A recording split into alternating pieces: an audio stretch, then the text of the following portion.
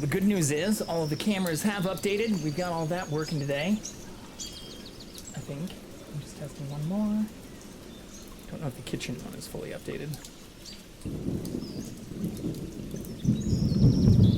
Yeah, looks like it is. Very nice. All right, well, good news is the cameras are all working. Bad news is the kitty is not on any of them. So we'll see if we can get them set up or...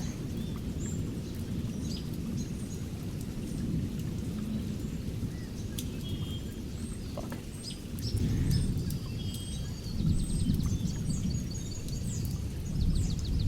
There we go. That looks a little bit more centered. Ooh. All right, much better.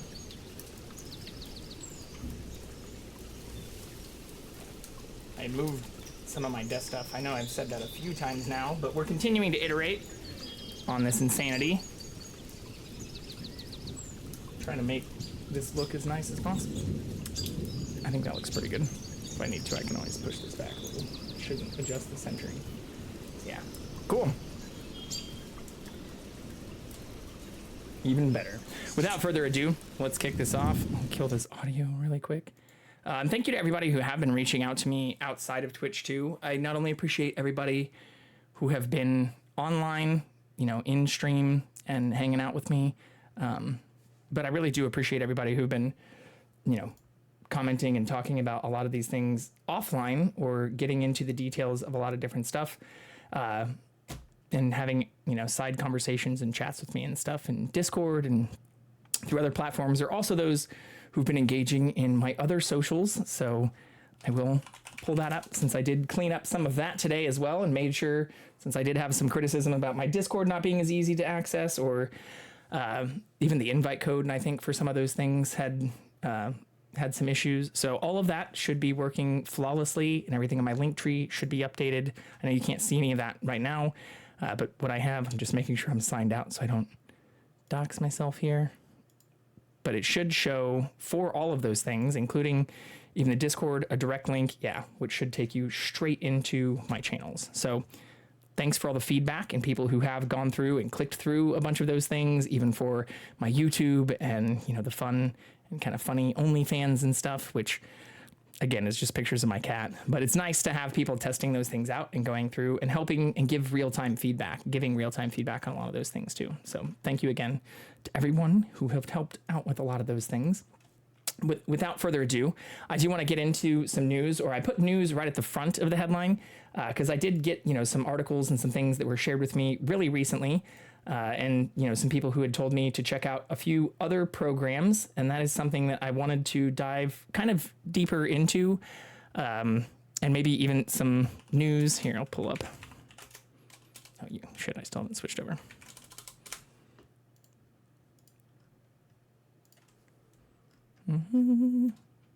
Here, I will just pull all this up in real time. Put me at the top. And we will pull Jackson in as soon as he's available. He's sleeping on my bed right now, so I have the other cams ready to go as soon as I just want to make sure, since I changed some of the settings for him, hoping that we can get better real-time updates. Oh, yeah, that one did actually update in real time, which is nice. So we shouldn't have too much delay. I say that. It looks like we're now at a couple of seconds. But maybe I just need to wiggle my hand or my fingers, just like it sometimes does with Jackson. Shit. Well, good thing we're testing it, actually. One moment. Let's force this one to update. Okay. So that's pretty close. But maybe I do have to change the scene a couple times to make sure those are active. All right. Well, we'll do just me for now. But I had somebody who had directed me towards, you know, I always start my streams with NPR, which we're going to do. But before that, I just wanted to mention I'm going to be getting into some other news sources and systems and things that I don't normally talk about or, you know, don't usually advocate for. And I'll get into my reasoning behind a lot of that, too. I think that the reasoning is probably more important than even the, you know, conversation around the other news sources. because I have had a handful of questions from people about why I don't play other types of news, or who've even, linked me to different podcasts and platforms and other things about, lots of current events. A lot of this even came up even after the Kansas City shooting stuff. And I'm very specific about some of the news sources that I do present information from, and where we've pulled a few things up from outside of those different systems a couple of times, but where I'm usually doing that to contrast the messaging, and what it seems or looks like is very kind of oriented towards one side of the political spectrum over the other, or where it's very clearly not only biased, but potentially misleading. So I know that there are tons who say NPR has its own biases, or it's a leftist kind of leaning or left slanting, reporting.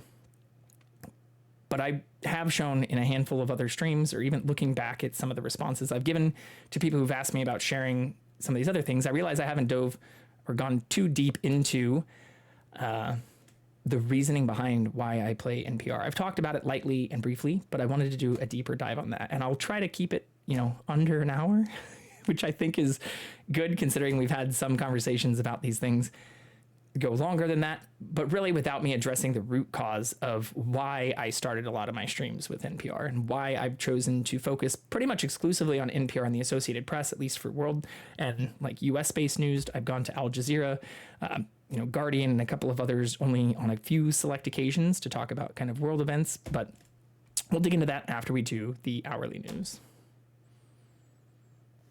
Live from NPR News in Washington, I'm Janine Herbst. President Biden says he's open to meeting with House Speaker Mike Johnson to discuss legislation that would provide additional aid for Ukraine.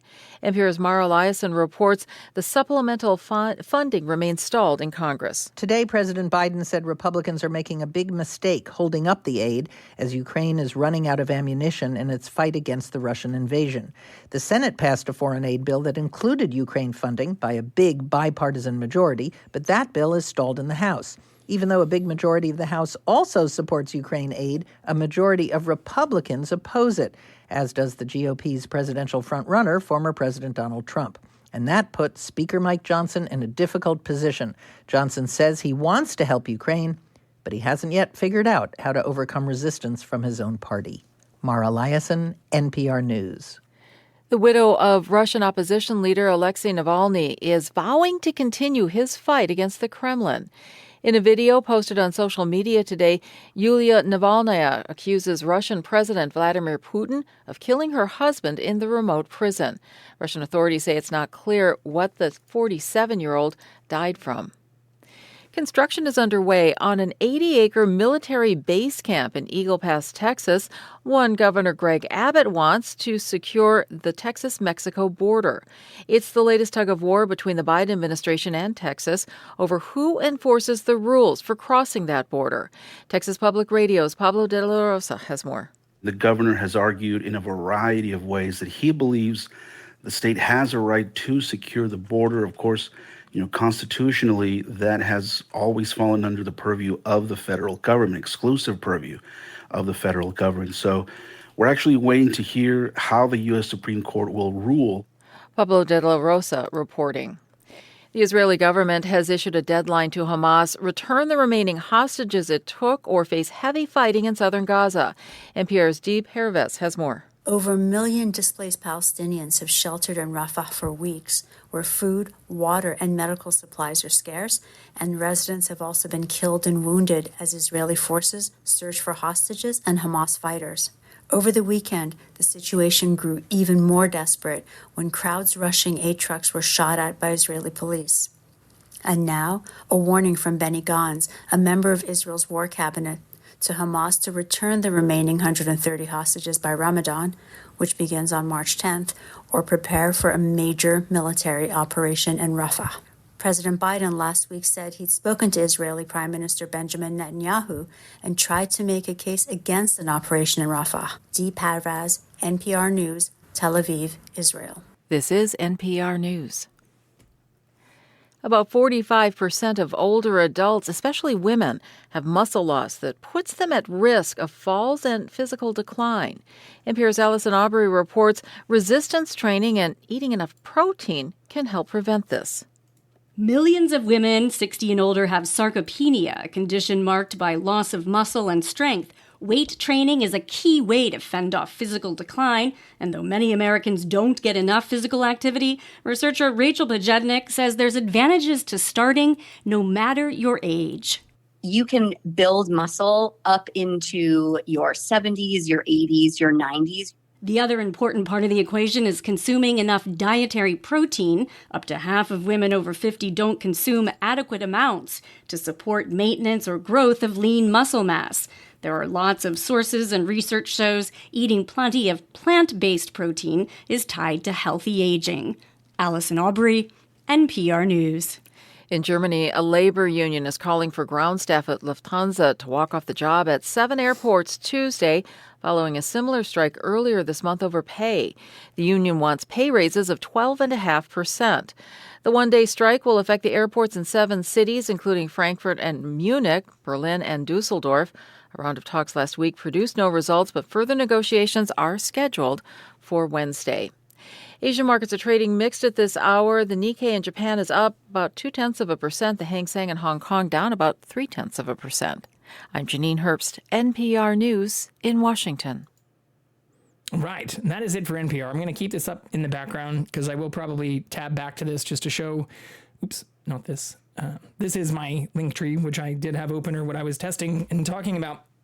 Cleaning up a lot of my links, making this appear a little bit nicer and better. So I've changed some of the UI and the ordering and made sure I have kind of little links for everything on Twitch, Instagram, Twitter, Discord, and then some of my other things. Even moved OnlyFans and some of that down here. I guess I didn't save the one for YouTube. I should make sure YouTube is back up at the top as well, but I do have that in here now also. So I'll make sure to get the little button for YouTube put in, and then I think we'll actually be pretty good. But thank you again for everyone who've not only clicked through, visited my Linktree page, but especially those who have donated and also just given me, like I said, real candid feedback on the display, the formatting, even, utilizing some of the features that I hadn't been, like making these a little bit more reactive and things. I previously was just using the basic settings and have really, taken a lot of that feedback to heart and made sure that even the messaging and some of this stuff is consistent with what you see on my page. So enough about that.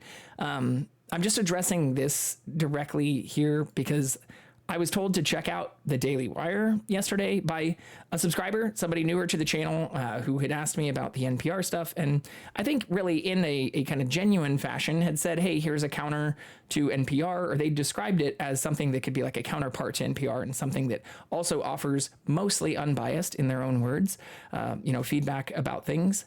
I don't know that I fully agree with that, or to give it really a full, review.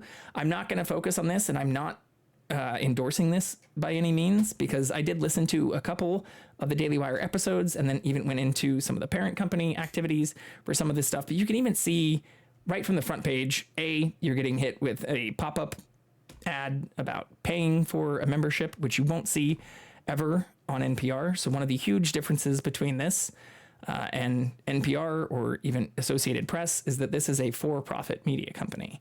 So I've talked a lot in the past on some previous streams, and why I say it's important, I think, for me to get into the details and nuances, not only about providing more unbiased coverage and independent or independently verified, information, is because journalistic integrity is what matters. If you go to my Twitch page, you will see that I put that directly even in my about info.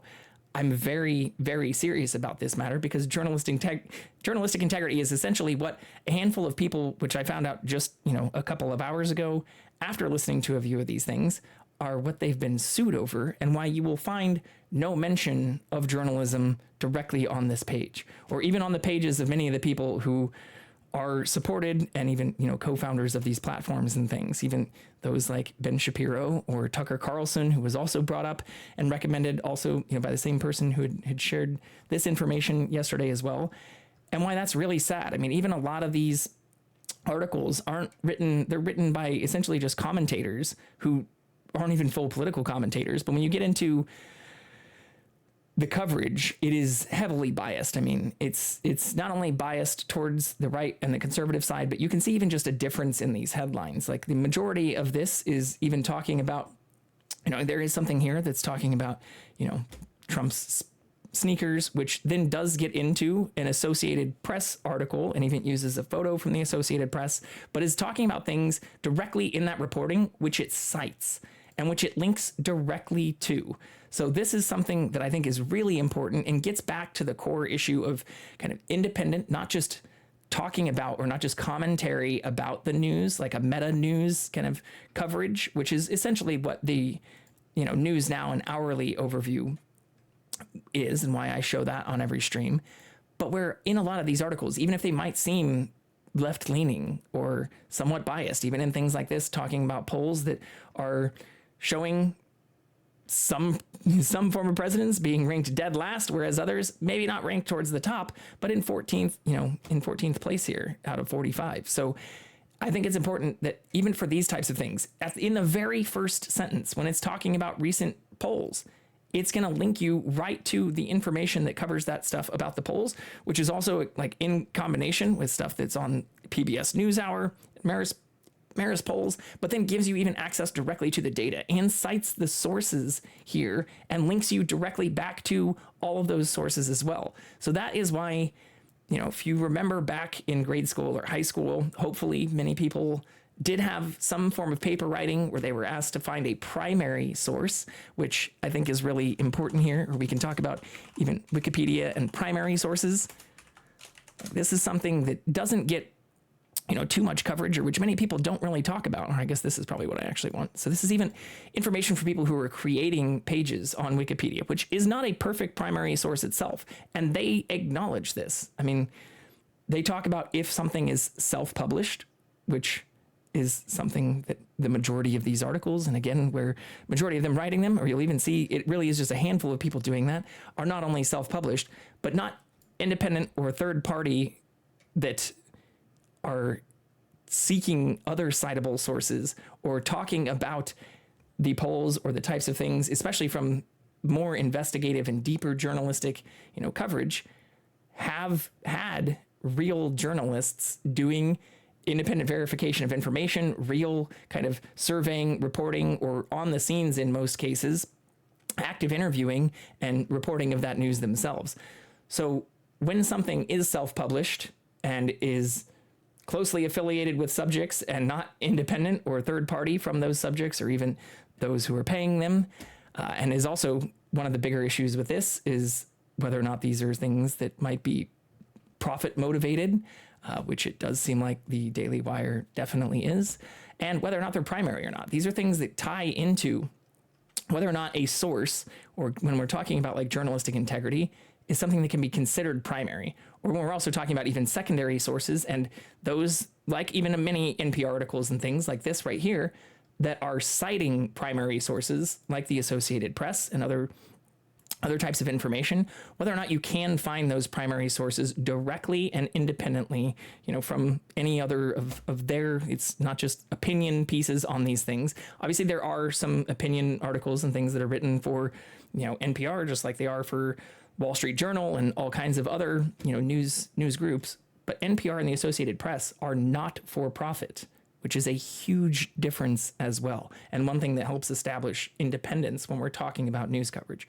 So again, you'll probably hear me say this just a few times, but I've had family, I've had friends, I've had, subscribers, and a handful of people kind of ask why I play NPR or why I focus so much on just, the national and kind of world news in the News Now kind of coverage, or going into Associated Press articles and the Associated Press world coverage.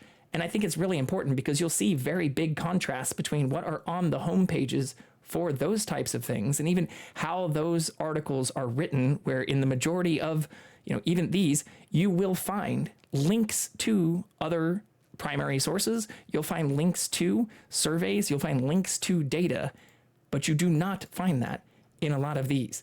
No links in the first few pages. You get one link that then goes to Bloomberg about a person who had reported something to Bloomberg, and this then to another article from the BBC. When I listened to two of the longer portions this morning from their coverage, it's sad that it's mostly just commentary on other, I would argue, mostly biased news sources, lots of conversations about Fox, MSNBC, others, without getting into even when those articles are then citing the Associated Press. So it's like a third level of political commentary where we're going to comment on the commentary that Fox gave, or we're going to give our own kind of just opinion about something that happened in a Fox coverage piece, or what was said by someone on the Fox News team who is essentially reporting something that was initially referenced by the Associated Press, or when you dig into and go 4 or 5, clicks deep, after then in many cases for these articles having to,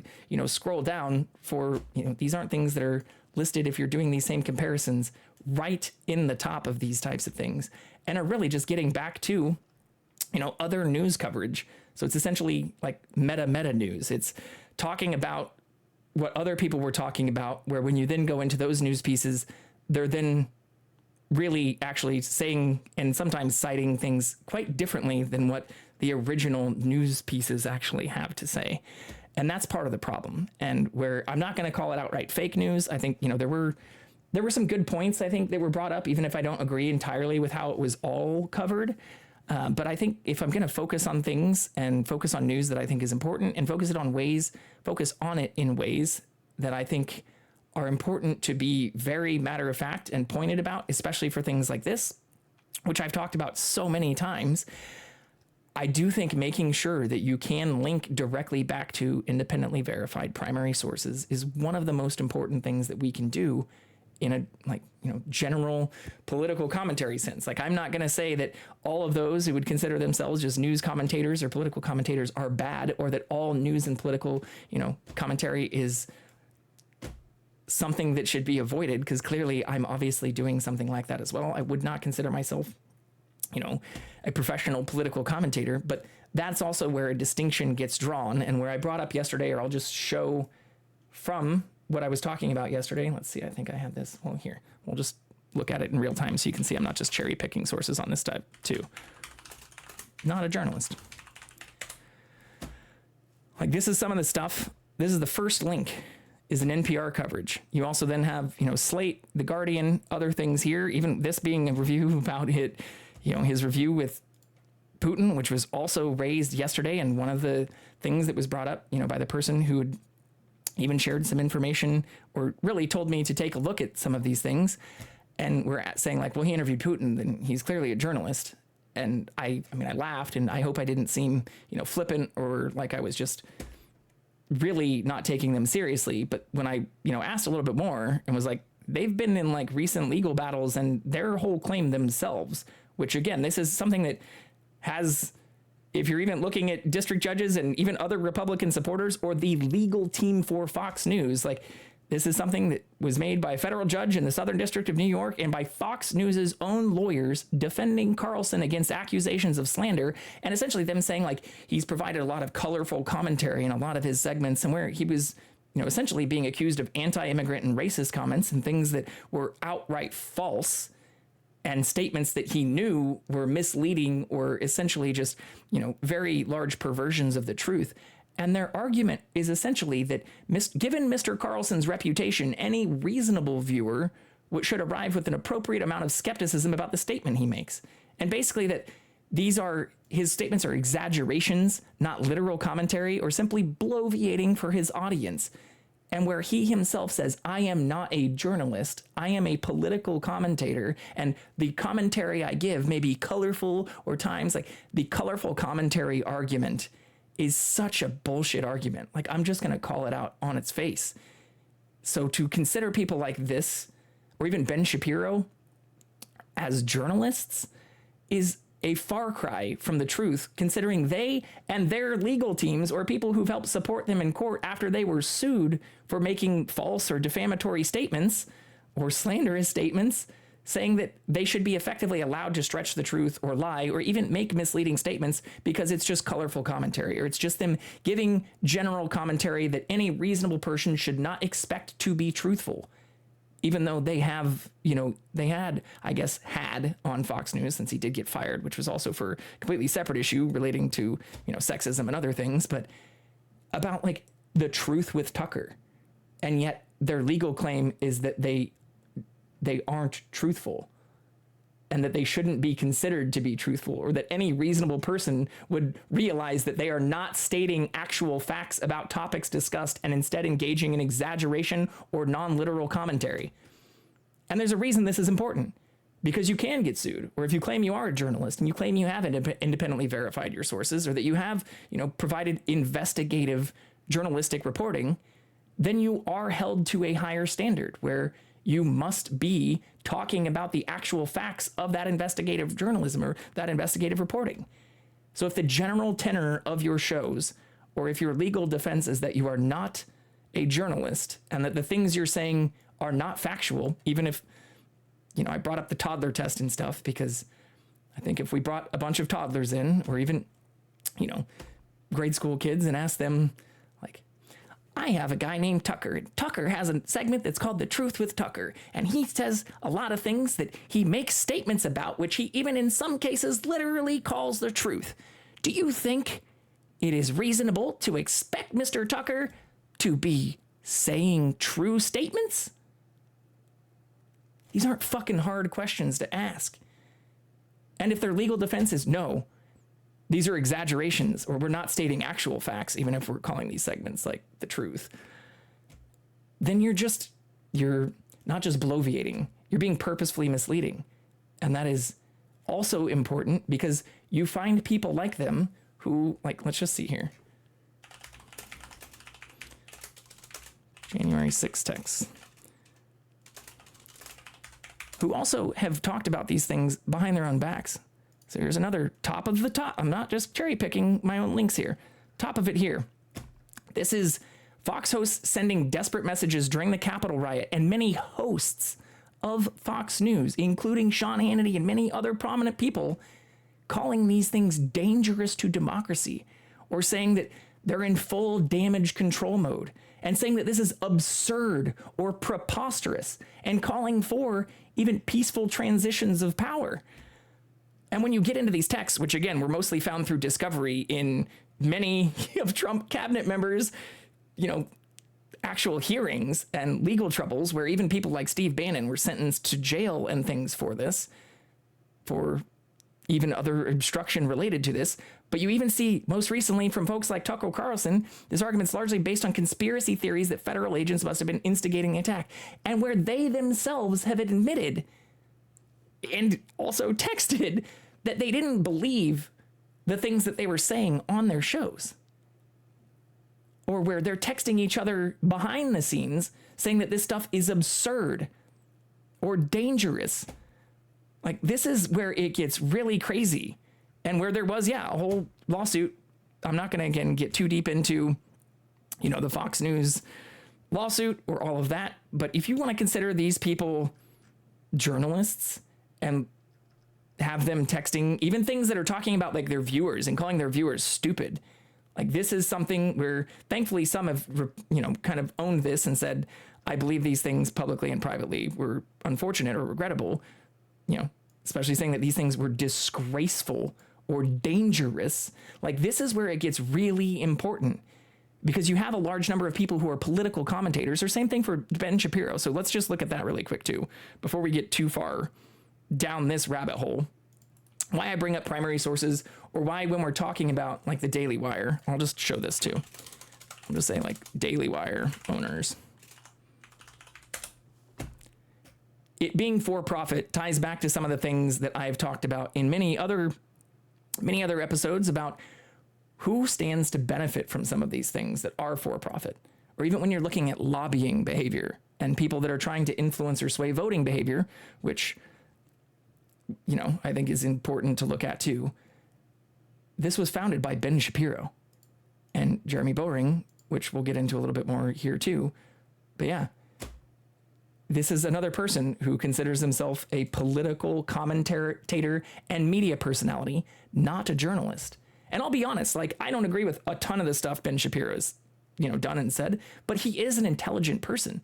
Like, he did get a law degree from Harvard and does know a lot about these topics.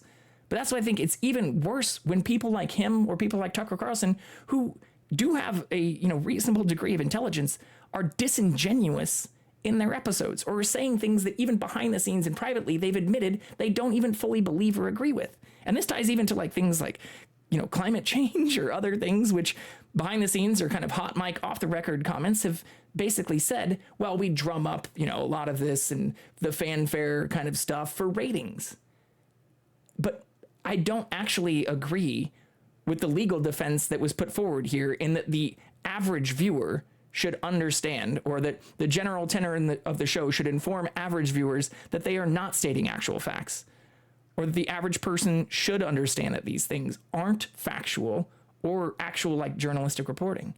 Because I'm now seeing large amounts of intelligent, educated, military service members and people who are considering these people as journalists, despite them claiming that they're not themselves and having to say that even in court, but where they've admitted in multiple other cases. And you want to get into the details about their interpretation of statements, or whether or not they are making actual truthful statements, despite having whole segments called like Truth with Tucker kind of shit.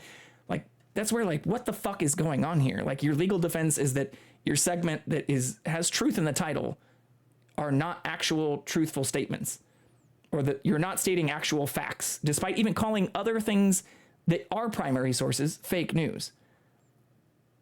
And do people not understand how dangerous this is? Like, this is why I consider this stuff extremely important, because I'm not linking to a lot of media personalities and political commentators, or when you're looking at who owns a lot of these things and where the money for a lot of this stuff is coming from. It wasn't a small amount of money that was investigated in some of this stuff, but they are making hundreds of millions of dollars openly that they've admitted. And where the real shitty part is when you look at the LLC that owns this stuff, a lot of what they're focused on now, or if you look at what they don't talk about in their conservative commentary, which, they're open about too. Like, the Daily Wire is straight up, it says we are a conservative commentary show. They don't even say that they're a journalistic news source. But when you're looking at what they also produce, it is the Daily Wire Kids, or DW Kids, and where they've created essentially a conservative child programming system. Like, they even say this outright in their own stuff. An American conservative media company now creating child programming. So this stuff has ripple effects and gets extremely important when you're looking at the people who are involved, or even when you're looking at some of the people involved, like when you're talking about, those who help fund this stuff, or people like Ferris Wilks, who may not be as well known to people who don't follow news and stuff a ton, or aren't actively looking at a lot of the people who are funding these things, or who own, hundreds of thousands of acres of land and are billionaires, or essentially oil magnates and have fracking empires. Ferris Wilks and his brother Dan, collectively known as the Wilks brothers, if you do listen to lots of news, you'll recognize, because they are some of the people who are most well known for getting very early in on hydraulic fracking, and became billionaires of from Fractech, the company that they'd started, which is notorious for a lot of not only the land purchase and restrictions, but a lot of the lobbying and political campaigning that they've done to try to increase the amount of fracking and things that we've done on that side. So I'm not going to go too deep into that rabbit hole. But again, like, this is why looking at for-profit motivations, and even where else these companies might be putting their money, and if they're not citing things in a true journalistic sense, or they're like being very legally careful about even calling the people who they have giving commentary journalists, or even citing primary sources in their articles instead of just kind of leaning on giving commentary from other, usually more biased news sources. Why am I the one getting asked about, why I'm showing NPR? Or why do I hear from so many people, now on almost a monthly basis, even from subscribers and other people, how NPR is the one that's biased? Like, NPR is not for profit. Associated Press, not for profit. Not owned by billionaires and oil magnates and Ben Shapiro. And not also in even one of the things I heard today, talking about Tucker Carlson's coverage of the, Putin interview the same way as the person who shared this information with me yesterday, in a positive light. Whereas even here, like, I get that this is the Guardian here, but it was sycophancy. Like, there were multiple things, or I think, what was the other thing I saw on news about? I thought maybe was it BBC? Hold on, I've got another page open here on the side. Here, we'll just look it up. Tucker Carlson, Putin fact check. Let's just do that just to see if I see the same things. Yeah, top link. And next one is conspiracy theories Putin promoted. A whole nother one, MSN, but like, there are multiple groups who I understand may have their own political motivations, but where multiple groups all together, as you see even from the news, the top news that's here, is saying that there are multiple, not only outright false statements, but things that are, you know, I sycophancy getting into this, I don't think is too hyperbolic. Like, I don't think it is hyperbole if you say that, or even if you listen to this, which I was asked yesterday if I did, and unfortunately I did listen to a large portion of this, like, has long rants about like Russia's control and claiming that they owned all of these territories and things which are just outright false. So not only was it not journalistic, but you have to think about, again, what the motivation was. Because this was brought up yesterday by the person who shared this information with me, which again is like, seemed like somebody who I had a pretty reasonable conversation with about even the Kansas City shooting and, you know, police and media coverage in general. But then when we were talking about Tucker Carlson being like a journalist and them responding like, well, he was able to interview Putin. Yeah, able to, like, allowed to would probably be better, because do you know how many journalists from the Associated Press and other places not only live in Russia or have been stationed in Russia and are considered direct, not only journalists, but world political correspondents, not just commentators, for people in these countries who speak Russian and have lived there for years or decades, but many of whom have also been jailed in many cases for weeks or months or decades. Like, even right now, there's like, isn't Russia, I'll just say like journalist, fuck. I forget which media group they're with, like Wall Street Journal or the New York Times or something. American Reporter. Let's see if we can find AP. Yeah, Wall Street Journal reporter for espionage. This is like in the last 6 months. Oops, I spelled that wrong. Boop. Pre-trial detention, despite them also already being in jail for a couple of months, it looks like. But this is somebody who I think would be much better. Wall Street Journal reporter Evan Gershkovich, arrested on espionage charges. You know, why are there not real journalists and real reporters who've spent a large portion of time there, or political correspondents who've spent years or decades in these areas being allowed to interview Putin? Why is it somebody who's literally had a legal challenge against their reporting and has claimed themselves that they're not a reporter and that the statements that they make are not meant to be taken as factual? Fuck out of here. And same thing here, like Wall Street Journal, I get can be kind of biased, but usually biased on the conservative side. And the groups that I've mentioned that I donate to and support, or, you know, another thing that's been asked is like, well, you know, what do I support, or what am I doing to support, and like some of this stuff. I'm focusing on some of this shit in most of my streams. I've started almost all of my streams for at least the last 5 months with NPR, and the groups that I do donate to are, you know, NPR, the National Public Radio System, National Forest Foundation, and National Parks groups, Sequoia Parks Conservancy being the biggest one there. And I also contribute to Wikimedia and the Wikipedia groups. I've done that for the last 5 years, because I think even though not everything you believe or read, or everything you read on Wikipedia should be outright believed, it's a good place for at least linking back to and finding secondary sources and getting, hopefully, from there to primary sources, or in some cases finding direct primary sources linked. But that's not always the case, which is why hopefully those of you in grade school and high school, or, you know, those of you who finished those things, had at least a couple papers or learned about how to find primary sources and the importance of that when you're having these types of discussions, or when you're writing your 3 to 5 page essays in order to pass basic, like 8th grade English and shit.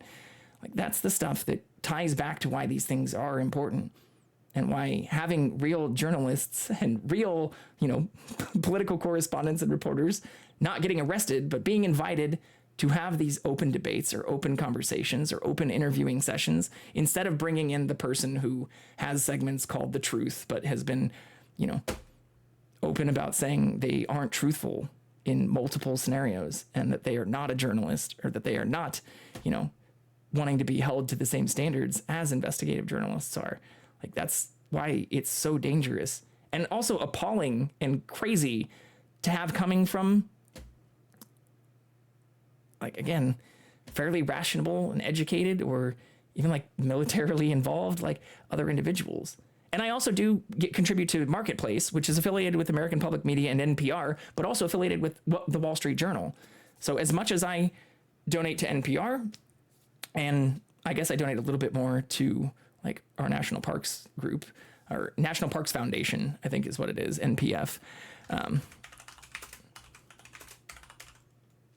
National Parks Foundation. And then through that also, I guess in addition to that, the Sequoia Parks Conservancy, which is more specific to Sequoia and Kings Canyon National Forest and National Park.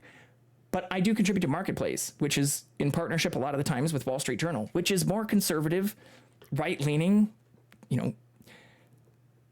protective of, and usually providing positive, coverage of corporations and things that focus more on quarterly earnings, quarterly profits, and the economy in general from mostly a pro-corporation standpoint. But they also have tons of people who've won Pulitzers and who do years-long investigative reporting and journalism. Or what I love about that, and even Marketplace, or even segments with like Kai Ryssdal and other people who will say, hey, we're sponsored by Amazon, or we're sponsored by some of these companies, and they are contributors to not only Marketplace, but NPR.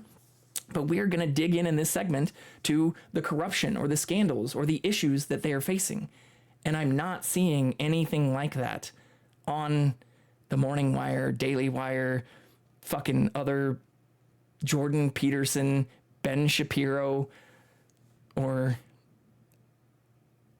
much more, I'd say, biased news sources that don't also focus on any type of journalistic integrity, that don't even claim to have like real journalists or investigative reporters on staff.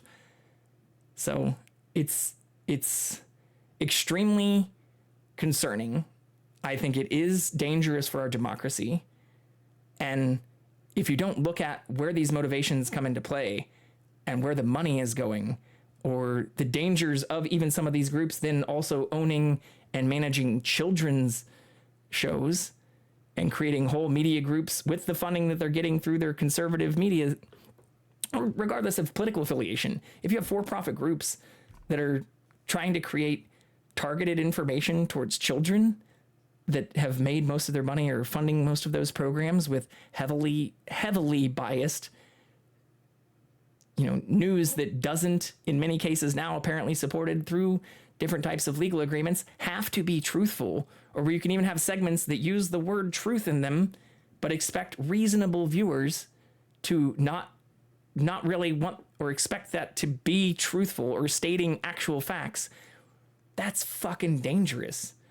Again, if we go back to like the founding members of our country here, at least here in the US, a lot of their concerns, or even if you go back and look at, and I'm not saying like Jefferson, Franklin, many of them were perfect, but you look at a lot of their writings and they were very concerned with how biased and how many other both political systems, religions, there was a lot of overlap there, and starting to be a lot more overlap now, like were influencing politics, and wanted to create something that was free, independent, and ideally not just directly motivated or controlled and influenced by these other systems. That's where separation of church and state and many of the democratic principles, which we hold a lot of interest in and trust in, like to create a functioning democracy, like come from. And yet we now have like this weird situation where I'm getting more criticism from playing NPR and getting linked a lot of this same bullshit with Ben Shapiro, Tucker Carlson, even like Joe Rogan. And if people really do think that those are some of the best, commentators or journalists which they don't consider themselves as, again, of our time, like, we have really big issues. And if you don't think these things are also happening, if you don't think Tucker Carlson was invited to mostly sit through what seems to be about an hour of things that not only failed multiple fact checking by multiple different organizations, wasn't done or allowed by Russia to say, like, hey, even Tucker themselves has been very critical of current administrations and even about a lot of the way that the West has been handling things, especially since they had left Fox. Like, that is obviously something that if you think about it again, why if I'm Russia would I want Tucker and not some of these other even more independent Associated Press political correspondents who've lived in Russia, speak Russian, and have, you know, essentially been members of their society for decades? Well, I can think of one pretty clear reason, because they've also publicly stated that they want to do harm to the West, that they believe that, especially in some of the crazy shit that they said, that Russia should have authority over huge swaths of areas in, like, land, and even making claims about, like, Ukraine not having any legitimate claim to a lot of their areas. And what do you happen to also see happening at the exact same time? Other people who've also received funding from Russian, I won't say agents, but I mean, that's pretty much what it is. Other Russian politicians, and Russia running into an area where they're facing internal criticism for, you know, kind of running out of fuel on some of their war efforts, while also still making a large push to try to take control over areas in Ukraine, even now making claims about a bunch of other things. But I think it was just yesterday or today, I saw it in here too, somewhere, where they were talking about them having, like, made some actual advances in the territory. Maybe it was at the bottom.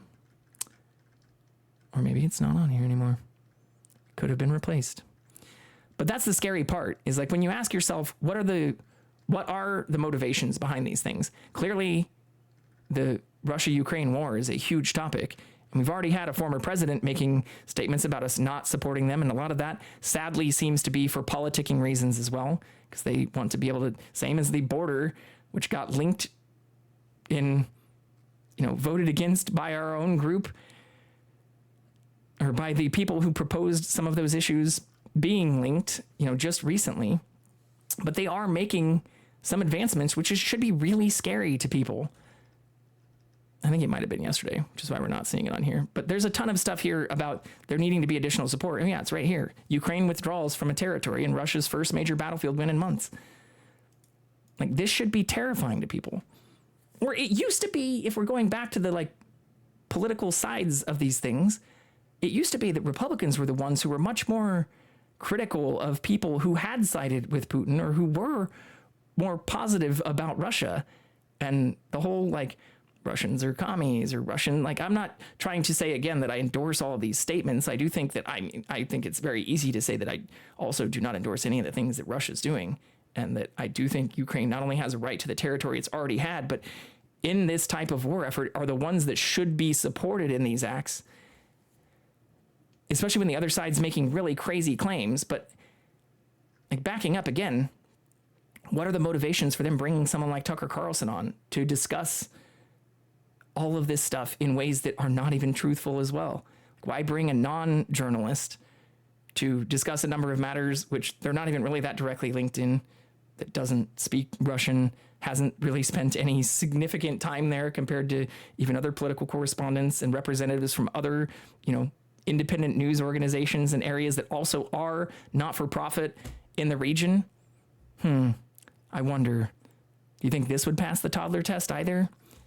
Or if we asked a bunch of, you know, school children who they think should give these reports or do these types of, you know, even if we just did the same exact thing about whether things like Truth with Tucker or open statements that they've made about calling these things facts or citing other primary sources as fake news, despite knowing and admitting in other types of back channels or in legal arguments that they knew those statements were not factual, but that they just don't think reasonable viewers should consider their programs factual. That's pretty fucked up. It's super fucked up, actually. Like, it's insanely problematic. especially when you're considering that we have whole like that. And also why I bring up the military aspect too, or why it's really concerning that I'm hearing a lot of these things from, again, intelligent, in many cases, educated individuals that I know, I love, friends, family, but also even people in military service, where you now see a large percentage of active and armed forces being supportive of Trump and being more majority conservative. Is these aren't things that used to be supported by Republicans and conservative leaders, where it used to, I mean, we still have whole task force and groups across multiple 3-letter agencies that are, doing counterintelligence and counterterrorism and doing it really good work from a national security standpoint to make sure that we don't have people like, well, I should say nations like Russia or people like Putin influencing American politics or trying to do things, since they've called for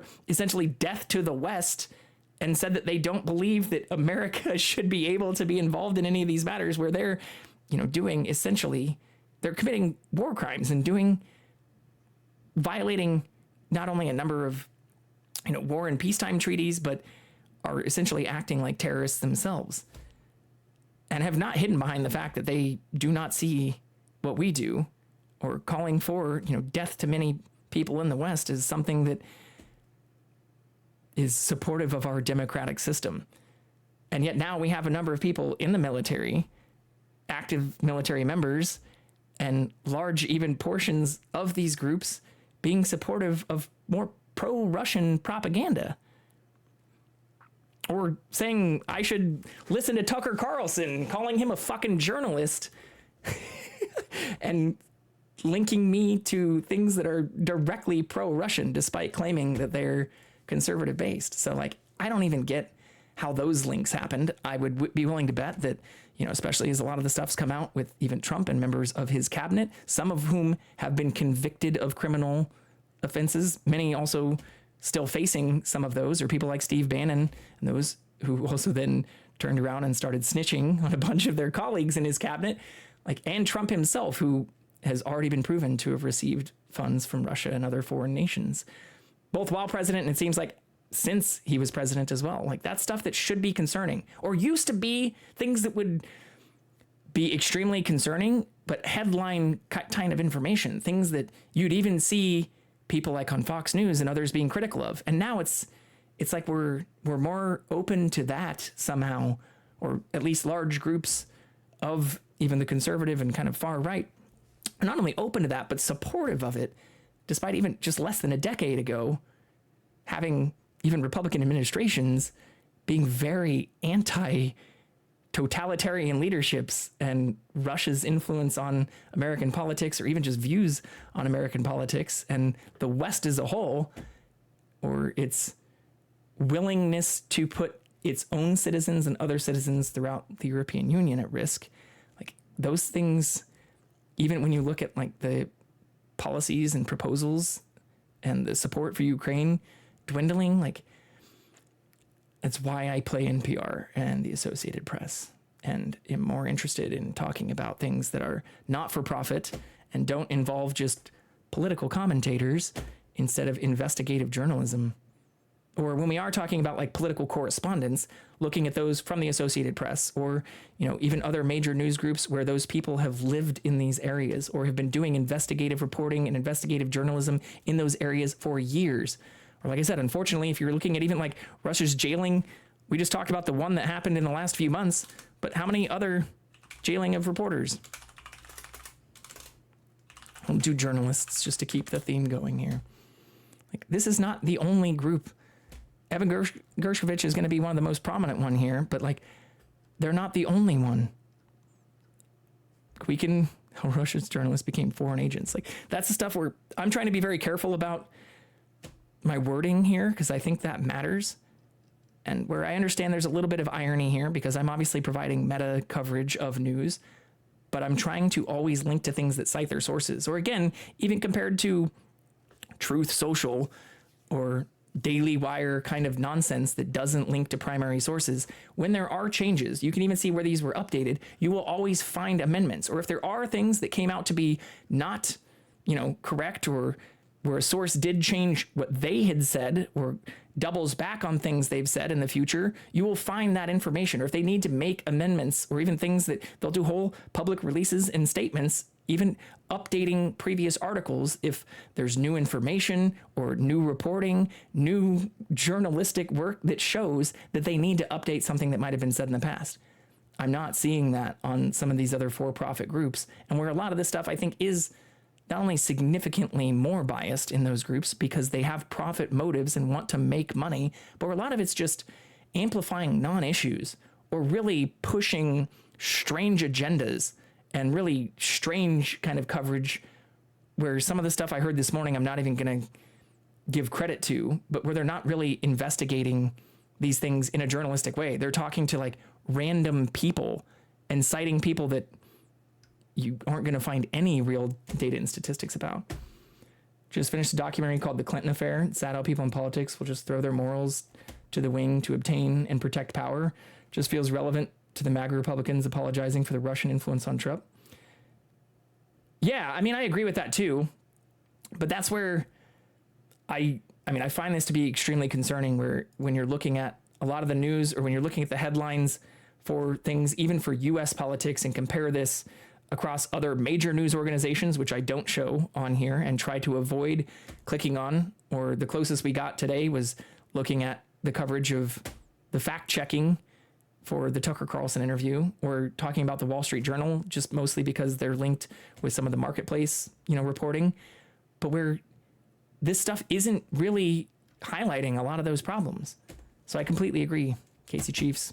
Like, there are a lot of problems on both sides of the aisle, but that's why, again, the reason you're not going to find me just constantly referencing information from one biased news source versus another is because I do like that even if it is considered more left-leaning, it's now apparently considered fucking left-leaning or liberal to be pro-democracy and anti-fucking Russia. Like, this was literally called liberal in the last week. And even in my conversation yesterday where somebody told me that I should be listening to the fucking Daily Wire, which is owned by like Ben Shapiro and praises people like Tucker Carlson and Jordan Peterson. Like, it's also crazy how not just people in politics, but now average Americans, or again, if we go back to Tucker Carlson's argument about being a journalist,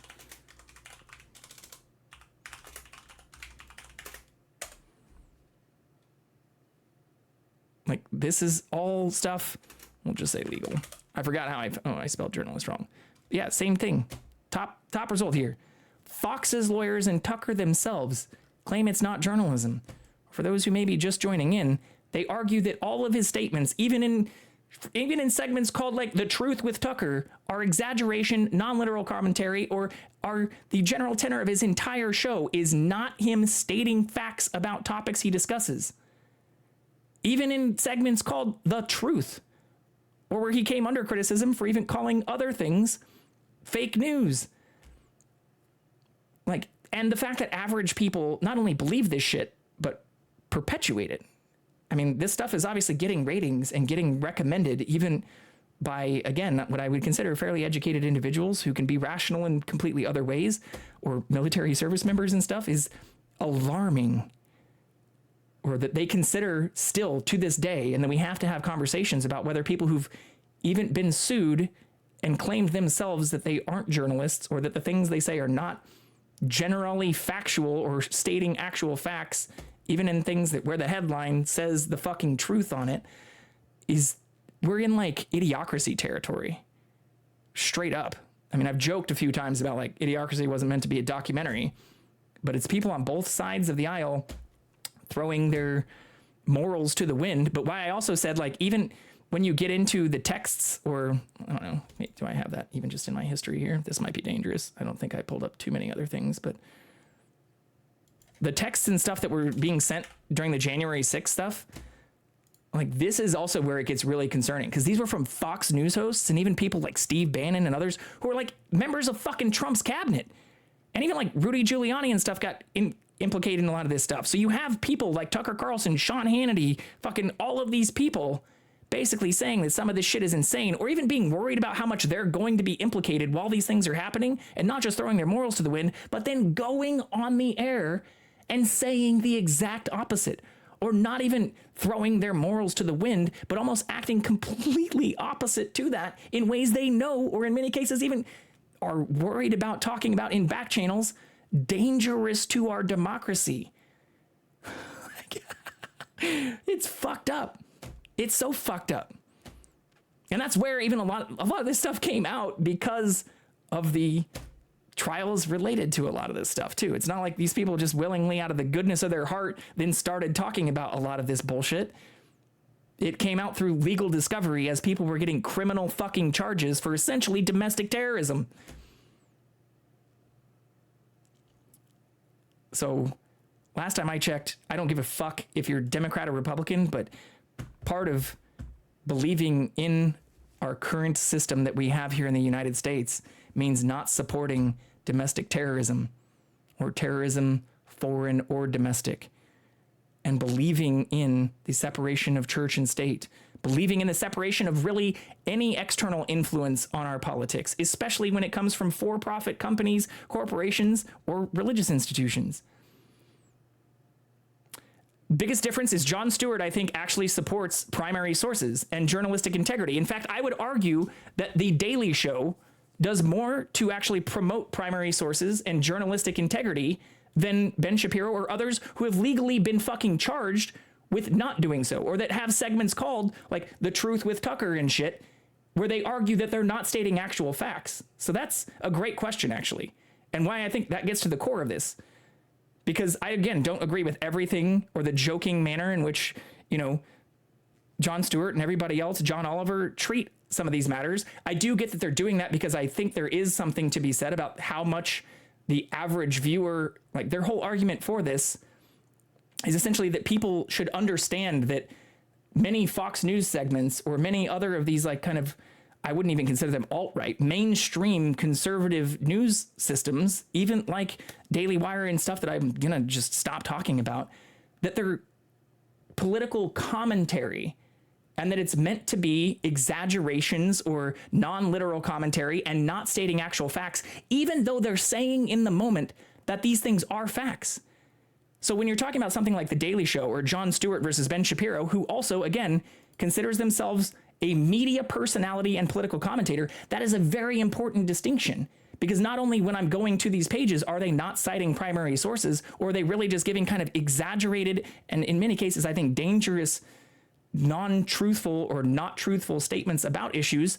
I think Jon Stewart, even if they're making light of some of these matters, same thing with John Oliver, do try to get to and even have people on their teams that do investigative reporting or support other groups like the Wall Street Journal or the Associated Press or NPR, who have actual investigative journalists and reporters where they then dig into some of these issues. Even again, if they're making jokes about it, or, if they even touch lightly on the fact that we have a large, growing group of people who are now waving Nazi flags in front of other state capitals and things, and or even coverage on January 6th riots and like direct insurrections, they're still then going back to some of those primary sources. Or just like NPR, when you're looking at their coverage, they then will even cite where they got some of the information.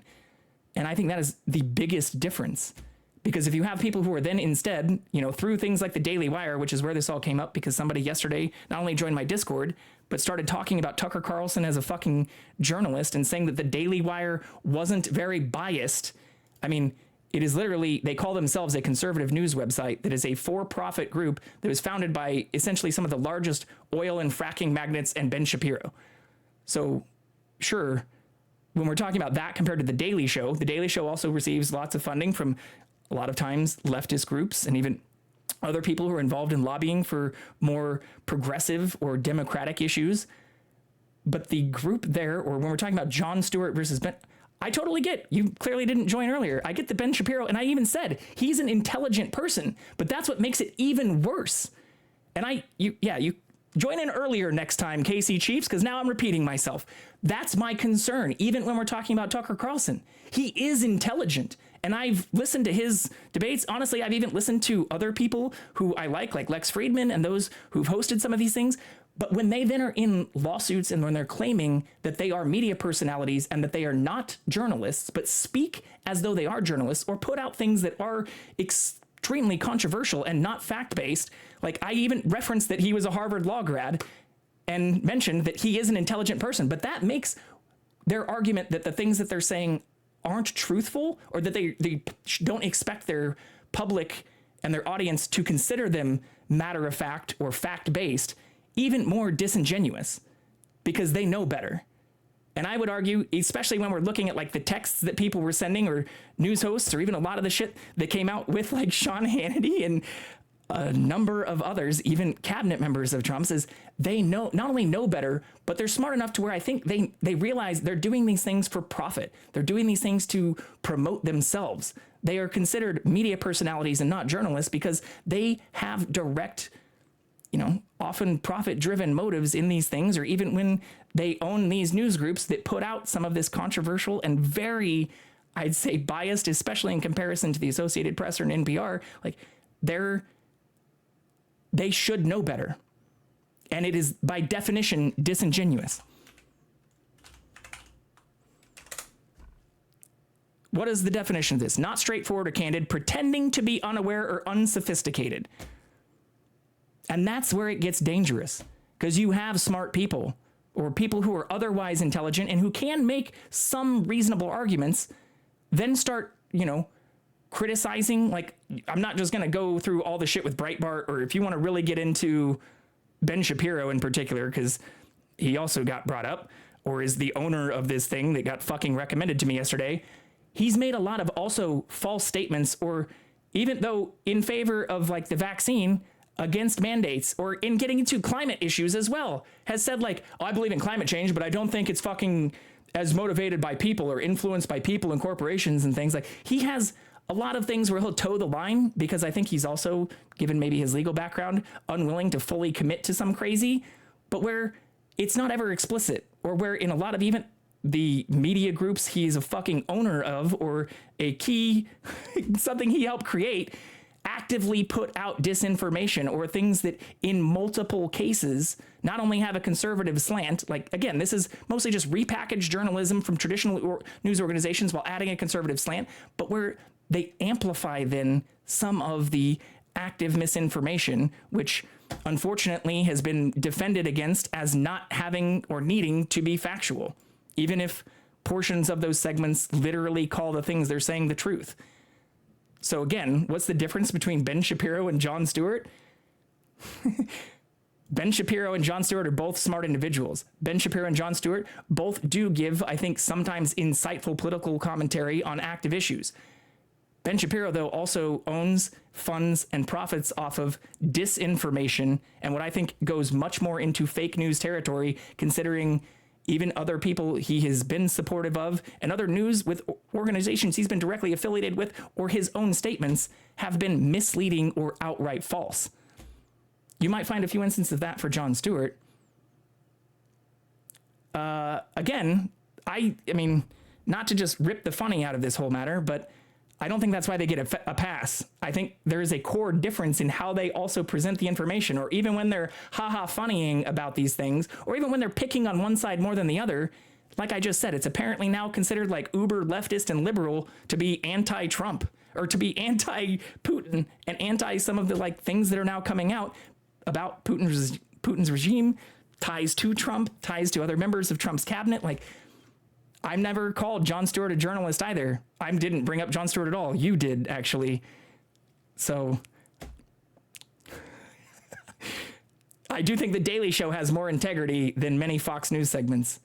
And I don't know many times that The Daily Show has needed to go up and make a legal defense saying that no reasonable person who watches their show could consider segments where even they're calling these segments like Truth with Tucker and bullshit to be not fact-based. And that's why, again, my focus is on news sources that do have journalists, or focus on journalistic integrity, that can be considered primary sources, and which are often cited by things like The Daily Show. So you asked about what I think is the difference between Ben Shapiro and Jon Stewart. I really don't give a fuck about their educations. They are both smart individuals, but I think one is significantly more disingenuous than the other, especially when you look at profit motives too.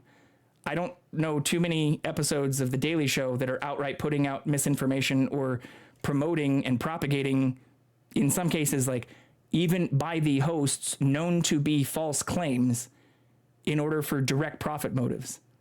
And again, when we're also talking about the difference between NPR, the Associated Press, and both of those groups, I'm talking about the difference about not just primary sources and journalistic integrity, but not-for-profit media organizations, and not only profit-based media organizations, but ones like this that are started by literal fucking like oil and media magnates, or I shouldn't even say media magnates. Like, the problem here is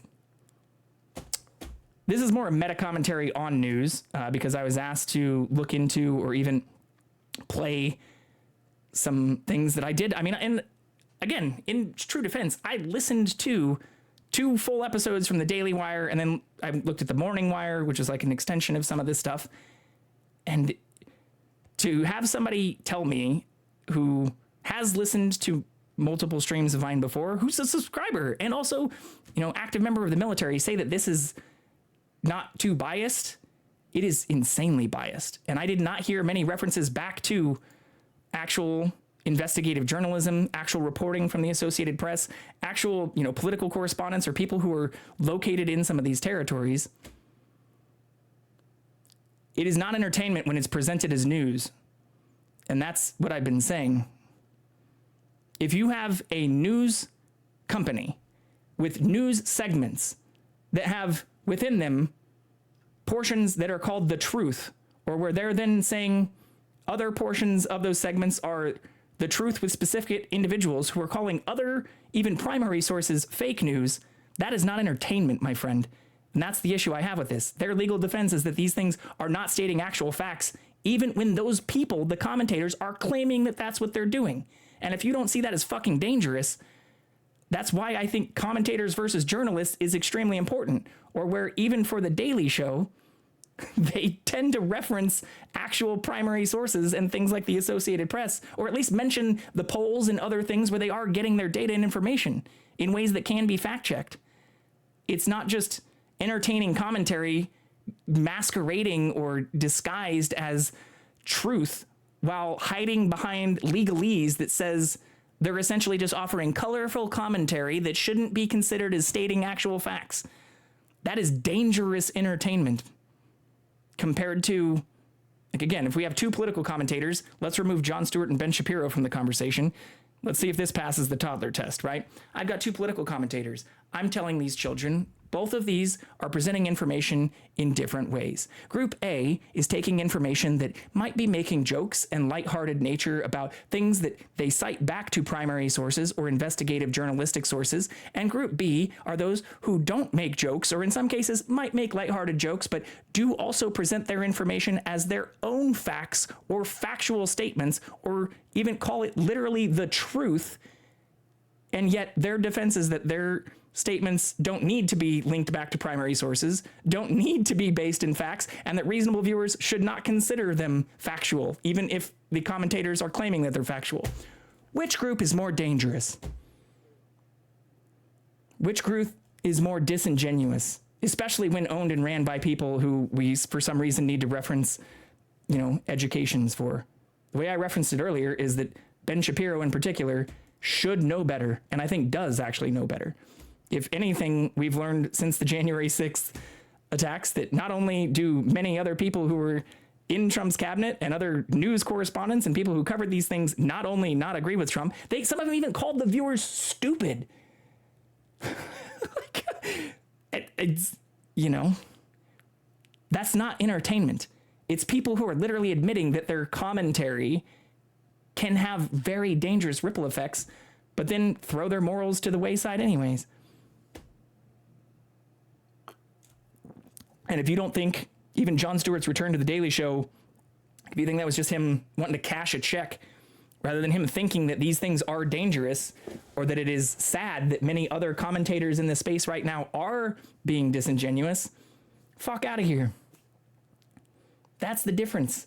Some people are starting whole companies that have lawyers and teams of people who make defenses that say, hey, we're going to call some things the truth or call other things that might be more truth-based fake news, but reasonable people shouldn't believe that, versus other people that are saying, hey, this shit is fucked. Our system is fucked. Even things that were considered like strong parts of Republican, programs and strong parts of Republican campaigns being anti-Russia, anti-Russia's influence on America, anti-Russia's hatred for the West are now considered progressive. And clearly one group is profiting significantly from this. Unfortunately, I don't think it is the average American, who I also don't agree with the legal defense of. I do not think that the average viewers of these programs understand that the general tenor of these shows are not stating actual facts. I do think many people who watch The Daily Show understand that many of those things are joking in nature, or you can even tell when they're sometimes being facetious about these matters.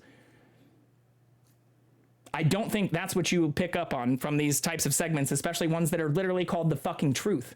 That's where it gets really, really dangerous, and where, again, their argument was that Mr. Carlson's statements were just exaggeration, non-literal commentary, or simply bloviating for his audience.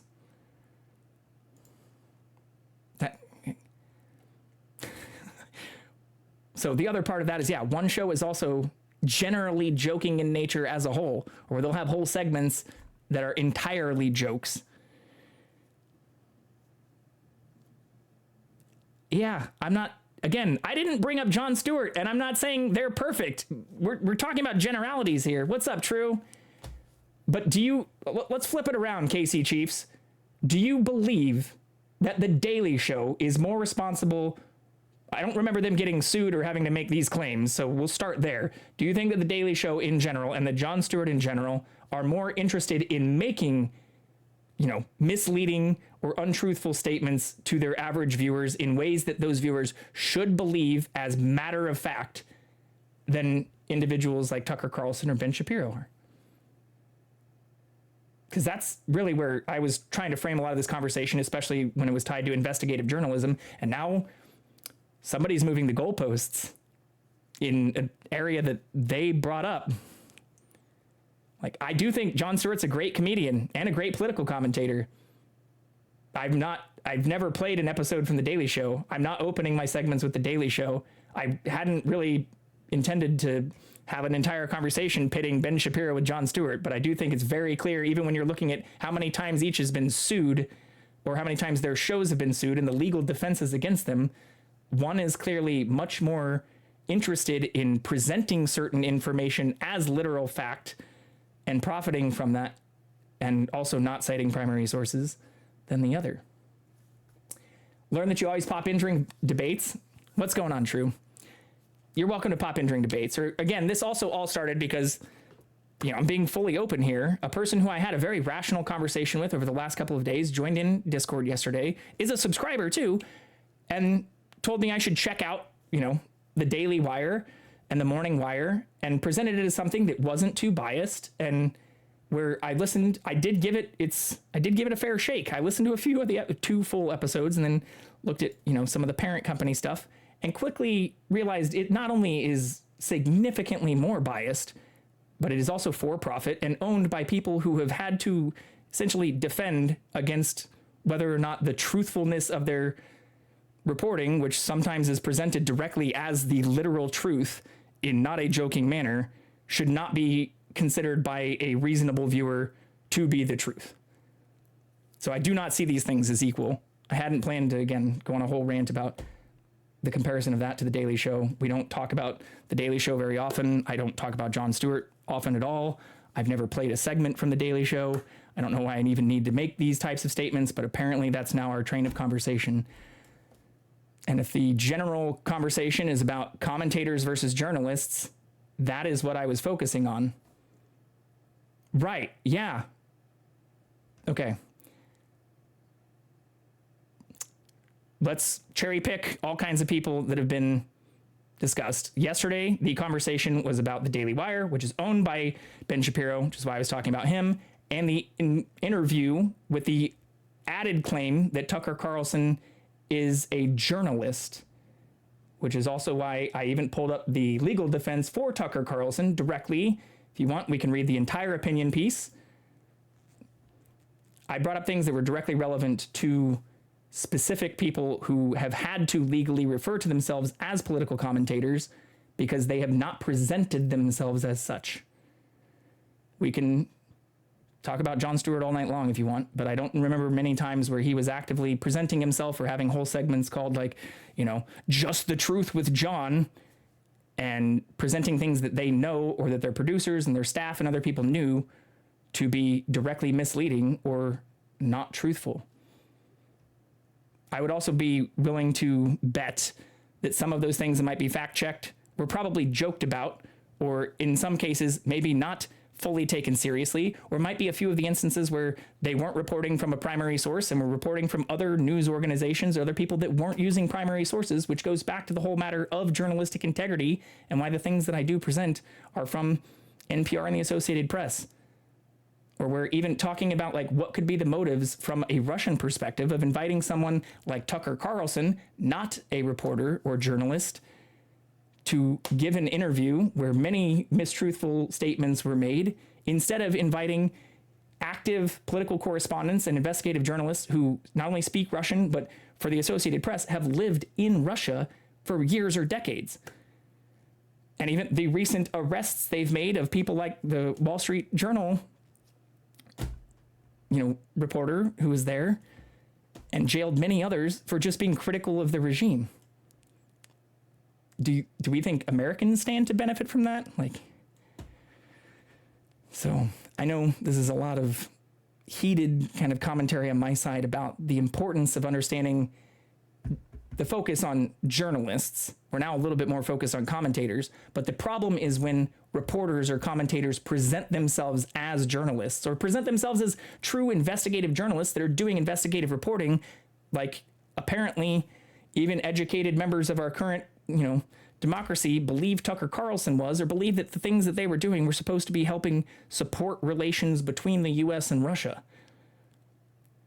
I think the people who deserve more of that credit are the political correspondents and actual investigative journalists who are being critical of the regime, who are literally stationed and living in these communities, who in many cases also speak those languages.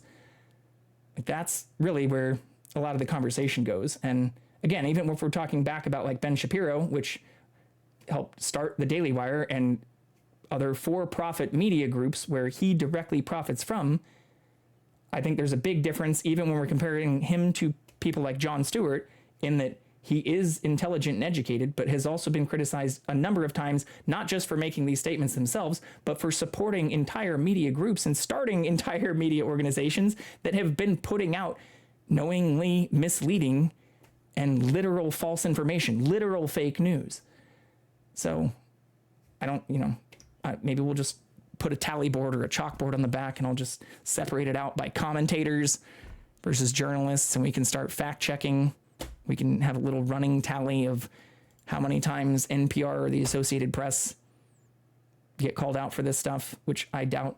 Or again, even for the Associated Press, anytime they make amendments or updates to their story, since they are considered a primary source, have to list the amendments and the edits or updates and like even editor's notes for those things. I'm not seeing any of that shit on places like the Daily Wire that barely even cite their fucking sources. So this shit's getting wild. Or if we also don't think that a lot of this stuff isn't happening because this is a, voting season right now, I think people are being naive, and where this stuff becomes even more important because, again, it's apparently now progressive and leftist to be anti, totalitarian fucking dictatorships and Russian interest and influence in destroying the West, things they've directly said, even in their own recent interviews or their own statements to their country and like citizens. Like, that should be considered extremely concerning, especially even within a week of, Navalny dying and shit. I don't know. And you don't see the rage that, again, even former Republican members used as part of their political platforms. It used to be nonpartisan, or I'd say a bipartisan, and even more, I'd say like conservative leaning thing to be anti-Russia and even external influence on our democracy. And despite us still having lots of three-letter agencies and people who have full task force and counterintelligence groups and counter even political influence and counter espionage groups dedicated to this group in particular and this country in particular, that's now like supporting those things or being critical of even the political ties that members of their cabinet may have with former members of other cabinets we've had who, even again, through a lot of recent trials, criminal and civil, have been found to have received aid and money from members of those countries or even members and former members of those cabinets. That should be extremely alarming. And yet instead we're talking about like fucking Tucker Carlson. And I'm getting shared bullshit by people like Ben Shapiro, which again, I'm not saying Ben Shapiro's outright horrible or a horrible human being. I don't agree with a lot more of what they've said than what Jon Stewart said. And maybe that's because I do tend to lean a little bit more towards progressive policy, but it's weird what's now being considered progressive policy, or what I think should be considered nonpartisan policy, things that are just generally pro-democracy, which used to be, I think, an important thing to focus on, and which now, when it's not, I think, again, it's important to look at who stands to profit from some of these things, especially when we're talking about media and news, and why I will continue just playing nonpartisan, or even if you want to consider Associated Press and NPR as left-leaning, primary source supporting and supporters of investigative journalism and true journalistic integrity, and aren't going to court arguing that their average reader or viewer shouldn't consider the information they're saying to be fact-based. And that's a pretty important distinction to focus on. And where, again, this is also sad because this was shared with me yesterday as something that, like, these groups are apparently being considered as fact-based, or where the people within them are being considered journalists. And I know, unfortunately, a number, again, of close friends and family members who would consider some of those segments and who do consume media from major media sources that, you know, hide behind these types of legal defenses and consider those types of segments as fact-based, even if the company, Fox News themselves, or the correspondents and people on it have had to hide behind claims saying that they are not stating actual facts. So that's going back to the honest conversation portion of all of this, where I think these things are more alarming, because I'm hearing more cited sources of that kind of stuff than even if we compare like The Daily Show or last week tonight with John Oliver. Like, I don't know many people who are like citing all of that stuff as true investigative journalism. But that's probably enough of that. I think it was important to get some of that out there because, like I said, I'm hearing this in multiple places. For anybody who was on my stream last night, it was discussed live through Discord, and I thought it was important to not only highlight why I'm not going to be showing or playing anything from that media group. I would not call it a news organization, but why I went into and tried to do my own due diligence and not only gave it a fair shake, but looked into what was really, I think, important for the people who run that group, since it didn't seem to be supporting investigative journalism or having any journalists really even on staff, which is crazy to have to even like defend.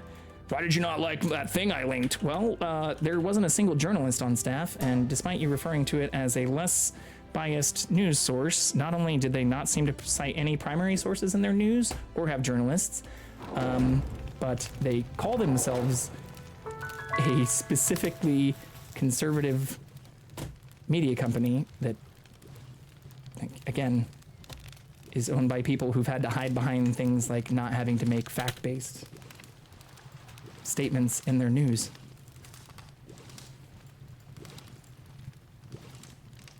Yeah, support democracy, hate the politics being played with support for Ukraine and Israel. Same thing there too, though. How'd I rate the new Spider-Man? The movie or the game?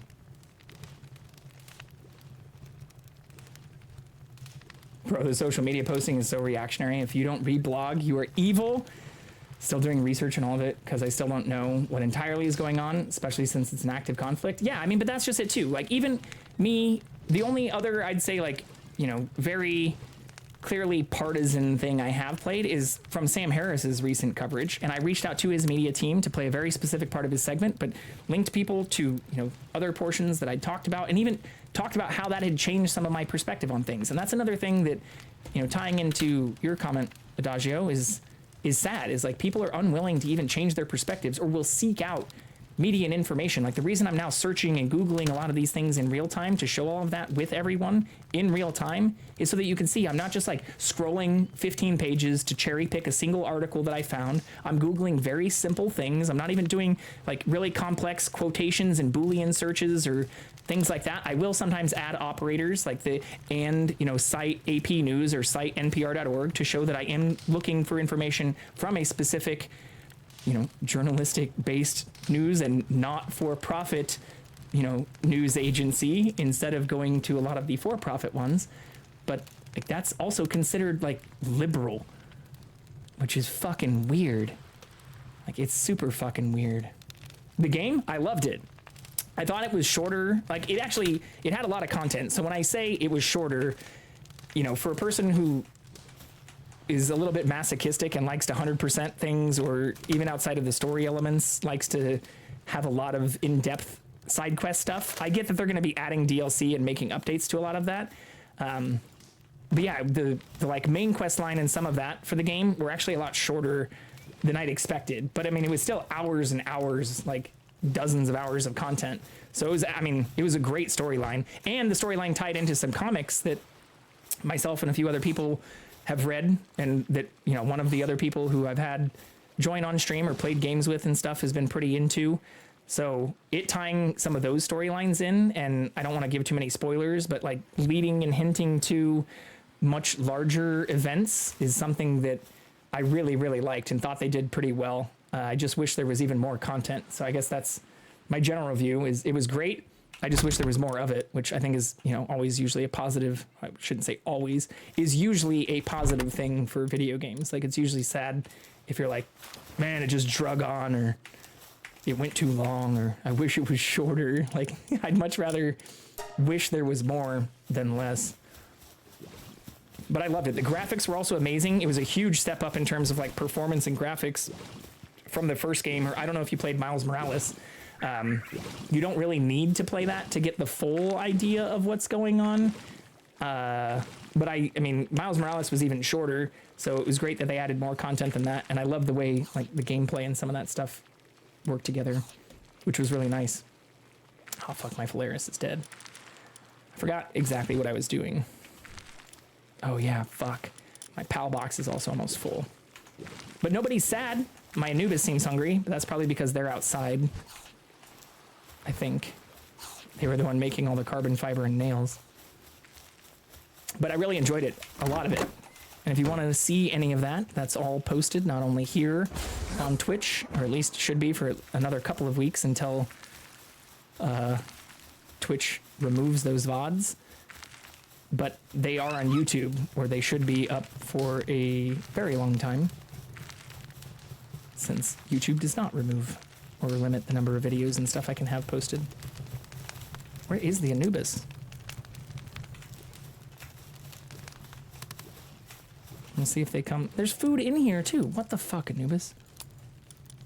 I go through all the effort of making you food and you don't even fucking eat it.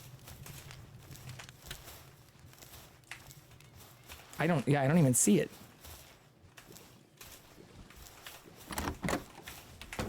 Alright, we'll just call it back. I can also put the PAL merchant away too. It's just taking up a bed unnecessarily. Anubis. But overall, I'm stoked for a lot of the stuff Insomniac's working on. It's shitty that they got hacked, and like a bunch of the stuff for Wolverine, like I really hope that doesn't mess with their development schedule. Didn't give them any forks for the omelets now, did you? I didn't give them plates either, but it does look like the omelets are already on a plate. Same with the salads. Like the salads and forks, or salads and omelets seem, oh shit, we're out of salads in here. I should make more salads. Do I have more salads over here? They don't look at them. They just like reach into this with their hands, or you can't even see the food I am putting in here. If I can be a little critical of that, all the food bowls look full even when they're empty and don't highlight the food I've actually put a ton of time and care into even making now. But no, I did not give them any utensils. I eat with my hands sometimes. Does that make me an animal? Definitely makes me more bachelor-like.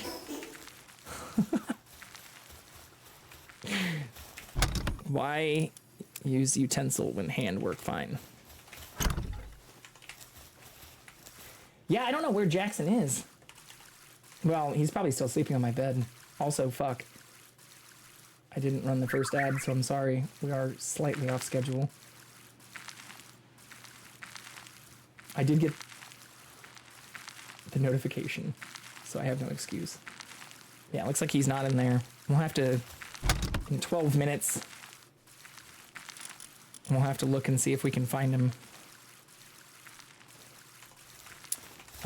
I will be also surprised if all of my other pals at the other bases are still happy, because last night was really our first test of... Shit, I need to make more fucking balls, too. Do I have enough to make the second production thing, too, yet now? I should, because we made all those refined ingots last night. Oh, no, not production assembly line 2. I want... sphere assembly line 2. I do have enough. Oh, just barely. Sweet. All right, we'll make that. So that should make us more efficient. I wish it made it like they go faster, but I wish it also required less resources, like as you made better production lines and stuff.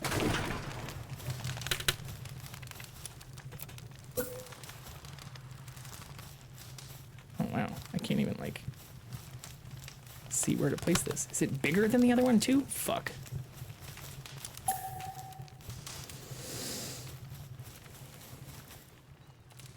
Okay, this might be tricky.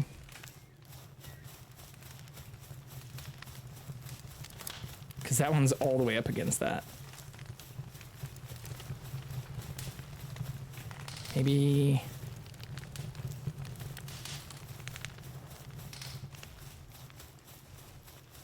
just put it right over here. Will that fit? God damn it, I wish I could zoom or change the view.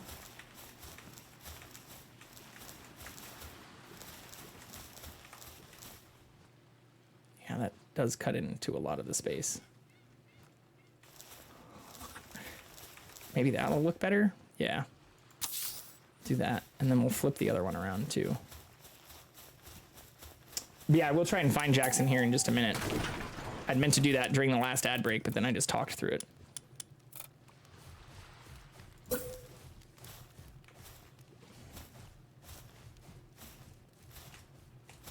Fuck.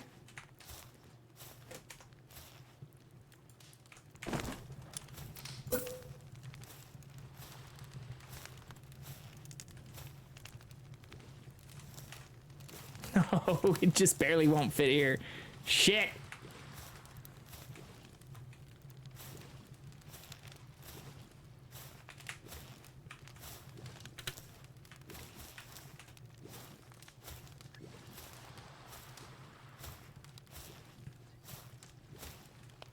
God, I wish I could see better. Can I do it from up here? Moving at a medium pace here. God damn it.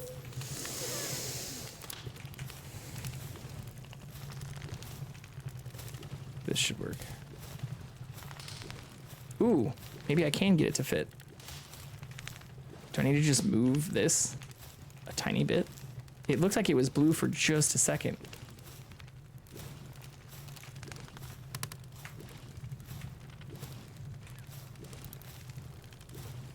No?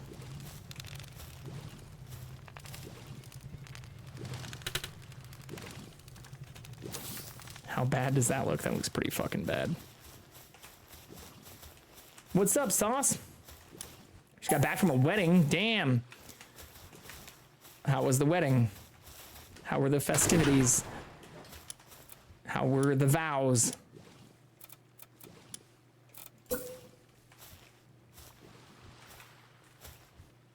Ugh.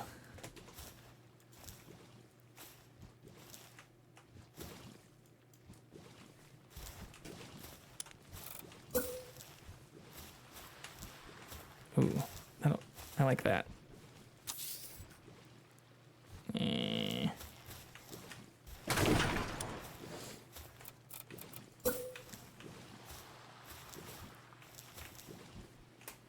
Fuck, I can't get up here now.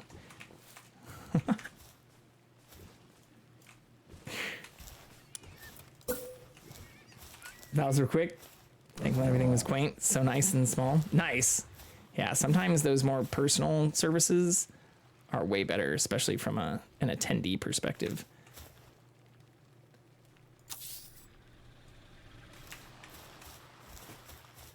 Let's get to the reception and the fun. All right, well, this isn't symmetrical and definitely has some issues, but I'm gonna stick with it for now until we can figure out a better way to move those things.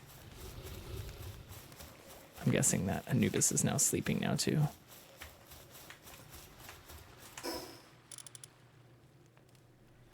What else did I break? Why do I have extra ingots?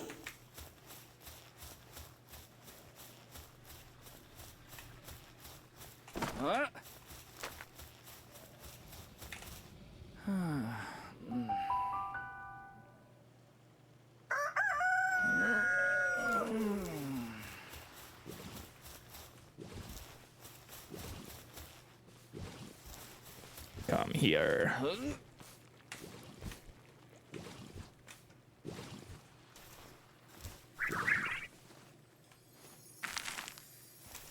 yeah, I'll have to climb. That other one should be right here, isn't it? Yeah.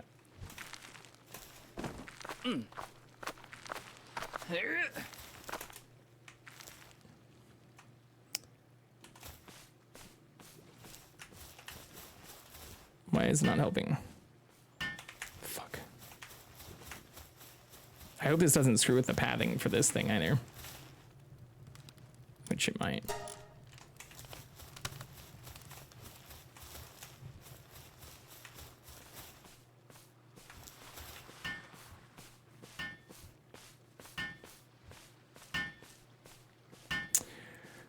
Oh my god. Did he just glitch through the wall? He did.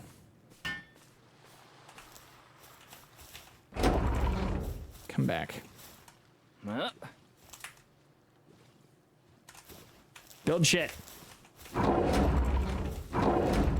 my god. We're having a rough time here. Wait, where'd he go?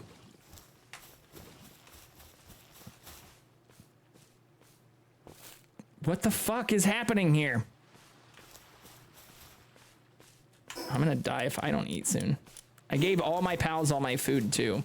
So you can criticize me for not giving them utensils, but I'm about to die because I'm giving all of my pals all of my food. Even as I've started cooking and making nicer things for them.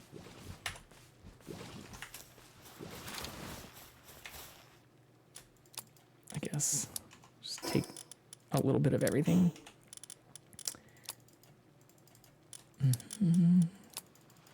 Or actually, we'll just do eggs. Okay.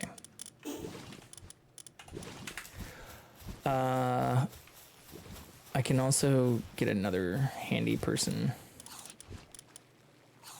Who else has good handiness? No, 2.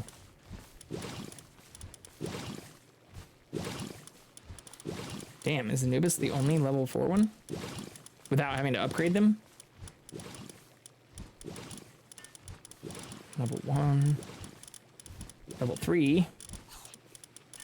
Alright, we'll just take a Wixen.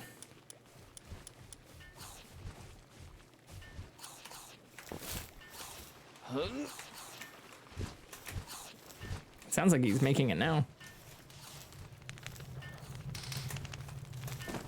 Oh,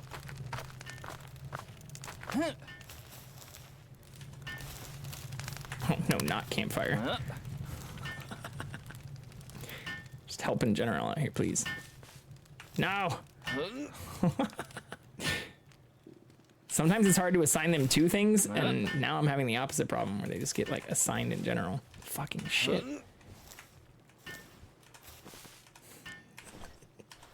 I can't win.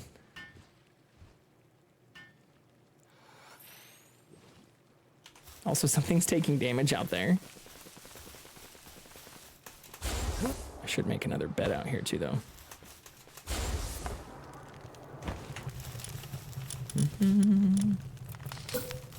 Insufficient materials. Oh my god, I'm out of cloth! Oh, that's right, because we made all the pal beds at the farming base. Or the mining base. I should have enough money to buy a bunch of that, though. Come here. Buy. I thought I could buy cloth. No. I have to make cloth? Do, but I can make a shitload.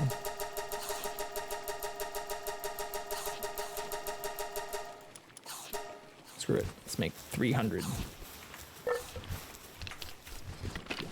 Hello, sir. I do want to probably buy some of this other stuff. How many of these do I have? I wish it told me, like, my chest amount, too. Sometimes it does when you're going to craft things, but it doesn't in the, like, buy menu. It'd be cool if it told me, like, how many are in my inventory. I know I'm gonna need more of this to make the... Oh, fuck it. I'll just buy that. Because we're gonna need to make more polymer. And I don't feel like farming that shit. It's most of my money.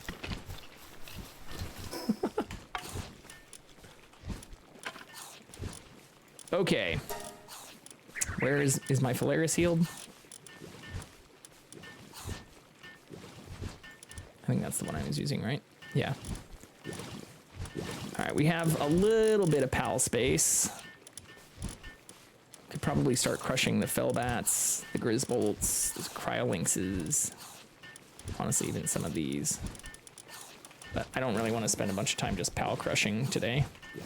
The goal is to get legend, or that was actually the goal from yesterday, but didn't do amazing at that. We did get a lot of stuff done, actually, if I'm being open. Like, I'm pretty proud of a lot of the stuff. Even the pals we caught out by the, whatever you call that area. The sanctuaries. Wait, what are you doing? You're supposed to be cooling... Yeah, the fuck? Cool the fridge? Ooh, can I make the better fridge? That was another thing we needed the polymer for. Food? Cooler. It's under storage. Circuit boards. Okay, so I have enough polymer. We just need circuit boards, which also take polymer.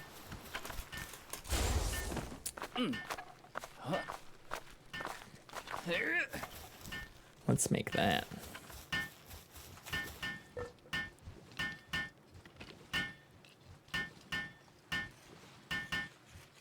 So we'll make a bed, we'll make the circuit boards to make the fridge, and then I think we can continue our quest for legend traits.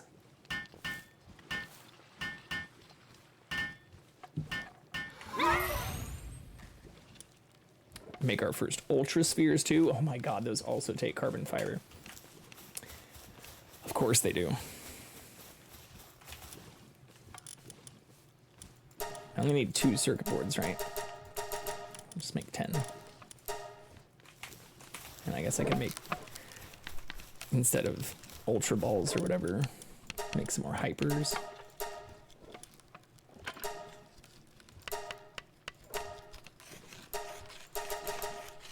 Wait, what am I limited on? Oh, Paldium fragments? Jesus. I should have the cloth for the bed, though. And soon, the PCBs for the fridge. Yep, that should be enough. We'll start some Paldium fragments, too. Oops. I think it's this, right? The crusher? Yeah.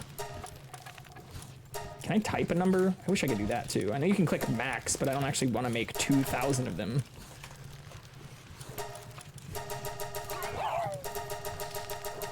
Let's do like 500.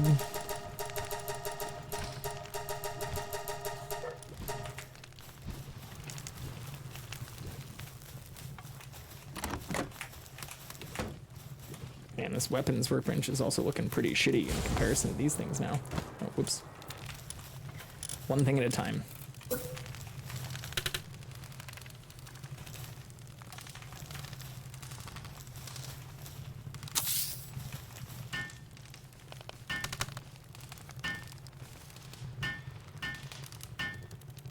Not super happy with that pathing either. I hope they don't get stuck out here, considering he was just glitching through the wall too. But at least they both have beds. Oh wow, those got finished really fast. Yeah, it takes 2 for each. So I have to make some more of that. Oh my god, I can't jump over any of these either.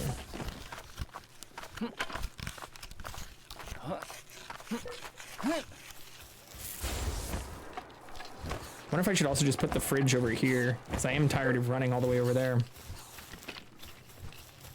I have some space like right here. Yeah, let's just put the fridge over here. Oh yeah, I have the fire pal stuff over there. Maybe I'll just put it over here.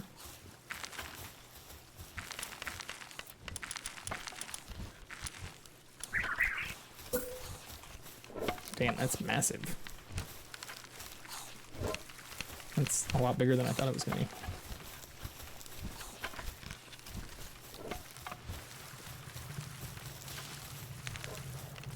Yeah, that also has fires. Fuck, now I remember why I put it over there. I didn't want to put it by the furnaces or some of the other fire shit. I honestly don't know if that matters. But maybe I can just put it right here instead. Well, other stuff can help make that. We'll start the sad walk. So we're gonna have to take all of this.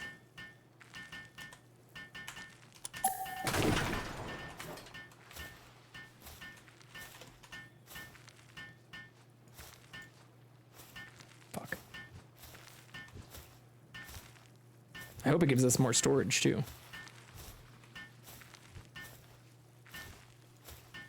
God damn it. I hate when it doesn't connect, but then it's still like the countdown goes away.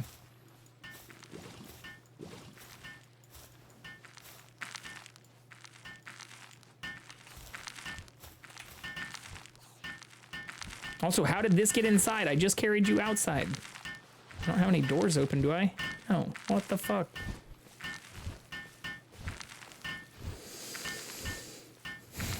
Some of the glitches.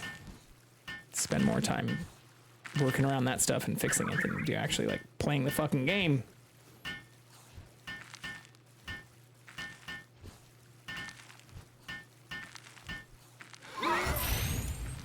Okay. Boop, boop, boop, boop, boop, boop, boop. I'm gonna need to reassign, before I forget about it, this to make sure it's explicitly assigned to this. Hooray! That worked. Where did I get ice organs? Oh, from the tiny fridge. Okay. Well, that should be good for the base for now. We're gonna need a ton more resources to make better balls. So what the fuck is the Catras doing? Are they like helping through the wall? Oh, they are. All right, I'll take that. Our Anubis just apparently fucked off though. It's probably outside the gates again. All right. Well, I can cancel this. Take these mats. Oh, I didn't pick all of them up.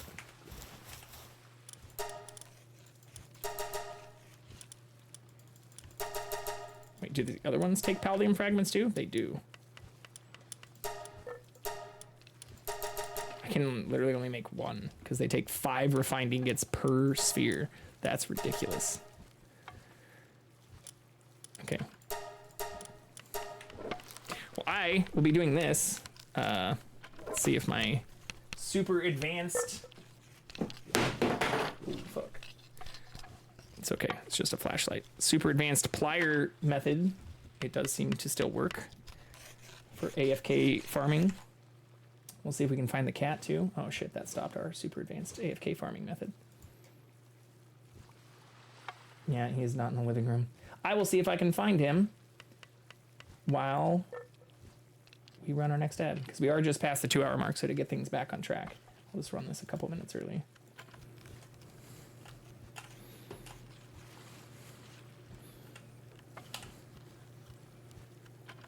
Oops, did I break it? Nope. Boom. All right, we'll be right back.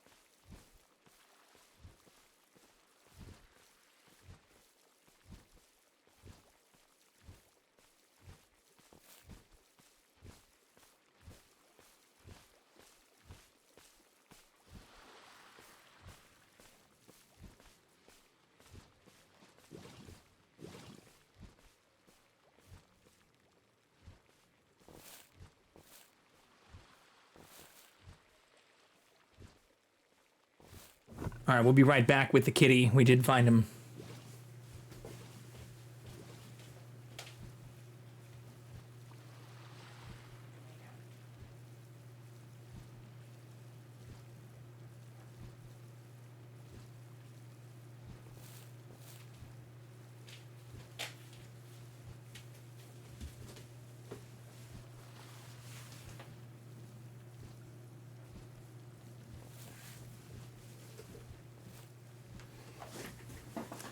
I have to get rid of our super advanced AFK farming thing here. Bring him up. Kitty cat! Oh, I also realized I joined my on the air channel, not my other channel, so I'll swap over to that actually. Put Jackson up in full screen here.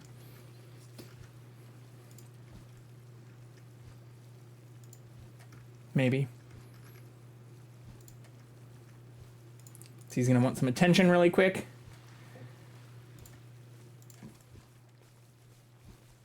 But yeah, he was not sleeping on my bed anymore and laying on the floor by my couch just off camera.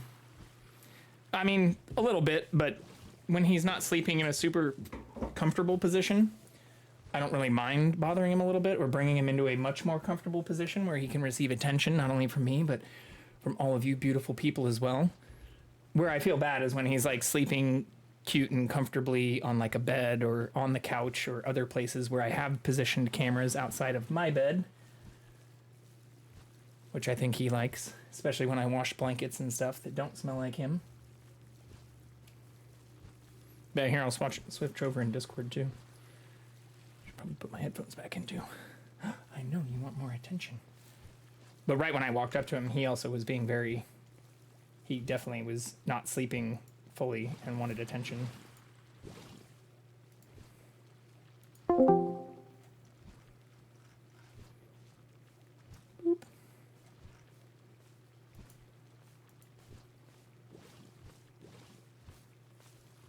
So cute.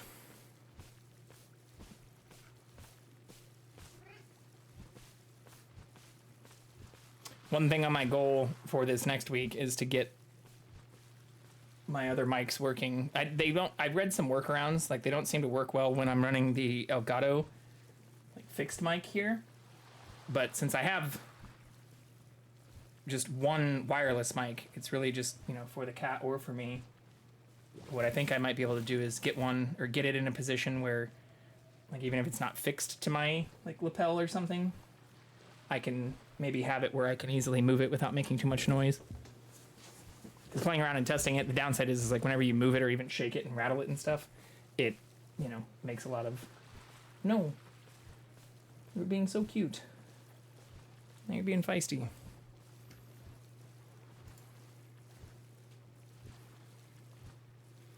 I know, I want to give you the kitty mouse though, even for right now.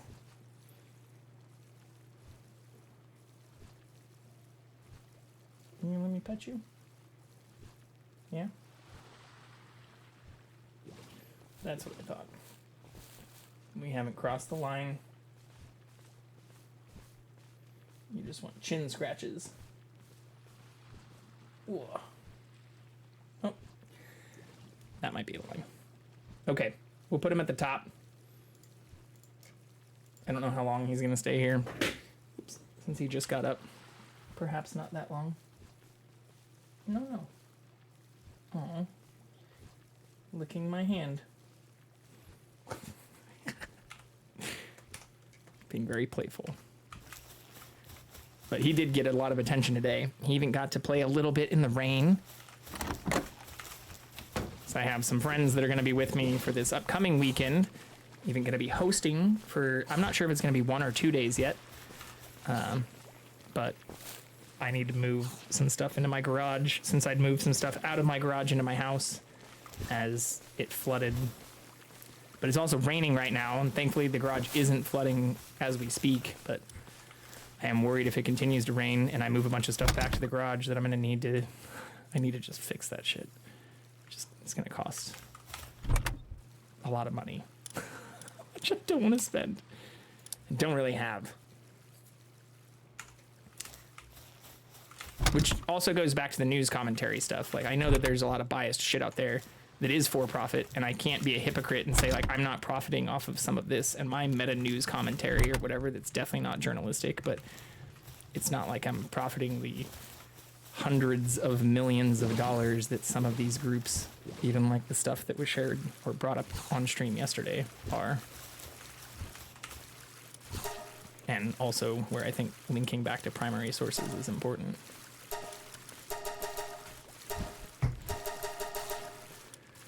Okay, well, back to the same problem as yesterday. We're almost out of coal, but it did seem like most of our pals, besides this fucking Anubis, which isn't even depressed, it just keeps glitching through the walls and getting stuck, are happy still.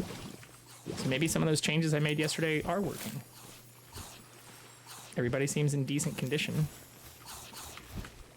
Let's go sleep and then go to the other bases. And if everybody's still happy, and the happy place is still a happy place instead of a sad base. I think we can just hang out there and get some coal, which will let us make some of the better balls. But I already have enough to where I think we could still try to go after the legend. Because I want that fucking legend trait before I do more breeding. I also do have a handful of things to hatch as well. Yeah, we'll just transfer. First, we'll go to this one. Right here, just so you can see. Happiness meters. What are you doing? I added them for additional transport support, but every time I come here, they're like doing a whole lot of nothing. Or they aren't transporting items. There's still shit everywhere. Yeah, everybody says they're in good condition. Our alpaca's hungry. But I'm not sure why. To check our food levels.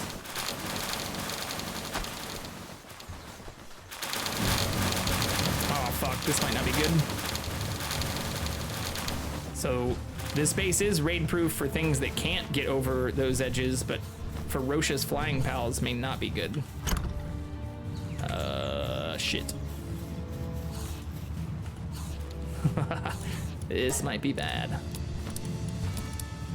gonna steal some of this honey too. Ah, fuck.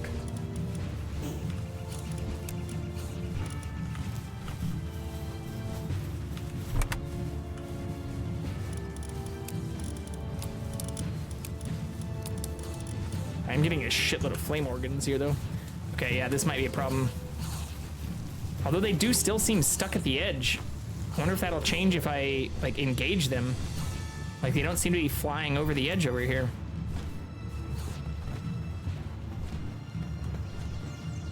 Oh, that does. Ah, shit, okay. Come, Mastagon. Oh no, they're still kind of stuck. Those are all high level, though. Although the Astagon's just like fucking mining, it's not even concerned. Yeah, these raids are so shitty now. Is this coal? No, it's just regular stone. I kind of want to jump across just to see what happens, but I don't want all my stuff to get fucked up. Let's see. Happens if I bait him away. Yeah. Will that work?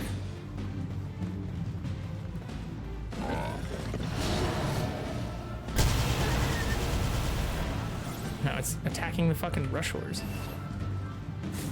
Interesting. All right, well, this base is raid proof, I guess. My biggest concern was the flying stuff.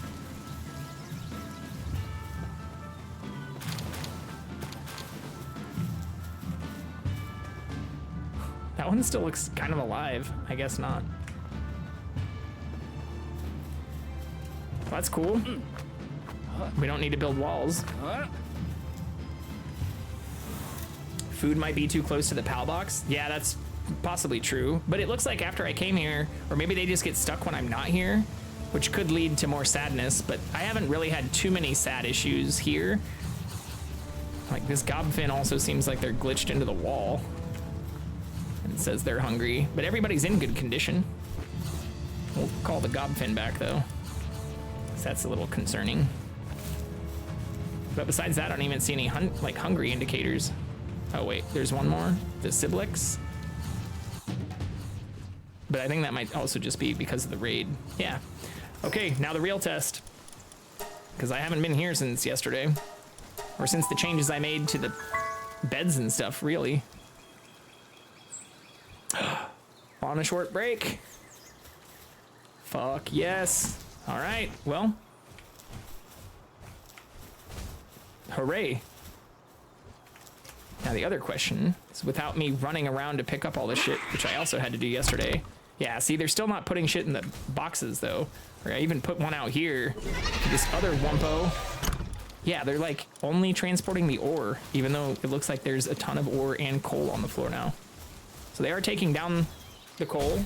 But I do appreciate the advice to have, you know, 2 or 3 high-level mining things so that they focus on different stuff, because the Reptiro crysts or whatever that I put out last night, isn't that what these are called? Yeah, Reptiro crysts do seem to be going after the coal instead of the ore pretty regularly, which is very nice. But I don't like that despite having now 3 like high-level transport pals, I keep having to run around to fucking collect all this shit myself. Just like the farming base.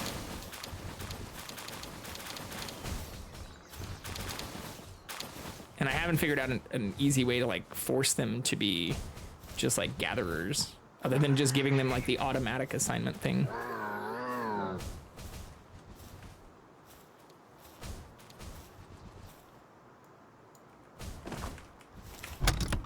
Okay, we'll take the coal and the ore.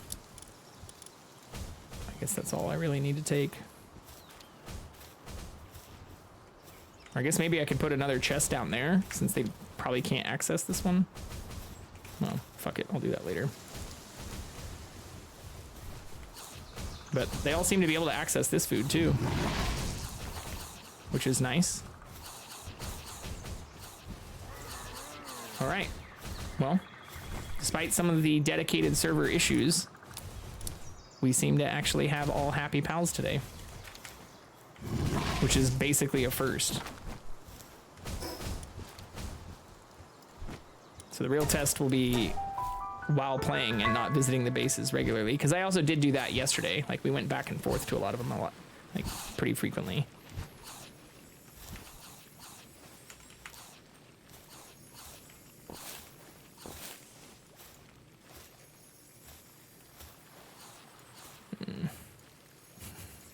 I can't grapple.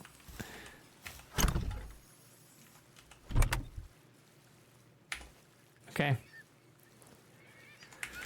I wish I had more spheres. It's not a lot of spheres. But we can at least now make more refined ingots. Not that many. Because that coal is also then needed for the carbon fiber too. Okay. What gives the legend? What are the legendary ones? I know I looked this up yesterday, but I forgot. Legend.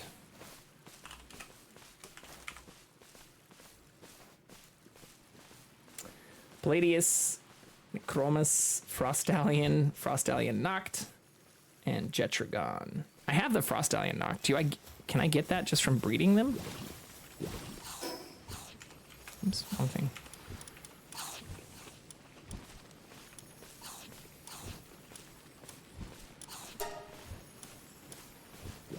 I thought I had a Frostallion Noct. Maybe I don't. Shit. Maybe I'm lying. Fake news. We do not have a Frostallion Noct yet. We get the Piran Noct.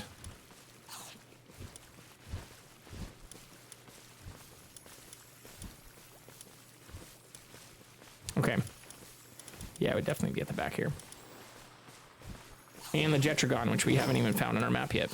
I haven't found the Frostallion Noct either. Does that have like a specific spot on the map?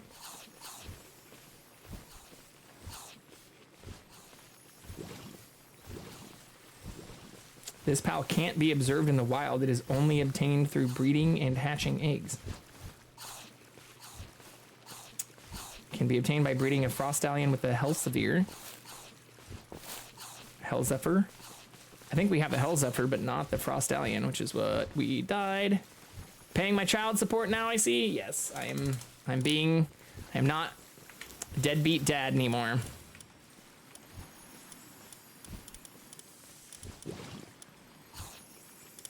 Oh, this is gonna be a pain in the ass. Okay, but if I get rid of the Lylene, Astagon, Polaris.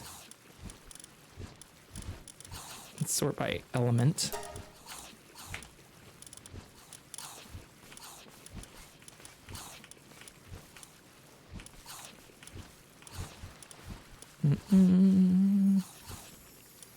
Could try to blaze him up, even though it's a pacifist and unstable. Yeah, minus 20 attack. Fuck, that's not good.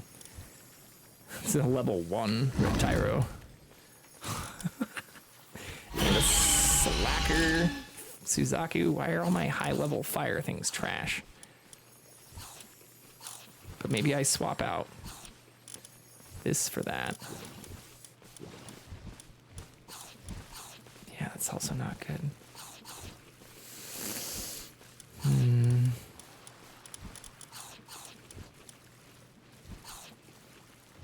Like, all of these are level 50, right?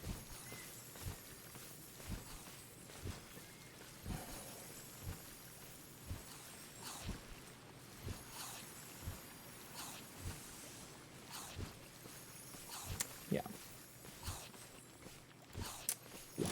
I think I do need to go after the Frost Stallion again. Even though I failed at that yesterday and 2 days before that.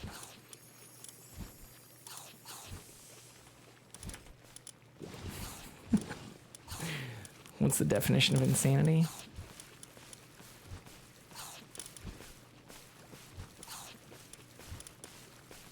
Big fail. You were there. This is a joint failure. I feel better today, though. I don't know why. But I have a strange feeling that we can do this. I guess the Pyrrhon, maybe? No, it's also a coward. Fuck. I don't know.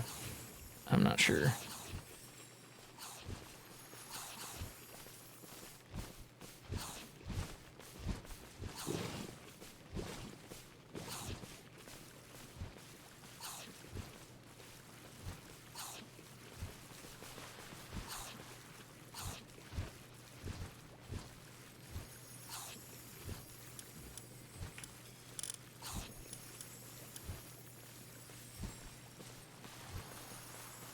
Yeah, the problem is I don't really have that many things. Like, even though I'm getting close to 44, I know I talked about going to 45. Yes, which is what I did say yesterday, is that I wanted to also try to get closer to 45.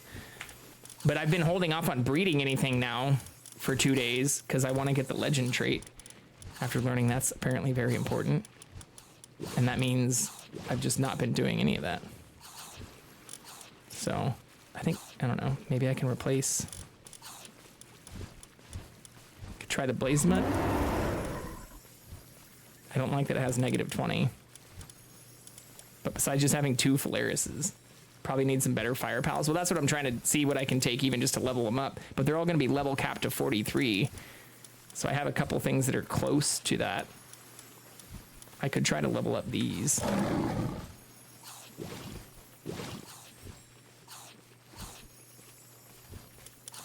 Just out in the open.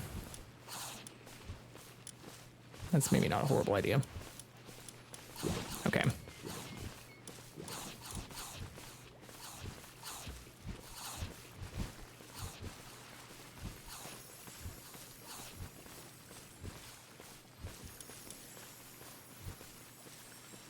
We'll try this. Where were some of those high-level dungeons? Up here?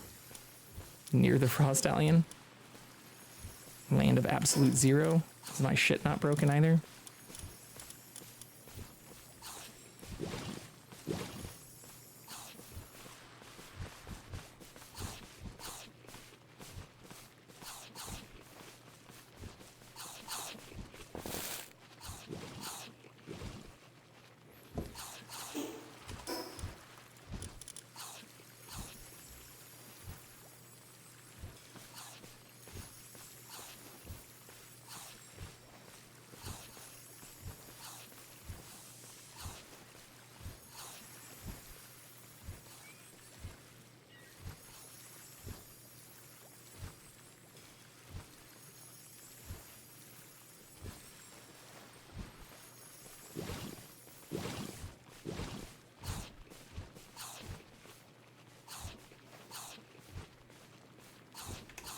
Okay, let's do this. Also, if anyone, for those one person who had asked what happened to my lip, I did not get into a fight or anything. I shaved it. I cut it with a razor today when I was showering. Which sucked. It was bleeding a lot too. But hopefully should be fine tomorrow. It doesn't hurt. It just sucked.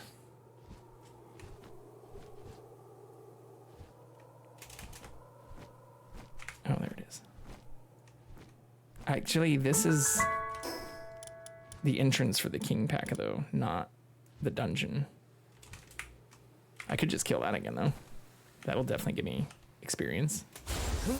And all the fire stuff will counter that as well. Let's hope we don't fall through the floor today.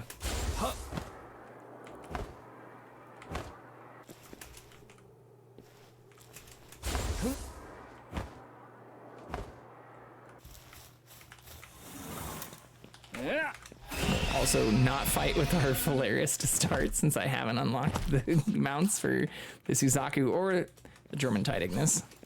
Fuck you. Oh shit, I also forgot to make ammo. So we only have 21 bullets.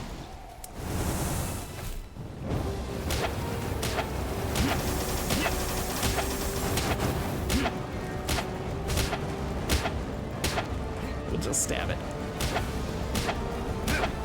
Oh shit, we lost the cat too. Ah, fuck. Too many things.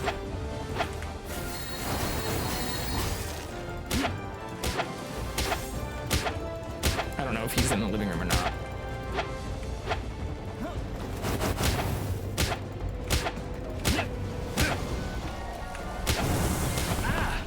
This is actually going pretty well.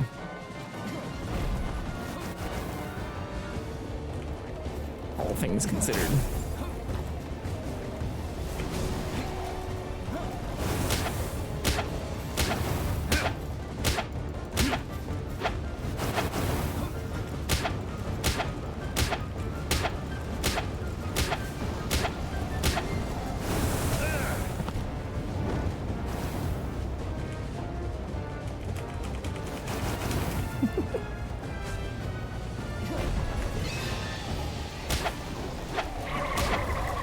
Should have missed.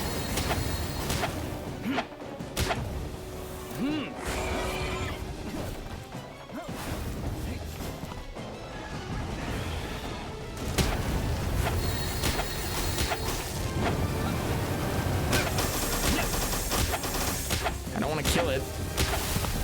That last move did like 400 damage. Fuck, I'll just call it back. Only need to stab it 19 more times.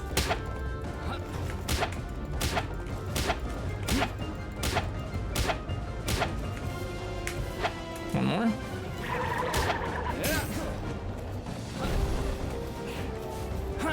Oh, it is still 0. 0.09. Fuck.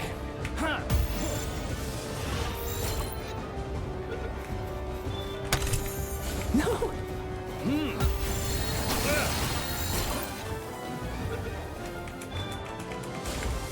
God damn it. Nice! Alright, that brought up to 35. I'll take that. That gave me a lot of XP too.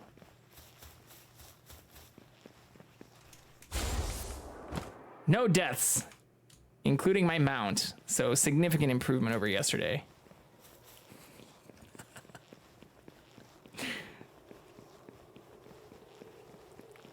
I could make my way back out to the sanctuary. Oops, wrong thing. That'd be a good way to get experience, I guess. I need to make better balls.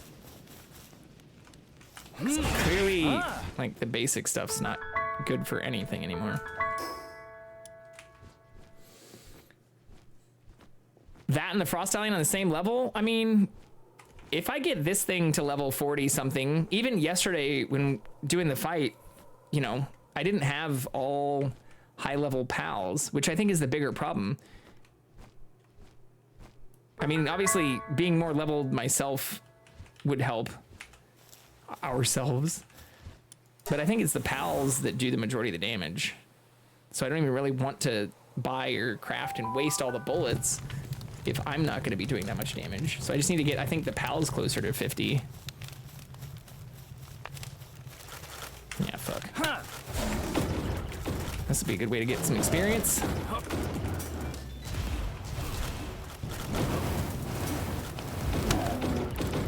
Maybe not. I don't want that either.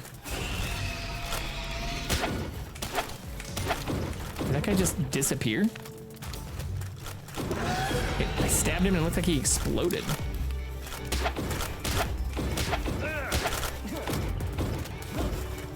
Attack, Suzaku. What are you doing? What the fuck are you doing?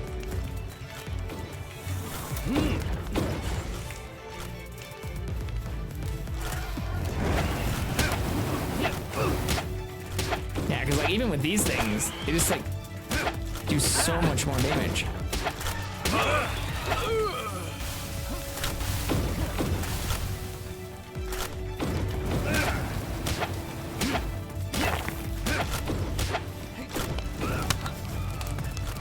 Taking a decent amount of damage myself though.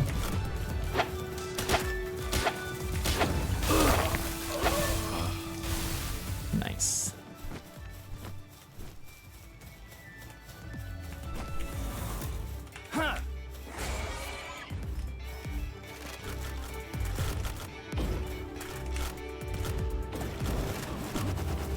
I wish they dropped ammo. They have guns.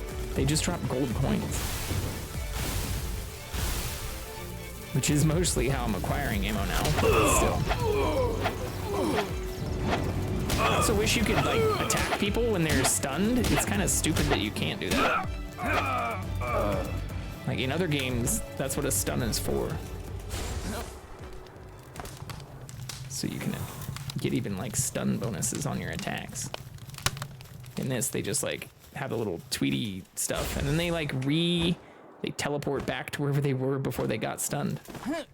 That was half the problem I kept having with the Marketeers, is they'd get like knocked off the side of a cliff and then would just immediately teleport back. Or like teleport back and then get glitched into the fucking mountain or something.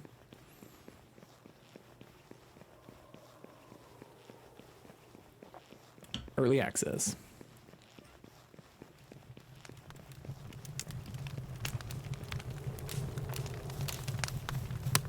Ooh, there's another Reptile Crest. Yeah. Just gonna hide in the corner here. Let that do all the work.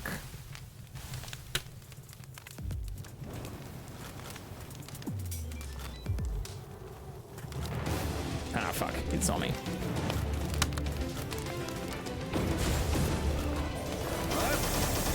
How dare! Oh, he fell through the floor. That's not a good sign. Maybe it was like that same attack that made me fall through the floor. Maybe if you get like stunned with that thing, it can like glitch you into under the world or something. I just saw that dude fall through the ground the same way I did yesterday. And that's also where we were capturing this kind of stuff.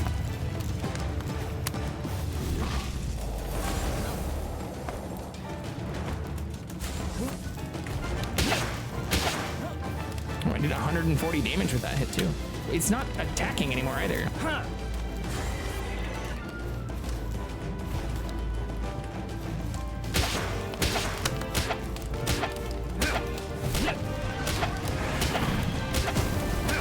Oh, fuck. Can't believe I've done this. Rip.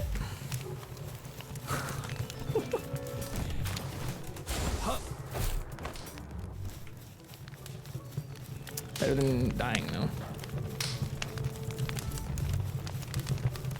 This is a different kind of room than I've seen. Interesting. Wish we could craft. Can we craft these little candle things that are on bases? That'd be cool.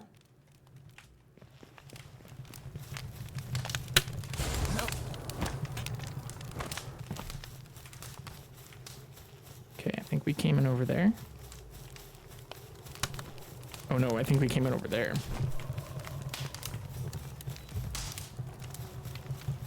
Ooh, another Mariath. Fuck yes. I should also probably start using the grenades and stuff I've been stockpiling.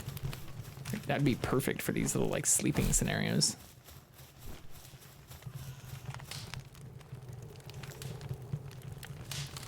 Chuck a little nade at them while they're sleeping. All right, don't delete it. Oh my god, I deleted it. Ugh. I saw that coming too. Fuck. At least they're getting good experience. This is actually a really big dungeon. I haven't seen this kind of thing either. Maybe I just haven't been paying very good attention.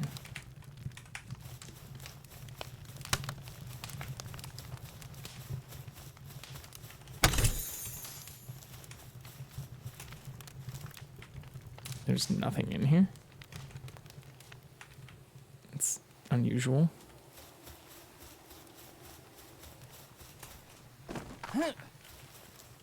Interesting.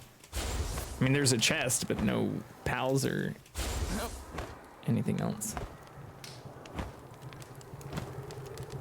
Oh, he is on the couch.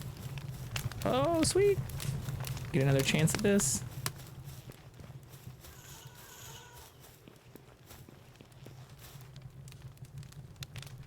Wake up, motherfucker.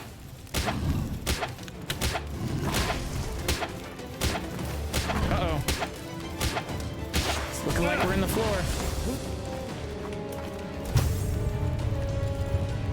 What was that?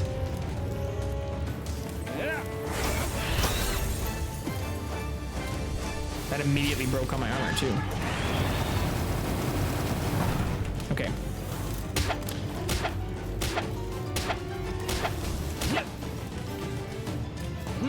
0.35.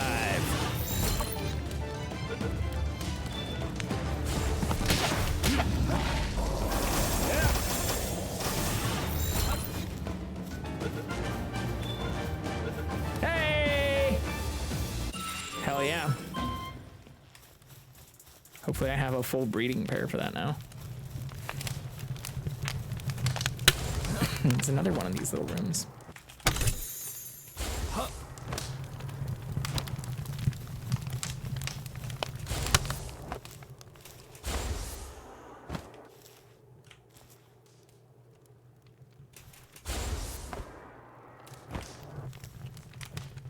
Yeah, I went through there. Okay. Nice.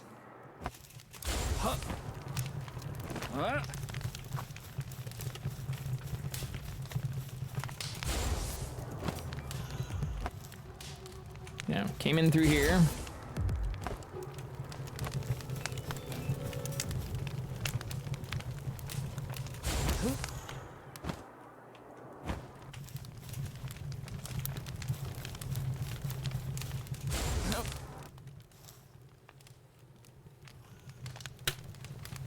Oh, I'm guessing that's the boss room.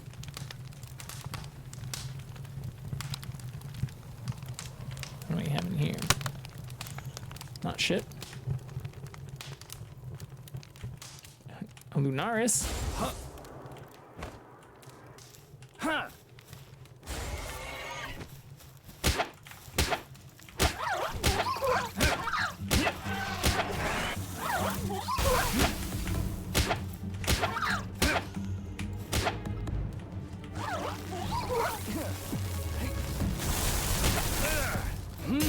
Fuck. Worth a shot. Ah, fuck.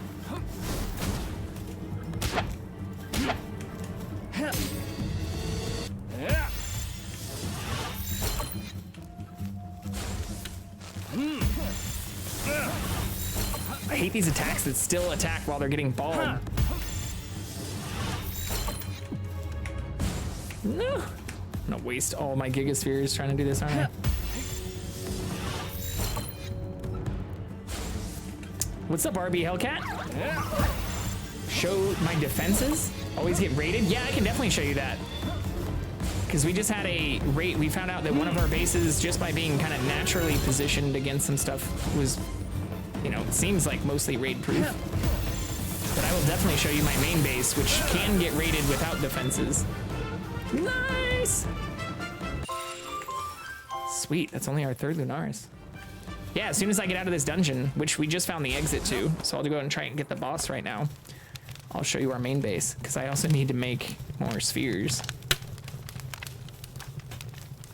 But I haven't built any of the, like, turrets or any of the main, like, expensive defenses.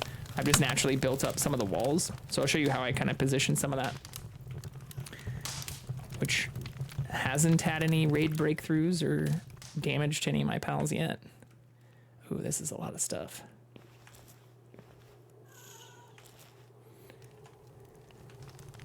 Okay. Hopefully we can capture the boss and maybe a couple of the little ones. It says I'm getting raided in the dungeon. I've never had that happen before. Oh, there's one.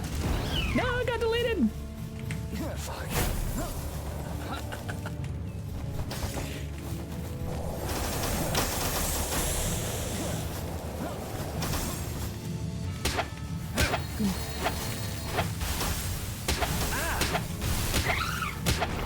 Yeah, we're also playing on normal / like hard settings where some stuff, oh shit, where'd that go? Like I'm doing drop all on death, including my pals and things, so I don't have any of those settings tweaked to make it easier. Oh shit. Ah. No. All right, come back. Temporarily. Fuck. Yeah. I missed. Okay. I think I just let the little ones die before I die.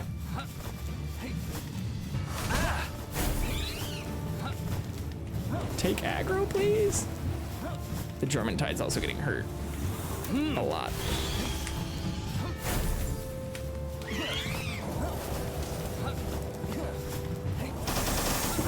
844.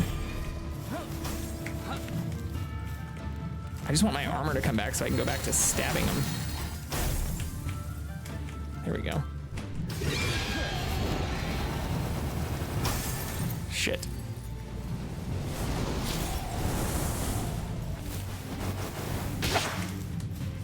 Oh no, I meant to not use a hypersphere on that. I want to just use the yellow one. No, I killed the boss! Fuck. Play casual but fall through the train 24/7. I fell through the train for the first time yesterday, and I'm 43. That's the first time I've ever actually fallen through the wall, like world. But I did have thankfully I was able to recover my stuff, but had a little panic attack where I wasn't sure if I'd be able to get my stuff back. Especially since I dropped all my pals. But I'm also playing like on dedicated server. That was the first time it had ever really happened. But I have read about, when I was looking it up, a lot of people having that happen to them. Yeah, I mean, you're obviously seeing me play, so it looks, whenever it gets close now, I'm also like panicking a little bit, but it hasn't thankfully happened. Also, it still has the raid music. Like, that's a weird new thing. But yeah, let's go back to the base. Because maybe it's getting raided. I don't know.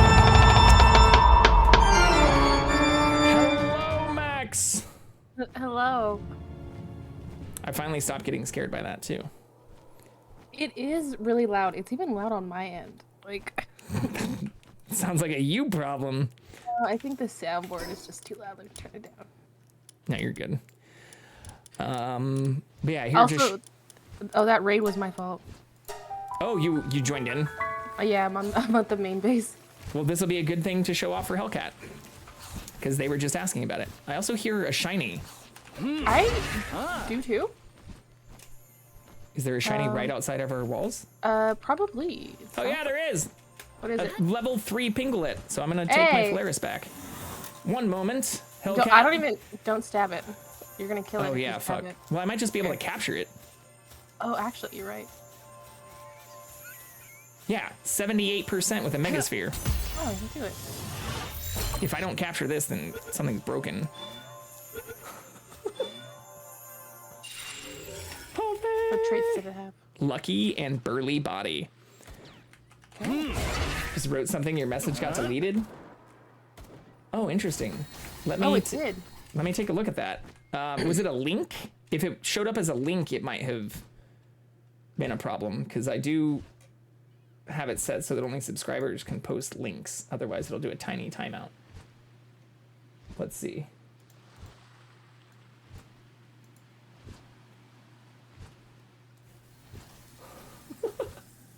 I don't know. I don't even see. It deleted all their messages. Oh, it's you did haven't dot it. So the period made it look like a link. Here, I'll show you what I see. Well, I have it set to do a 2-second timeout, and the timeouts delete messages. But yeah, this showed up as a link, so it detected this as like a link because there was no space. Punctuation matters. No, you're fine. You're fine. And that's why I even have it just do a 2-second timeout so that it doesn't like ban anyone. But in addition to the walls, even before I built the outer wall, which was mostly just for aesthetic purposes because I thought it would look cool and goes all the way around the circle, I just built these walls too high and then built these little roof pieces. And it seems like even flying stuff, well, I can still fly in, but other things cannot because you have to like go down and up. So this seems to protect pretty well without really needing too much else.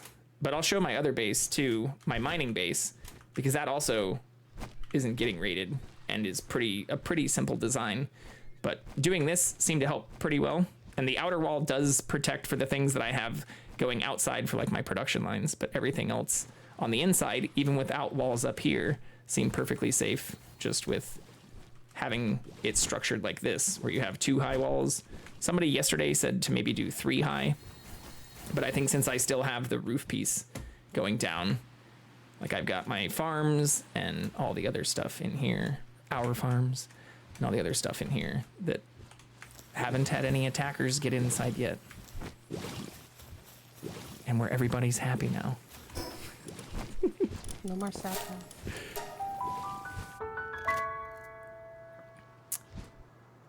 But this other one is structured very similarly. So I have just 1 high walls here, but there's just a little gap, and where everything else then has like kind of 2 high around it.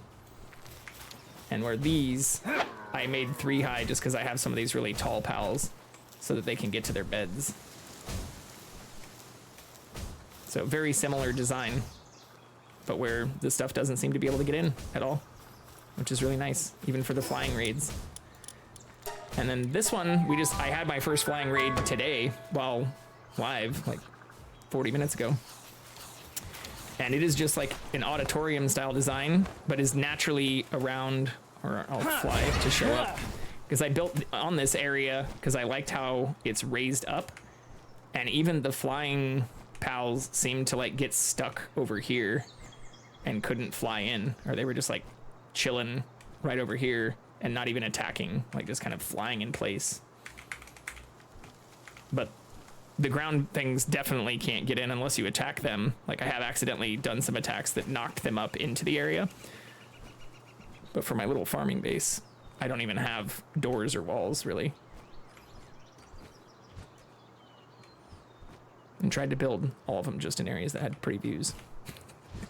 Went definitely more for aesthetically pleasing surroundings than a focus on being raid proof. You have your base here too? Nice. Well, I haven't really had any raid issues here.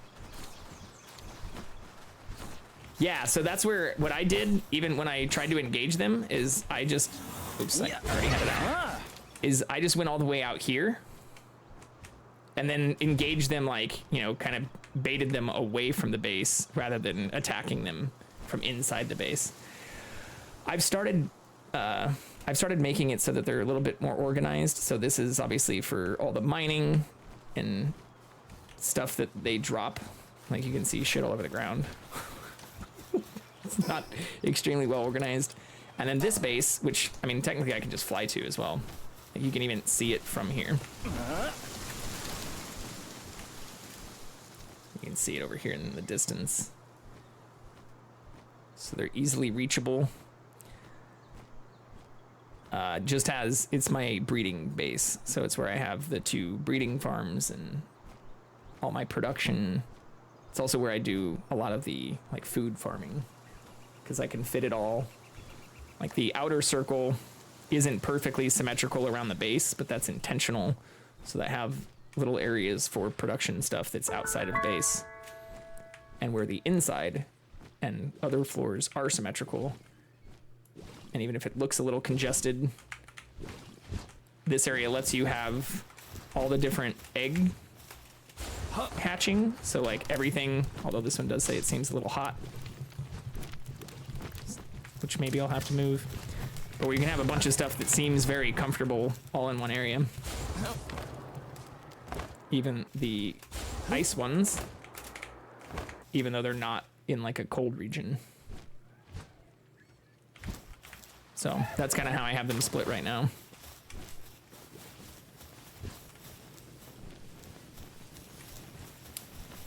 Yeah, so if it seems hot or cold, then it takes twice as long for them to incubate. So that's where you see like the incubation speed plus 100 if it says it seems very comfortable. But here I'll even just show, we'll restart this electric egg because it shouldn't be by the fires. But like these are all done, so I don't really have a good example on the dragon egg. Well, this is maybe a good example. So this rocky one, which also needs heat, seems very comfortable because it's by fires. And if I move this, it should even just be okay right over here to an area that's not by the fires. It now takes less time, only an hour and a half, because it seems very comfortable. Which is pretty awesome. And why I set up all the breeders and stuff here too. Actually, Max, you want to hatch some eggs? I actually hatched a couple already. How dare you? The whole point was waiting so we could get the shared XP. I thought you got them, but I guess you didn't because you were not in the same base. Yeah, I think it's like proximity based. But also some of them could be well, I guess, yeah, that goes back to waiting to get legend. If they have good, oh, did that hurt you? No. What did that hurt? The ground? It did damage to something. Interesting. Well, maybe you did hit the ground. It's possible. Well, we don't have a shared PAL deck though, right? No. Or you can just take the PALs I have assigned. I can take them out of the base, yes. Yeah, do you want to hatch all of them? There should be some cool stuff. Let me see. What stuff do I grow? So I'm actually growing wheat berries, but then also lettuce and tomatoes. So I just learned this also, not yesterday, but a couple days ago, in terms of food, that some of the foods give better sanity for your pals. So I've started making salads and then omelets where I'm picking up the eggs from the chickpeas at the farming base, but just using all the salad requires is lettuce and tomato. So I'm actually making more of that than the berries. But then I'm also making, there's one other thing because I have 4. Oh, wheat. Yeah, the wheat for the bread. And then I get milk from the cows and store all of that here. You can see I've got a bunch of those materials right here. And just made this fridge today too. My first fridge, which actually has a ton of storage space. It does. I made 2 more lockers too since things were getting a little out of hand. Or a little full. Okay, I got a lot of Jormuntides. I think all of the dragon eggs. They were probably Jormuntides because I was They trying were to... all of them. Did you get any with really good traits? Let's see. Because that was the other reason I was breeding those, because a lot of them had negative traits, so I didn't have any that were like all positive. Yeah, this one has Lord of the Sea. That is what we want. Slave. Another Lord of the Sea. Lord of the Sea. I have 3 Lord of the Seas. You want to share one? Yeah, I can. Here, I'll just put them out in the base. No, that's fine. If you want to keep them for your stuff, my PAL deck is basically like almost full now. Which is also why I was having you hatch them. But I'll just take one Jormuntide with Lord of the Sea so I can smash some. Oh, I actually have one that has Lord of the Sea. The boss one does. But a bunch of the others have like brittle, pacifist, brittle. Yeah. So I'm gonna probably condense those. Here, take this one. I have one with Lord of the Sea actually, so I don't need that. Yeah. All right. All right. And I did get some experience while you were doing that. Have I figured out what cotton candy is for? Cotton candy, it doesn't seem to be for crafting things, but I'll show you because I might still have some in here. No, they've eaten all the cotton candy. It is the same kind of thing. Here, I'll just teleport back because I should probably grab some of that anyways. It gives sanity. So unlike the regular food, like when you hover over it, see how it gives like 5 nutrition and 5 sanity? If you put that first, then they will eat that first, and that then makes them happier or less likely to get all super sad and stuff. No, you're fine. Yeah, they eat it, which is good, because then it not only is better, it seems like, than the berries and other stuff, or the honey, which doesn't, you know, it doesn't go bad, which is one of the other benefits, like that and the honey. You don't have to worry about refrigerating, but it also gives them the sanity, which helps them not need shots every fucking day. Like, you can also sell it for gold,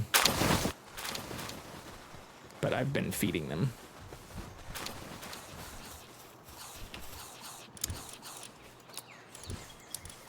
Besides balls, is there anything that you need? Wait, where did that cotton candy just go? Probably some ammo. What the hell? What did I just do? Alright, well, that just bugged out. Uh-oh. I went to split the stack and they just disappeared. Uh-oh. Oh well. What do we need to make more balls? What do we need? Refined ingots to make the newer ones. I don't remember what I was short on to make the others. I think also maybe just regular ingots. Here, I'm coming back now. But I did make the Palsphere 2 workbench when I first logged on. So that goes a lot faster. I am making more refined ingots on both of the farm things right now. But the only level 1 workbench I still have now is the weapons workbench.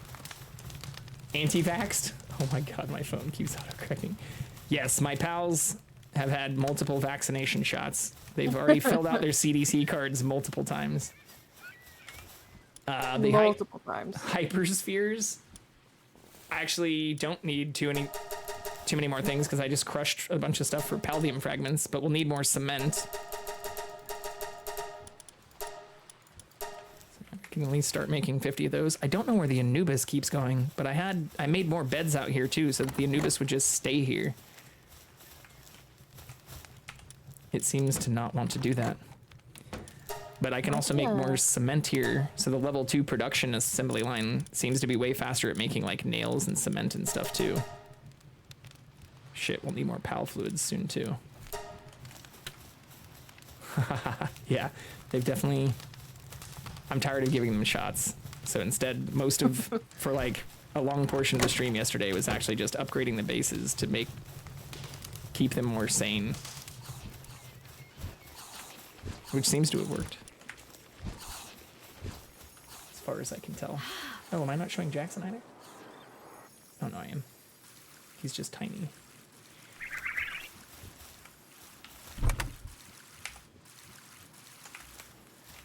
If you need ammo, I can buy that. I also consolidated all the weapons when I made the other, the 2 new storage chests.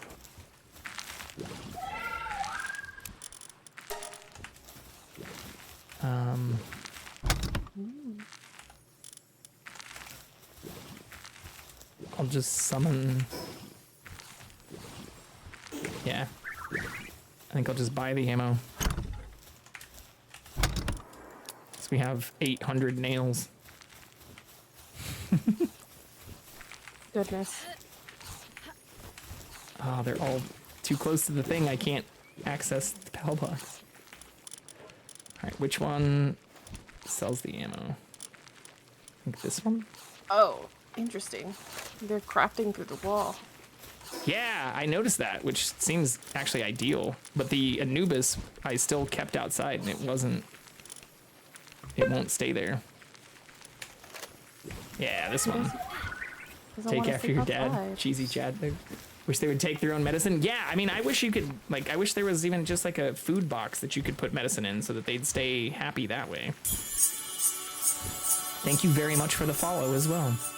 Also, just a heads up, since I did just check this again, we're pretty close to the 3-hour mark. In fact, I think we just crossed it. But since I delayed while talking about the news, we are going to have an ad starting just in a couple of seconds. Oh shit, I need to sell the nails first.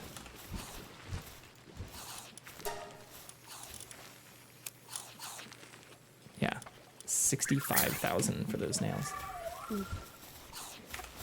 You still have your rifle, right? I do. Yep. Again, like you were saying earlier, not that it does a lot of damage. I feel like the pals do most of the damage. Yeah, well, that's where I was thinking. I was just getting kind of cocky and was like, screw it. I need this trait for the breeding. Because everything I read talks about breeding that. And then just trying to have like a male and female pair. And since my pal box is full, I figure it makes more sense to go for that stuff. Here you go, madam. Thank you. Is there anything else we need? No, I do need balls. Really grab Can I some from buy the- cement? Nope. Can you buy cement? That's what I'm gonna try and see. Because that would make life a lot easier. No, I cannot buy cement. At least as far as I can tell.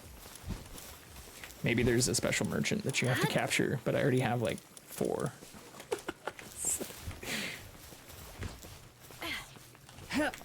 Pull out my Phalaris to help with these ingots. Palladium fragments.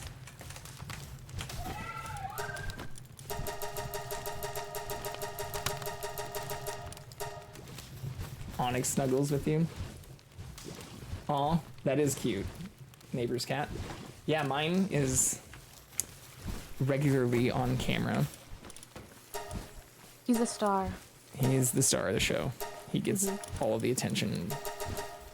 Significantly more deserving of it than me, the person who like feeds him and houses him and does all the things to take care of him.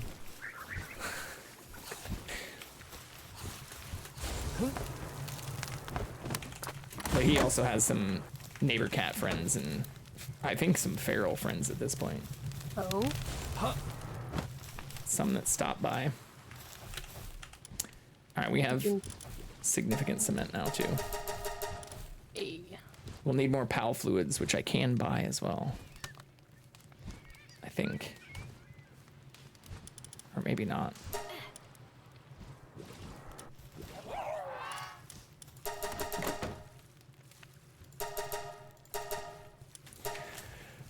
Oh shit. I can't. Uh-oh. I think I'm just gonna have to slow walk around all of this stuff. Actually, let's see. Ah, we got it at an angle. Oh, you can climb. Can you help me with this? Not at a very good pace. You're Just turtle. what? I can't jump off. Just keep going. You're almost there. You got it. You got it. Adopted 3 feral cats, made them a house, got them fixed. That's awesome. But yeah, being allergic to them sucks. I have had roommates who have been, and they took like allergy pills and things, which I kind of felt a little bad for. But in my defense, they chose to move in after knowing that I had a cat. And this was when I lived with like multiple other people too. So when I first moved in, no one was allergic. But they just took like Allegra or like regular allergy pills and mostly got by. I'm not saying I think people should take allergy pills every day just to have cats, but yeah, make you fall asleep for sure. Speaking of, do you want to sleep in here while I run this ad break? Yes. Even non-drowsy? Yeah, I've heard that too. I think a lot of people have different reactions to a lot of that stuff.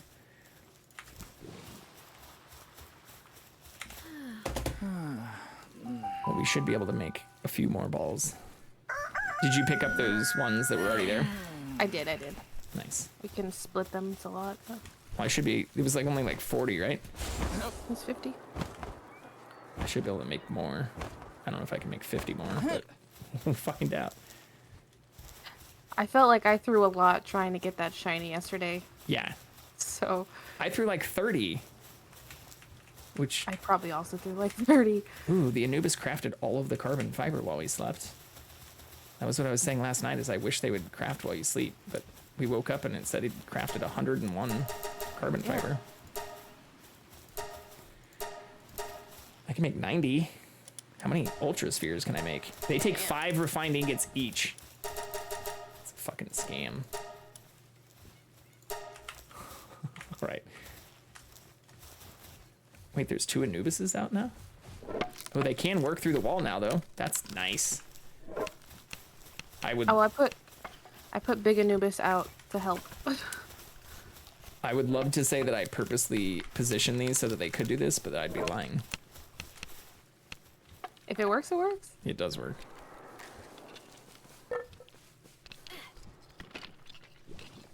I should probably just extend the entire base out so that I can make the... Even though this looks pretty good, I'd love to make the outer wall, like, actually perfectly circular. Like, I did a, I think, decent job for just eyeballing it, but I don't like the tiny overlap right by where you are. Even though it actually seems to be providing, like, dual defenses.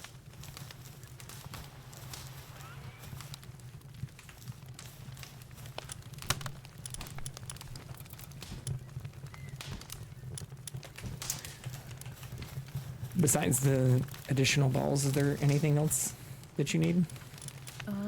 No, I think we're good to go die. Oh, I probably to go should die. I probably should grab some food. We've got this. You said that yesterday. We did better than the day before. Did we? Kind 'Cause of. I felt like we did worse. I mean, maybe we did do worse. I think you might actually be right. I'm trying to be positive here. Okay, you be positive and I'll be realistic. We're gonna die.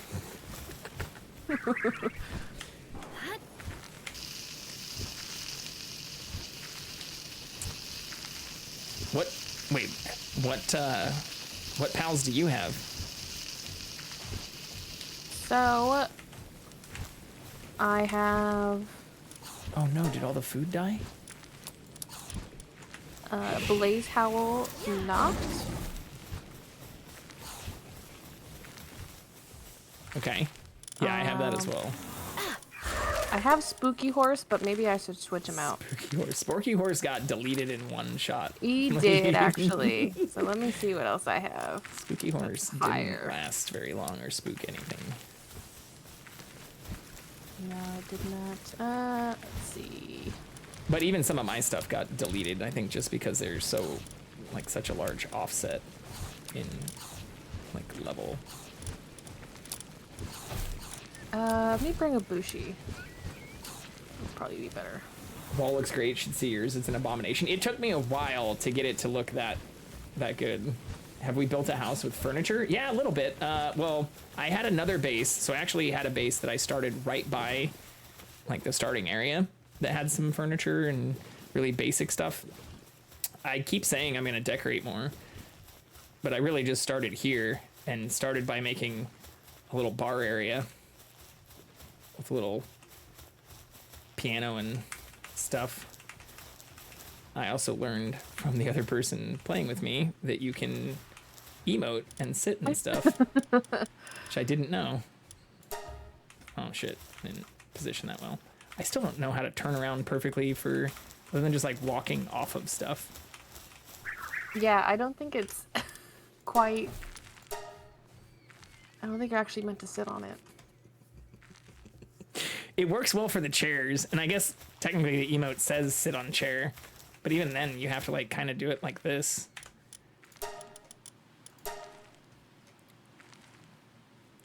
But the goal is to build more walls and to actually create like real bedrooms and to make this look much nicer. I've just been putting a lot of time into trying to capture some of the things to get through most of the bosses and fill out my PAL deck. But yeah, I don't even have the nice beds, which I did have at one point. I broke them for the materials. But I should expand out this base soon because it's getting a little congested down here. I mean, everything's happy. Been trying to get your sister to play. She's being a shit. Yeah. It is definitely a lot more fun when you're not dying alone. Even if you're still dying. Well, let's go die. Let's go die. Let's go see. Was there anything else? We were talking about this yesterday that... Because you were with me with the Astagon. But any other stuff that you wanted to do? Before we try to dive the Frost Stallion again? Not particularly. We can just... I mean, isn't there another level 50? There's a few. Some that I haven't even found yet. Okay, let's try the Frost Stallion again. When we die, then we can pick another level 50 to go and attack. Or go back to the sanctuaries. Or we can go to do one of the other sanctuaries, because we did the west. And let's do that north after one. we succeed. All right. Dying together, twinning is winning. Aw, twins. That's awesome. I have siblings as well, but we're not twins. Not twins.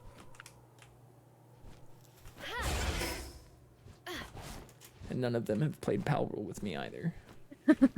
Would any of them play Palworld with you? No, not really.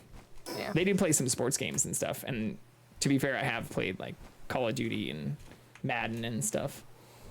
Two brothers. I have two brothers. But I have not played very many like survival crafting game things with them. Oh, oops. I'm going the wrong way. Mm-hmm. You just pick a way and you just go. I caught myself this time. We didn't get that far.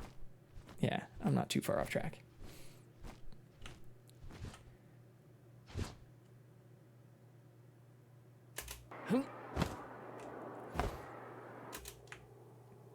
Have brothers too. Don't game much anymore. Yeah, we just play mostly different games, or even though I do have a PlayStation now, and also just in the last month, well, actually even just in the last 3 weeks, got a capture card set up so that I can play PlayStation games. I was even talking about that in chat about Spider-Man earlier today. Oh shit, I might die from this. I did not die from this. Did you get hurt? I Pretty took bad? more than half my health and damage, yeah. Oof. Okay, not off to a good start. I'll recover before we fight. It's daytime at least, so we're not just gonna immediately start, like, you know, actually dying again.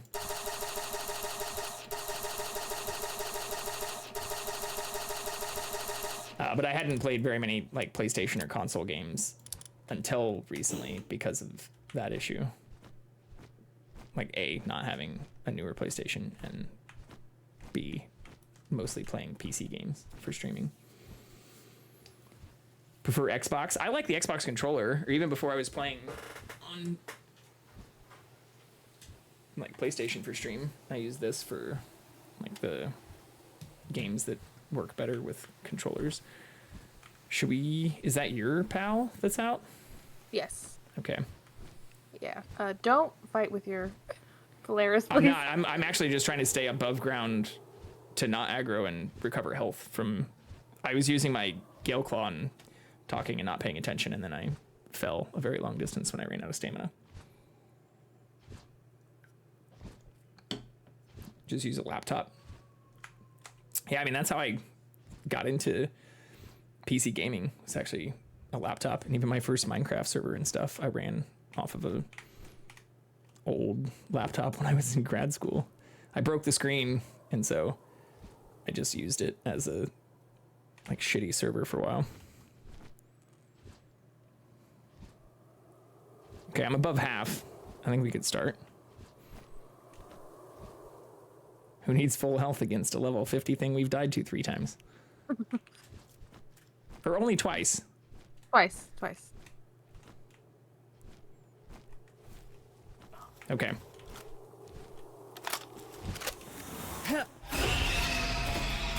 Let's do it. It's begun.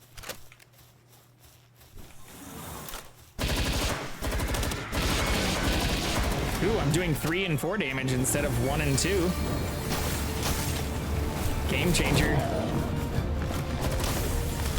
Gonna make all the difference. What games do I play? I have a list actually in my About section on Twitch, but I play a lot of survival crafting games.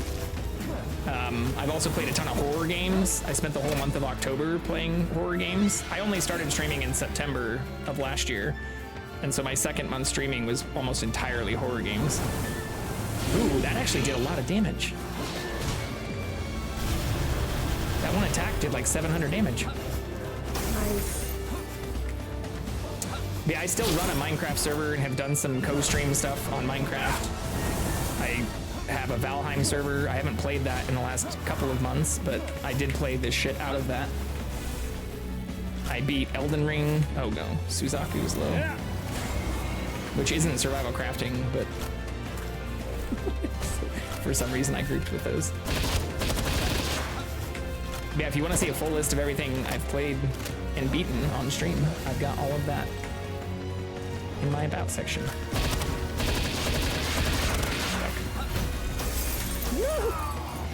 Bye, Bushi. Rip. This Jormuntide is not doing as well at attacking as the Suzaku. It's about to die itself, too. Yeah.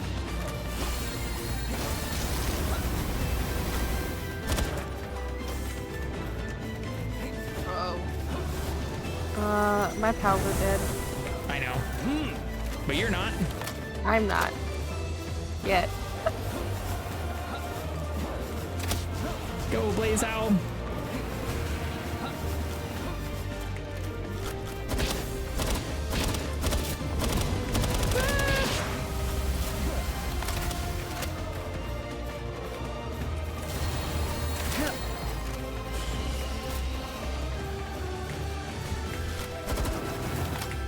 Shit, I'm getting low on ammo.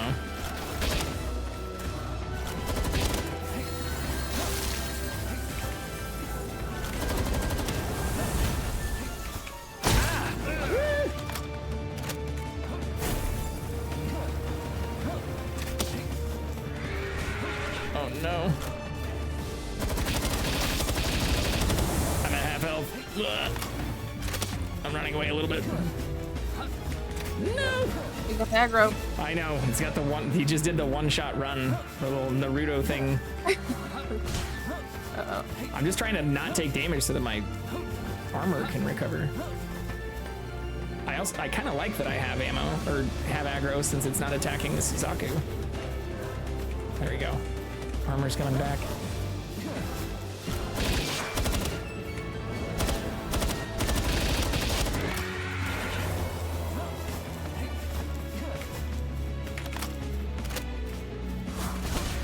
Shit. Not again. No, Suzaku. Oh, I thought I called it back. All right, I'm gonna have to call my Polaris out soon. We're not. Humbled again. I told you. Yeah. You know, if we can get halfway, I think we'll have made some progress. With an entirely dead group of pals.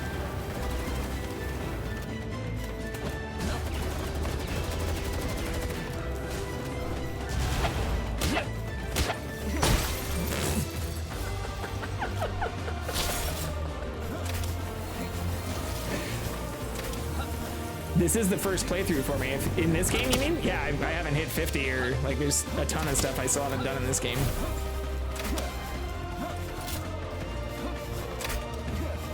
I don't know how some of the people who have hit 50 and captured all the stuff had done that. Like, I've put a good amount of time into this. I'm still pretty far away from that.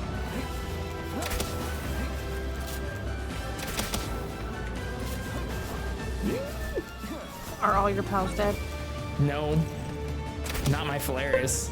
My Jormuntide just got healed. It's still not at full health, but it also isn't doing very much damage.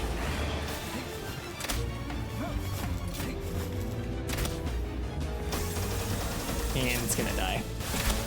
This is pretty much dead. Why are we retreating instead of dying? It's dead. Okay, so I either call my Polaris or we retreat. We can retreat. Okay, fine.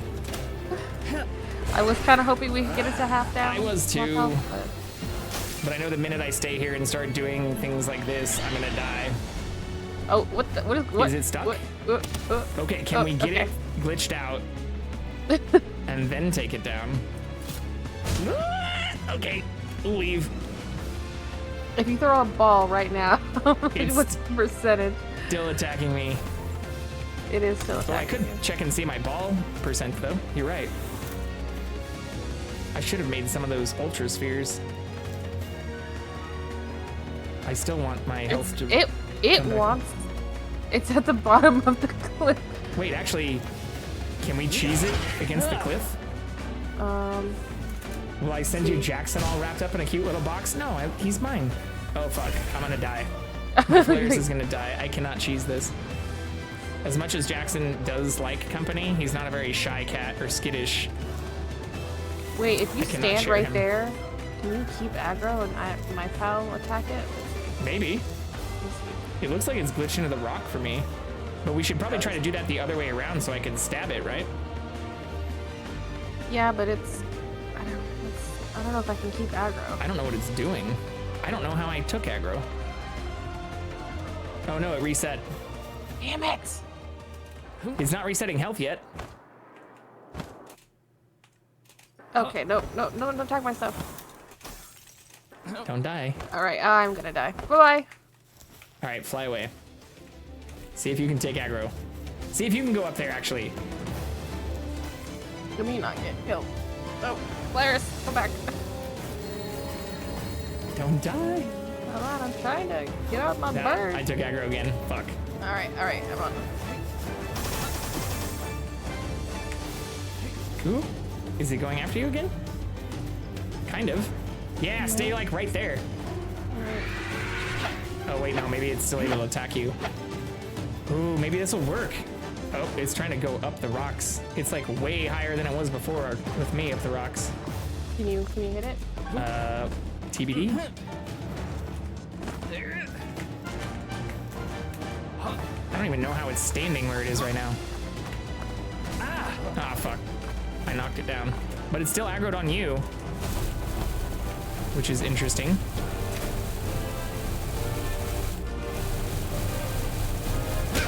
Hey, this is working! All right. 3 damage at a time! We only have Okay. How long is it gonna take? 7,908 to go. I don't think this is a viable strat. We can stay here for 10 minutes. This is probably longer than 10 minutes. Because, ooh, how much more? Yeah, I only have 18 more shots. Can your Polaris attack it without it Ooh, that's maybe a good getting idea. aggro? Let's find out. It does seem like it can. Although I just knocked it into the wall.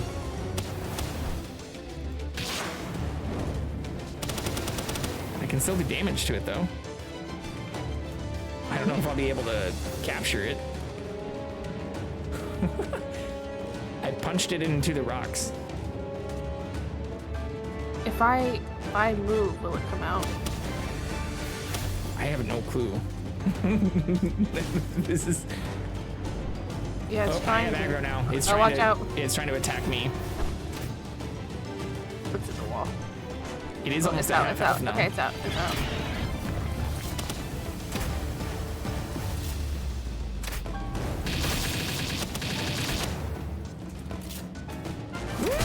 Right, get out of there. Okay, bye-bye. This is kind of a viable strat, though. We could just keep baiting it back into that corner. All right, I'm baiting it back. I think I have aggro. Do I have aggro? Yeah, you do.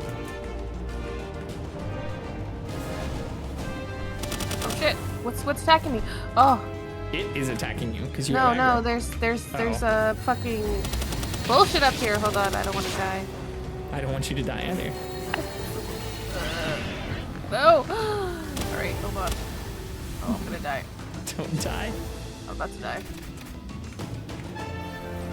Oh god. Okay, I'm aggro again. My Polaris is almost dead. I'm leaving. Yeah, leave because I'm Bye-bye. I'm a little preoccupied. Fly away. Oh god. All right, I'm gonna leave. Let's try not to, but. Did not you can fly for that long? Well, so like even right now, you see how like the stamina is going down. If you don't move, then it doesn't continue going down. So you can just kind of hover like this. But that's why I was saying like the stamina matters, because I had to keep going back down to the ground to have my stamina recharge, which was part of the problem. Is that a large egg? It looks like a large egg. Let me see. It is. Nice. Do you have one of these? The Mammoris crysts? I do. I think I do. Yes. Okay. Wait. No, I don't. I love glitches too.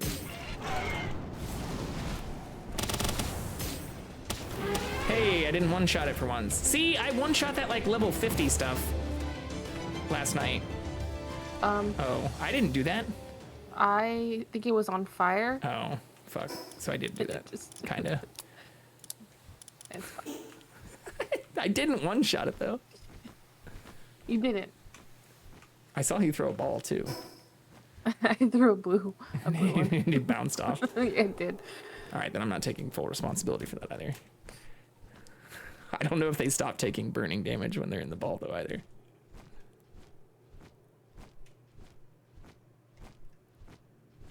All right. Jackson moved over too. Oh, whoops. Where are you going there, JP? Don't ask. I also don't know why my Polaris is hungry. My pals aren't eating out of their ball or out of my pack thing.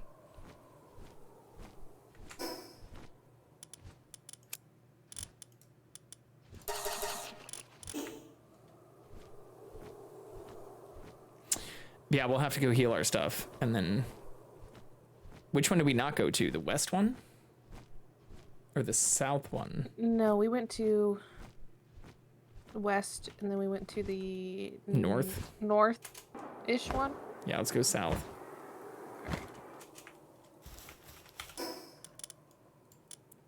Let me put all my dead pals back in the box. Yeah, I gotta do that too.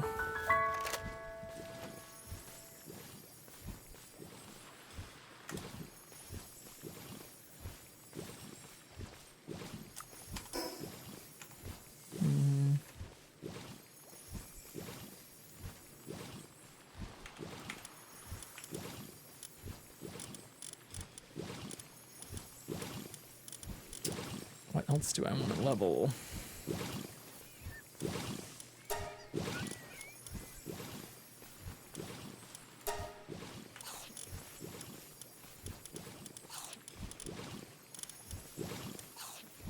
I could level one of those shitty shadow beaks we got last night.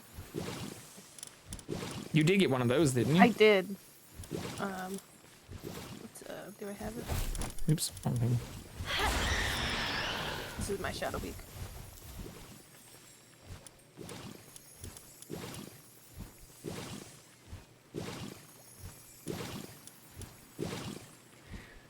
What are my favorite pals to take with me? I pretty much always take the Polaris and Gale Claw now. I also am a big fan of the War Sect. I just don't have a very good one of those yet, which is unfortunate. I have this boss one, but it doesn't have any golden traits. So I've been trying to focus on leveling things that I might want to pass the traits on, or like breed, or that can withstand not getting one shot by some of these higher level things we're fighting. Yeah, those are probably my favorites.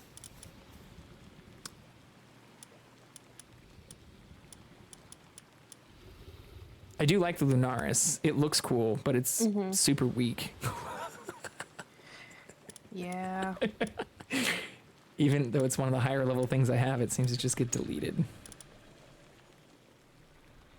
try this Cognito.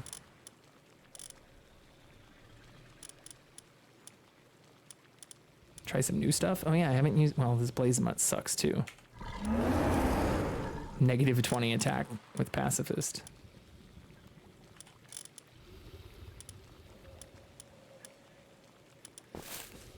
Oh, I could take the Grisbolt. Yeah, I'll do that.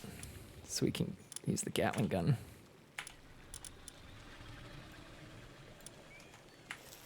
Which we could craft one of those for you too. Oh, that'd be fun. I don't remember what it takes. It's probably a lot of stuff. Oh, we should sleep. Yeah, I was just gonna see if I could start it. Oh, I can't afford it. Holy shit. Nice. It takes 50 refined ingots though. Oof. Not cheap.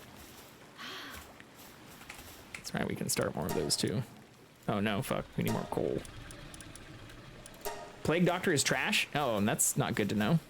It did a lot of damage to me. I guess I could take the Ragnahawk then. It also doesn't have good traits though. Oh, I'll take the Mariath. I haven't used that at all. Spooky horse? Yeah, Spooky Horse. Nice. Nice. It almost looks like something out of a, like, Miyazaki film. Yeah. Yeah, it does. Reminds me of the Spirited Away thing. Spooky Horse. Oh, I see your Shadowbeak. He says Shadowbeak minus Victor. No more floating Victor. And no more floating Victor. No more cheating tank. Okay. What did not make the minigun overnight? But I think the south area is where I got the other Grisbolt. So if that's the place we're going to. Let's see how. Right. Yeah. What's the closest travel I have? The start. Yeah, I was gonna say the start. It's not that far away. No. Let me make sure I have everything. Okay, they should have enough food. Do you have enough food? So it's just checking. Yeah, it should be fine. Well, there's some salads in here, and I can drop some too, if you need food. No, I have salads and some honey. Should be good. Okay, and you have balls? Yes, I didn't use any of the ones I had. Sweet. Which one are you going to? Oh, I see. You already did that. Yeah, I think that is actually the closest one, except for, or minus the things that are like across it. What is the box icon for the attributes the pals have? Like handiwork, fire? So that's the thing in the bottom right. Or here, it's now on the left. So like this one doesn't have any negative traits like I was talking about, but I have a few that do. Where I've been trying, like this one even has lower defense, even though it has higher attack. So I've been trying to focus on leveling things that only have positive traits, even if like this isn't gonna help me in fighting, like mining efficiency, or same thing here, logging foreman. Oh, I think they mean the transporting. Oh, Transporting is them picking up items. yeah. Yep, handiwork, fire, so that's their suitability. So like transporting lets them pick stuff up. Farming lets them obviously like do that stuff in the little farm where they drop things. Mining lets them mine ores and coal and stuff. Gathering lets them pick up the plants. And so on. And they have different levels, like there's up to 4 or 5 levels of that stuff too. And you can even upgrade them by condensing other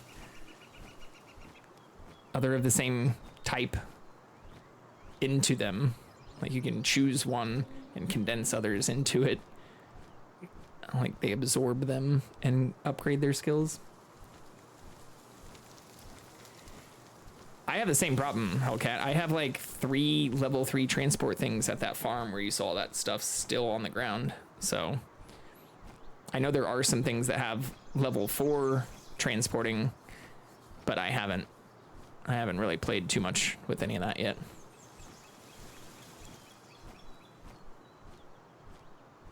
But I have the same problem.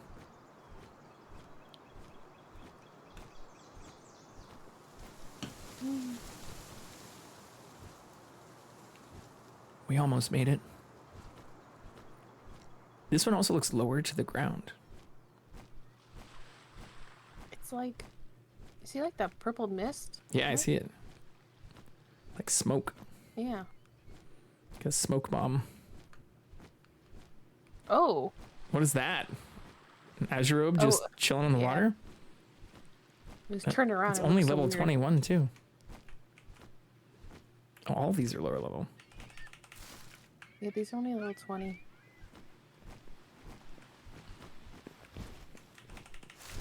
Which means I can catch them. Yes. Well, and then I don't want to use this against them. I don't want to use... I should probably just stab them with my spear.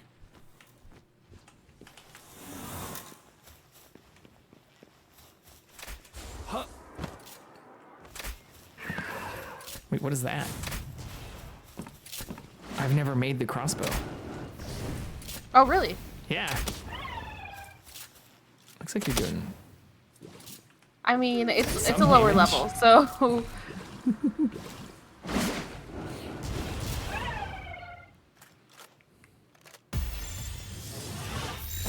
Nice. Nice. First throw. Probably should have used a lower level spear. I didn't get shared experience for that, though. Interesting. Really? Mm-hmm. What is it? Maybe they're too weak. Not even like 2? Ooh, what's that? Oh, here. Penking? Oh, this Oh, one. the Elfidrian? Yeah. Yeah, we should definitely get that.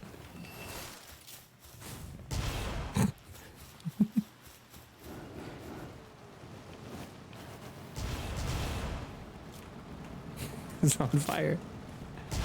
I didn't do it this time. Oh, you blinded it. Hey. Get out of here.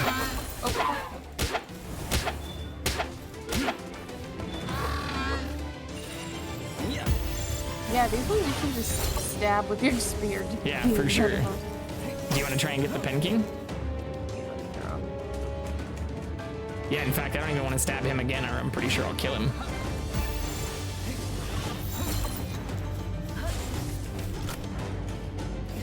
I can just use my pickaxe.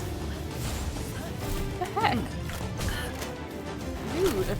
Yeah, it said 54% for me too, and I failed.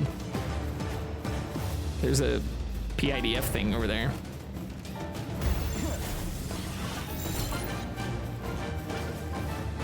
Nice. Looks good. Hey. We should not get caught by the tree. Well, that looks like they're lower level too. Oh, there's a Grisbold over there. Where? Oh, let's do it. Alright. More Azure robes. Yeah, because you need one of those too, right? Yeah. And the minigun mount should be done by the time we get back. That might delete it. You It deleted did. it. Okay. I'm sure another one will spawn. Because, yeah, this is where I got one. It must have just been a long time ago when I was here, because I thought they were higher level. I remember this being harder. Cool characters are actually ones designed on Xbox. Design one just went to default. Yeah, I like it. I also had a beard when I first started playing this game.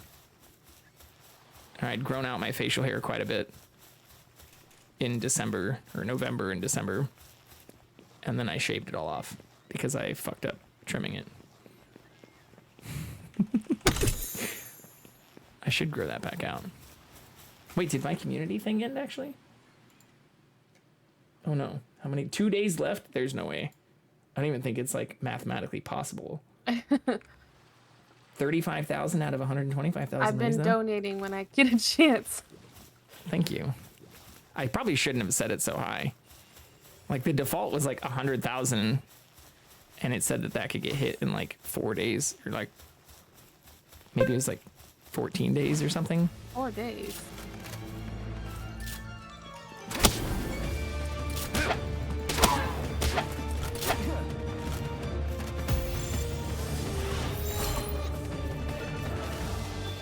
Yeah, I'm not very good at doing it myself, which is also why even before it became probably a better haircut for me to have, I've been shaving my head for like 6 years just because it's easy and low maintenance. But that makes it even harder when I have to do, there's a veilet over here too, when I have to do like careful trimming for facial hair and stuff, because I not only don't do that very often with any other hair, I just shave everything now.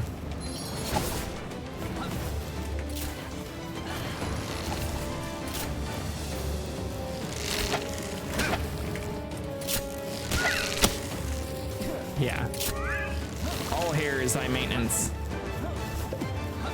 Long hair is very high maintenance. Short hair can also be high maintenance. That's why I say all hair is high maintenance. Yeah. So that's why I said shave it all. Smooth as a baby. Oh. Uh-oh.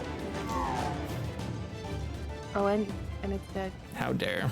Whoops. It caught on fire. I was wondering why you didn't throw a ball, and then I saw that you were struggling. Yeah. I was trying not to have my pal kill it.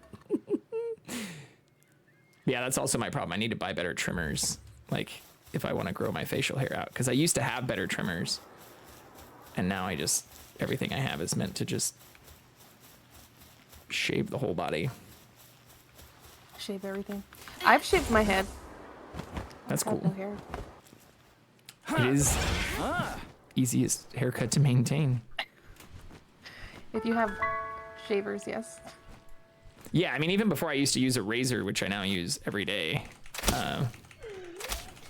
I have a couple trimmers, but I don't have all the, like, attachments for them, even for beard stuff.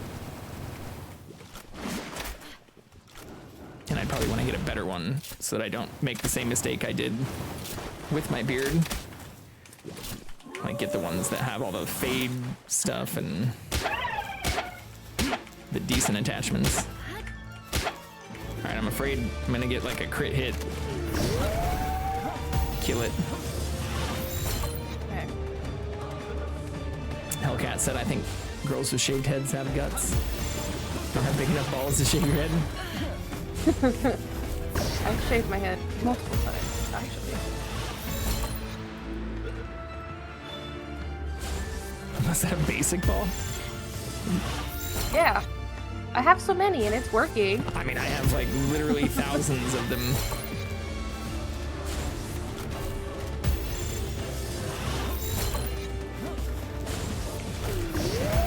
I didn't want to waste the nicer ones on it. I mean, you're fine. Looks like this might work though. Nice! Hey! Basic balls rub. Runner.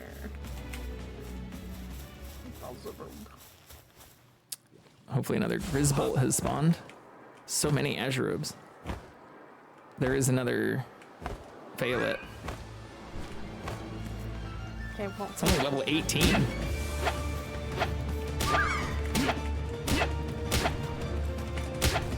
Ooh. Wait, where are you? right here. Oh, I see.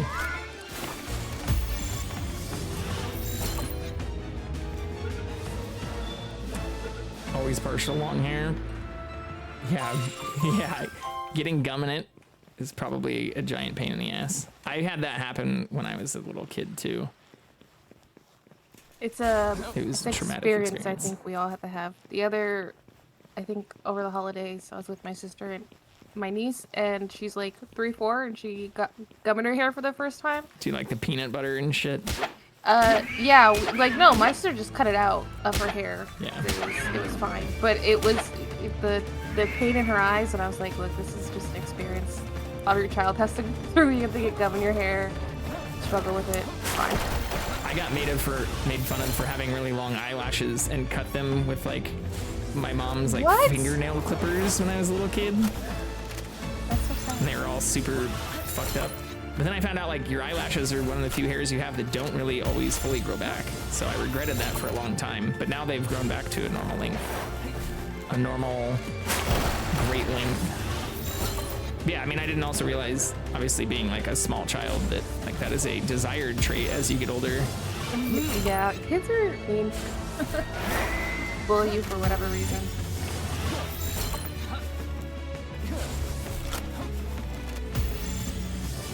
Kill to have long lashes. I mean, they grew. I mean, they're still. I have problems with them hitting my glasses sometimes, but they're not like insanely long. I'm sure if I use those, whatever. If you perm them. A woman I used to live with used to use these little like crimper things on hers. Oh, an eyelash curler? Is that what it's called? Yeah. Yeah, I'm sure if I did that and then like, yeah, put shit in them, they'd probably look better. But men always get the good stuff. Yeah, men usually have long eyelashes, I feel like, more often.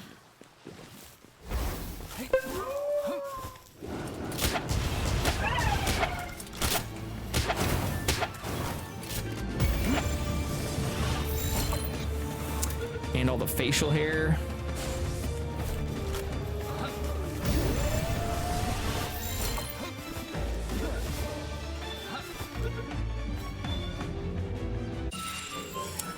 Used those before too. Eyelashes are non-existent. Yeah.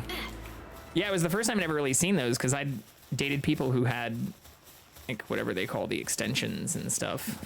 But it wasn't until one of the last people I dated more seriously and like lived with, they pulled out this thing that looked like a fucking torture device and started like crimping their eyelashes, and I was like, I didn't know it's that. a little bit of a torture device. I didn't know that was a thing. Or yeah, watching them use it too, I'm like, this looks like some saw shit. Like, this looks like something you do to make somebody extremely uncomfortable. It's kind of Clockwork Orange nonsense. Ooh, that's a good poke. I almost shot it again. Worn extensions before too. Yeah. I mean, I didn't know what it was. I still, until just now, didn't really. She probably told me what it was called. I just blacked it out. It's the torture device. It's just an eyelash curler. But I had thought of using it just to see and never did. I feel like my eyelashes naturally curl. Just makes them curl more. I'll send you an eyelash curler, JV, just so you can. I'm sure they're not that expensive. It They're didn't look very like an cheap. extremely It's very detailed cheap. device. Although I am surprised, like I finally bought some like nice, like a nail clipper set, and that was actually relatively expensive because I kept breaking them or like going through like the cheap ones. And same thing with like the little tiny scissors. I forget what those are. There's like all kinds of stupid skincare things that feel like are artificially inflated. Brag a little more.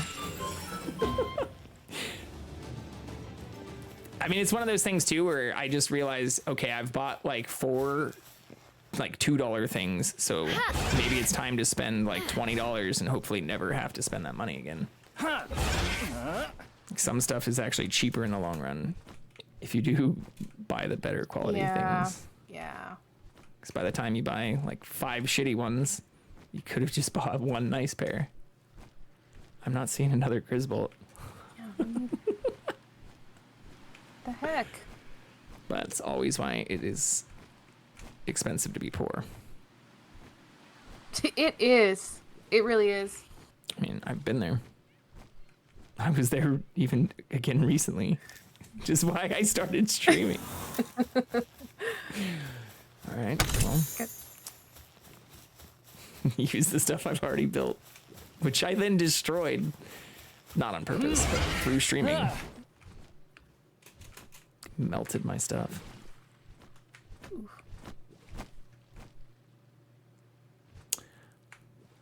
I don't know, I guess, are there any of these other things you want to capture more of? Or did you get you got that other Violet, right?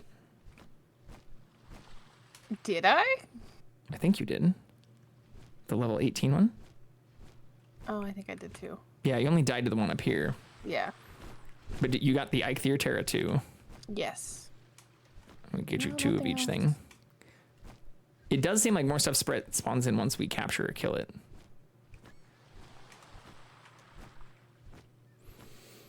One of your favorite pairs of boots got from Nordstrom's for 200 but lasted for 15 years. Yeah, I mean, same thing. I've got like bought some nice pairs of jeans. One of which I did not buy at Nordstrom's, but did find out that they do pretty cheap tailoring, even compared to, like, I didn't really know of many trusted places, but I do have technically now 2 pairs of tailored jeans. But I bought them cheaper online and then took them in for that. But that stuff, and shoes. I've had some dress shoes I've had some for probably like a decade.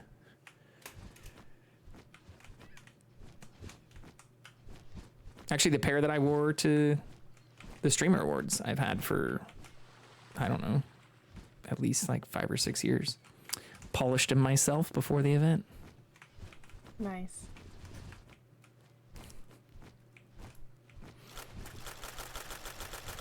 Yeah, I mean, me too, in a certain sense. Like, I always buy like the longer leg versions of jeans, but then they're sometimes like really loose in like the ass and the crotch. So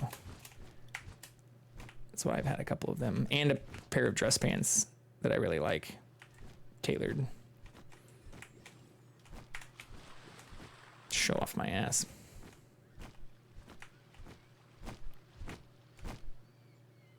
Okay, killer capture. Which one? Any, I was just thinking we try to get another Grizzbolt to spawn, because it's almost nighttime. I don't really want any more of these. We can just kill stuff. I need experience. So do you. Yeah. And I did seem to be getting shared experience for most of the stuff. There's just a couple of the captures. Murder, I guess.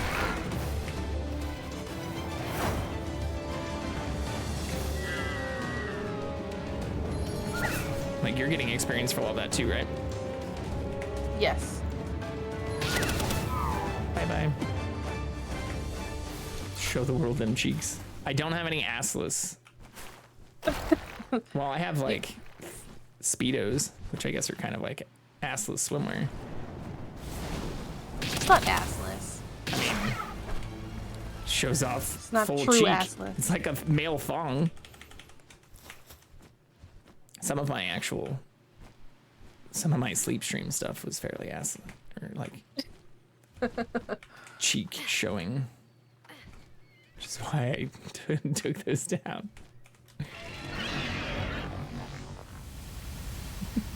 You need to get your views back up, JV. I didn't really, I mean, that was before I don't know what my average numbers were for that. Before I was really even tracking it that closely.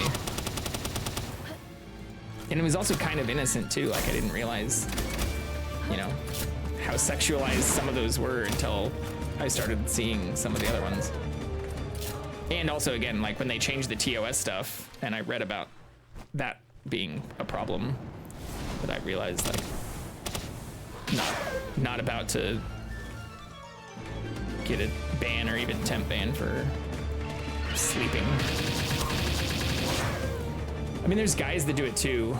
I mean, I was one of them. I did like more than, it was like 7 or 8 or 9. We pulled it up the other day.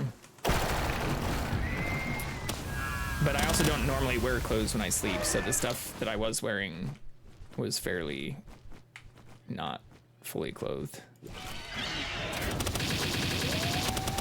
Which is what's problematic, I guess.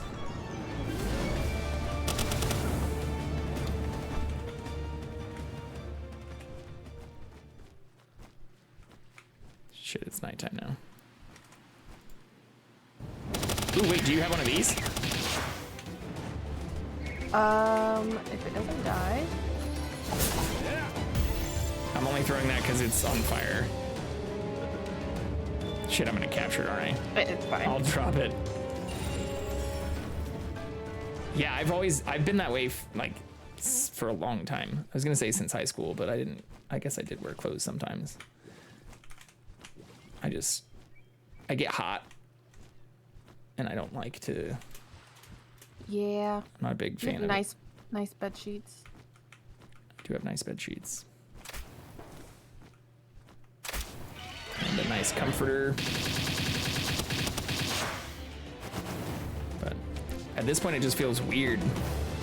Like having not slept with clothes for so long. Like anytime I do it, I feel, I don't know. Even in the winter? Mm-hmm. There's not really a winter in California. It is winter. But yes, even in the winter in Kansas, I would not wear clothes. Or I would just layer up blankets instead.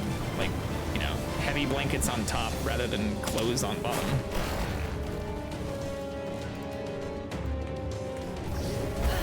And yes, there is kind of a winter, but even this year, it's just like it rained. It hasn't even gotten that cold. Like it's probably the same temperature right now as it was in like November.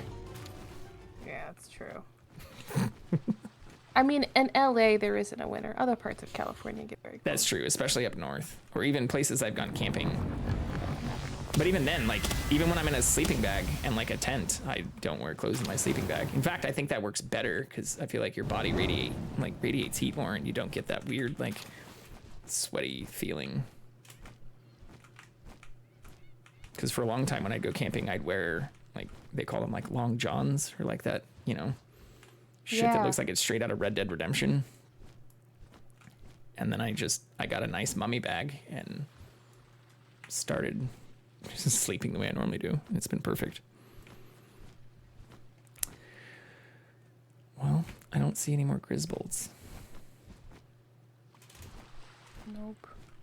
It's like that other thing we killed that I forgot about. At the other sanctuary.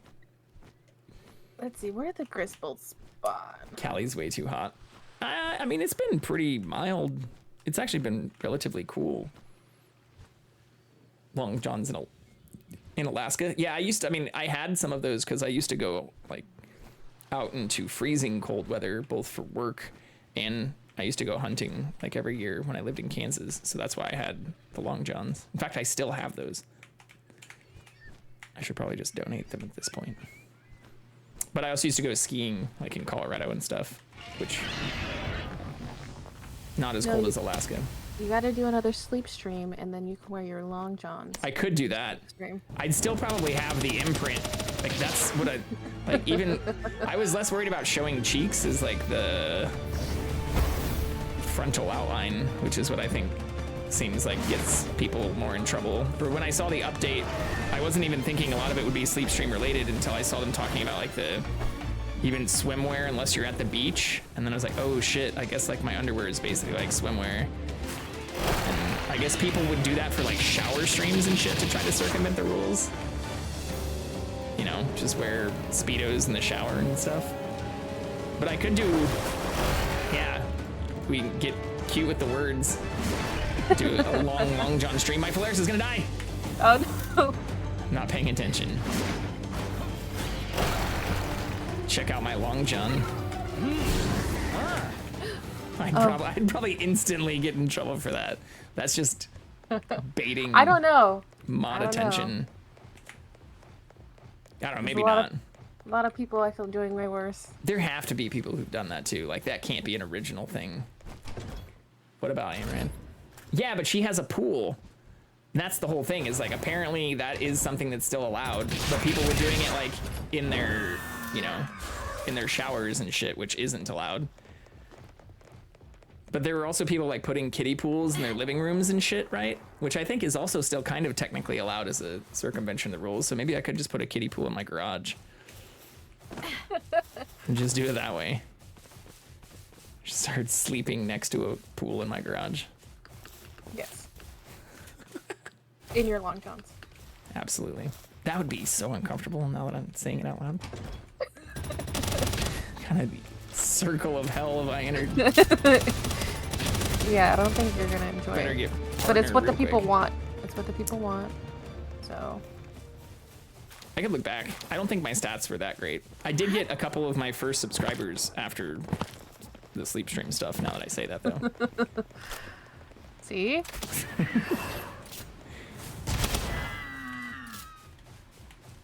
Spicy. So I looked it up, and this is the only place where the Grisbolts spawn. Does it spawn during the night? And Dying. It doesn't say.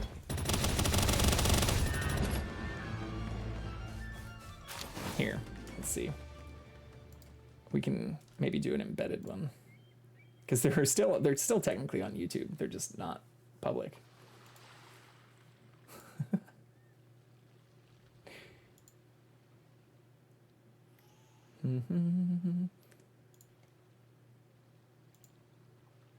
There were also a couple where the camera froze. Not at like unfortunate moments. Thankfully. Trying to see if I can find a kitty cuddle.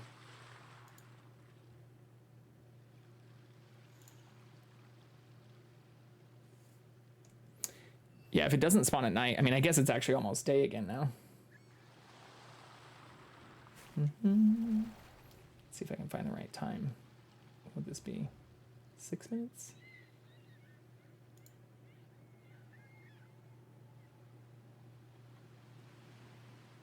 Oh, this one also has Jackson right there.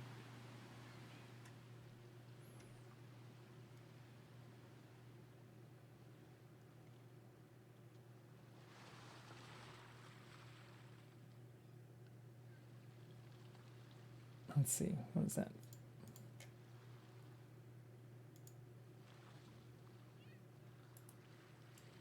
While we wait for a Grisbolt to spawn.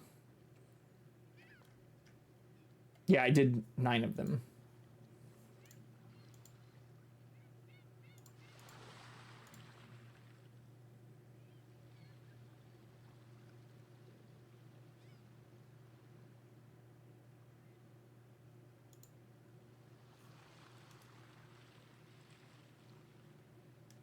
Well, the camera freezing was unfortunate because, like, I obviously while I'm asleep couldn't fix it or didn't know until the next morning. And yeah, it didn't freeze in any weird spots. There were a couple near misses with me moving around in my sleep and not wearing significantly well secured underwear. You were asking for trouble. Oh, I knew I was kind of asking for a little bit of trouble. Live dangerously. Here you go. Exactly. While we wait for the Grisbolt. This might be backed up a little bit too much. This might also be one that had some freezing. No, maybe asking for trouble. Punny.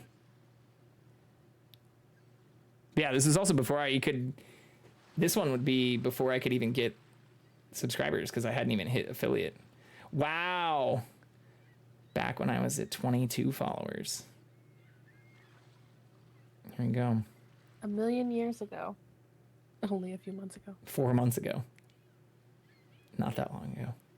No Jackson immediately in this one either, though. But yeah, you can be shirtless as a dude, so I wasn't too worried about that. But you can see my Speedo, which is what I was a little bit more worried about, especially with the full show off. And me just like doing shit like that, where as the night would go on, like you can see, oh, there's Jackson. He doesn't always come right in, but some people had asked about whether or not he cuddles. And he'll usually come up for quick pets. Oh. And will sometimes hang out right next to me. But yeah, in terms of sleeping without clothes, or when I say I get hot, like I sleep like this a lot. So this is also where you can see when I say he likes being adjacent and isn't cuddly, this is how he sleeps sometimes next to me. But yeah, you can see like, you know, sometimes over the night I'll just pull up, but this is even just like a sheet and it's during the winter. So just to prove that I'm not like talking out of my ass or talking shit. This is how I sleep. Not super blanketed. Yeah, nothing too spicy on this one, I don't think. It's really where I would roll around and stuff that I'd get into potential trouble. But yeah, same thing. Jackson's just kind of adjacent in the corner.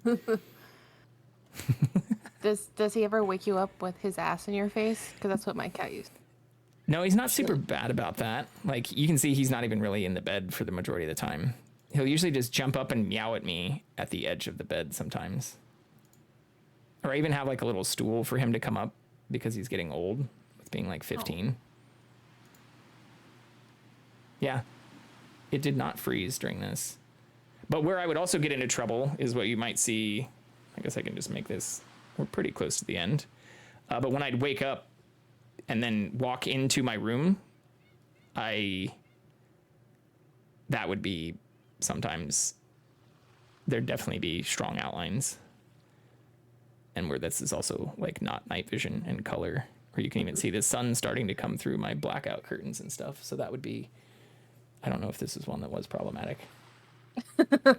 We're about to find out.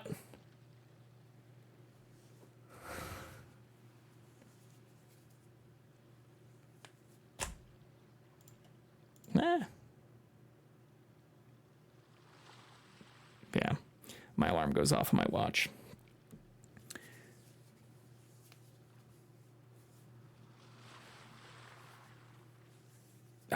Yeah, you can even hear him or see him jumping up and recognizing I was up. But you get to see morning-faced Justin.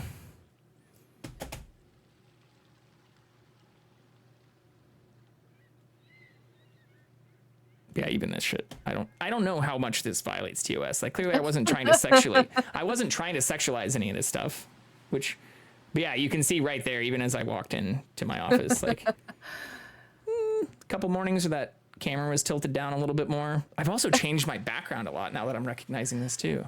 Oh, you have? I've even hung new shelves. Anyways.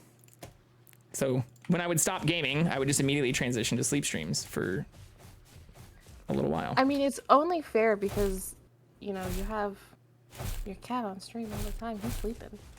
Well, and when I started, I was also like, I'm going to try and stream as much as possible. And if I'm being honest, sleep streams seem like really low effort content. Like, I literally don't have to do anything but sleep. I did evolve on the last couple of them where I had like, you know, overlay effects, and like it would like have a little scrolling text thing saying like, type my socials in chat and stuff if you want to engage with me when I'm awake. But those, I know my last one is the one where I was like, oh, I should probably take this down.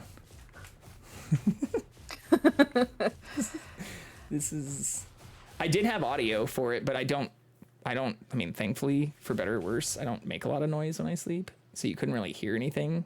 Outside, I have a fan. I like always having a fan on me. So when I say I run hot, I not only don't sleep with clothes usually, or as few clothes as possible, even when sleep streaming, but I'll usually even just only have like a, you know, sheet or a small blanket and then still have a fan on. I have to sleep with the fan on too. So the fan would sometimes even block out like my sleep sounds. I have done some purring stuff, or I even, while my stream was all super broken 2 weeks ago, I've been trying to learn how to use some of the Adobe suite. So I have made like some loops of him doing cute, you can hear him snoring.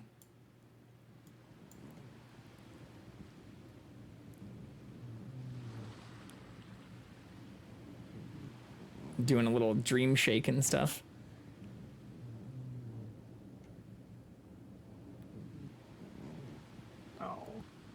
But yeah, I figured out how to like loop and make it so there's not like hard transitions when you do loops.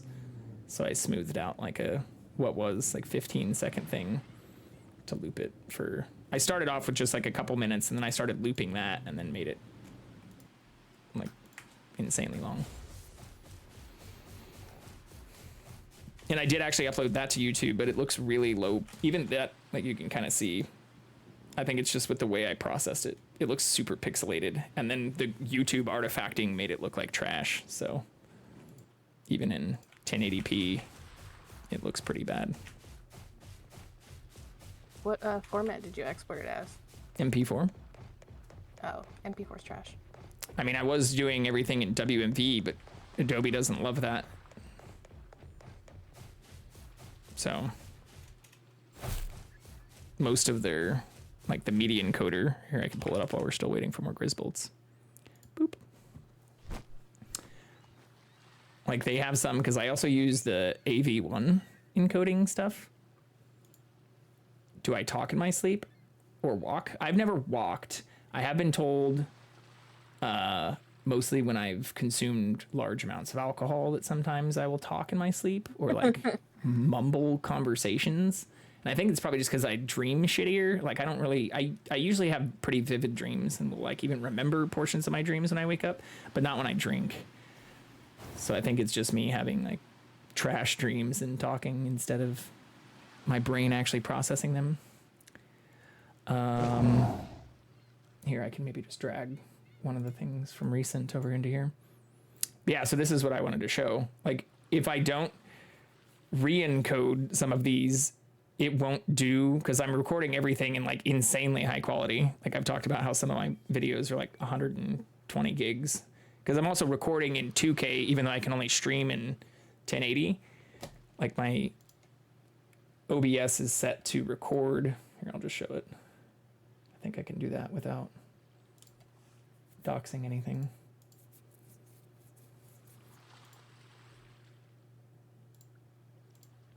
Yeah, so like my resolution for my canvas is 2560 by 1440, but my output scaled resolution for the stream stuff is 1080. So I'm recording in like higher quality than I'm streaming in. Mm-hmm. But I'm recording in MKV, which seems to be like the raw format so that I can split out like the audio and the video easily. But for some reason, even Adobe Media Encoders and like Adobe Premiere, it says like the source compression, which from reading about it seems like because I'm using the newer NVIDIA, like INVEC, whatever encoding stuff, it doesn't like that. So what do you recommend I start exporting stuff in? Usually a ProRes, like an MOV with like, Adobe products are usually pretty decent.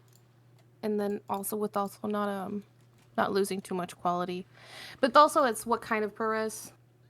So probably like I think standard is like a 422 HQ ProRes. Okay. I mean, I do have But a MacBook too. Yeah, YouTube's gonna compress the shit out of it. Yeah. I don't know what he's staring at. I'm not sure. I think he's just like he sometimes sleeps with his head up and then we'll do the like little nods. He's looking at a ghost. He's just loafing. Oh no, he doesn't seem like he's even asleep. He hears me talking. So hears me talking shit. There's a ghost sitting right next to him. No, he likes to stare at my kitchen. So the kitchen, you can even see the couch from the bottom left. So like the couch looks towards my wall, which has my TV, and then my kitchen, which is on the side. So he sometimes just like stares, especially when I keep the light on, which I do for the bat screen, which is what I've dubbed this. He will often just stare that direction because it's the only. There's a ghost in your kitchen, is what I'm hearing. There could be a ghost in my kitchen. Unfortunately, it doesn't cook for me or do my dishes. It cooks ghost food. Doesn't do anything of extreme value. Oh shit. I realized I also just let my timer go. Damn it! Yeah, it's running automatically. Well, sorry Hellcat and others, you're probably going to be experiencing ads in like less than 30 seconds. If it cooked and did dishes, I would not tell people I had a ghost. Keep it for yourself. Exactly. I would probably try to stream it. Oh, there's a Grisbolt. Oh. It just appeared. I will not use my Grisbolt to murder it. Right, hold on. I'm coming. Oh wait, that's you. Yeah, the other one's over there. It's only 18, so that's why I was like, I will not use mine.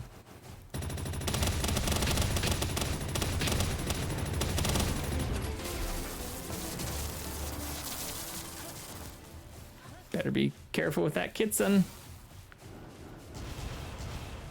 Should be low enough level, but cool. Is that a gat? Yeah. Yeah, that's part of why we came down here, because I just started crafting another one so that we have one for each. Hey. You can do it.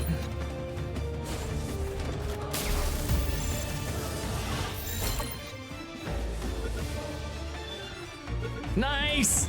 Hey, we did it. All right. Oh, whoops. Thank God you caught it. All right.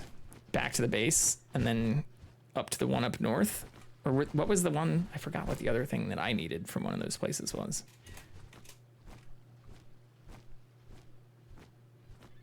But wait, did you not actually, did it not run more ads? Because the roll-off auto did it since I try to have it go on the hour, but I'm bad when I get distracted about keeping my timer aligned.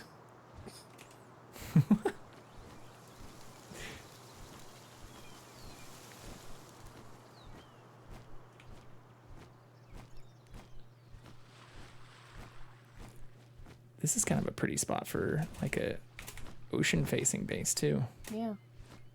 Little beachfront. Yeah. It's not very flat though.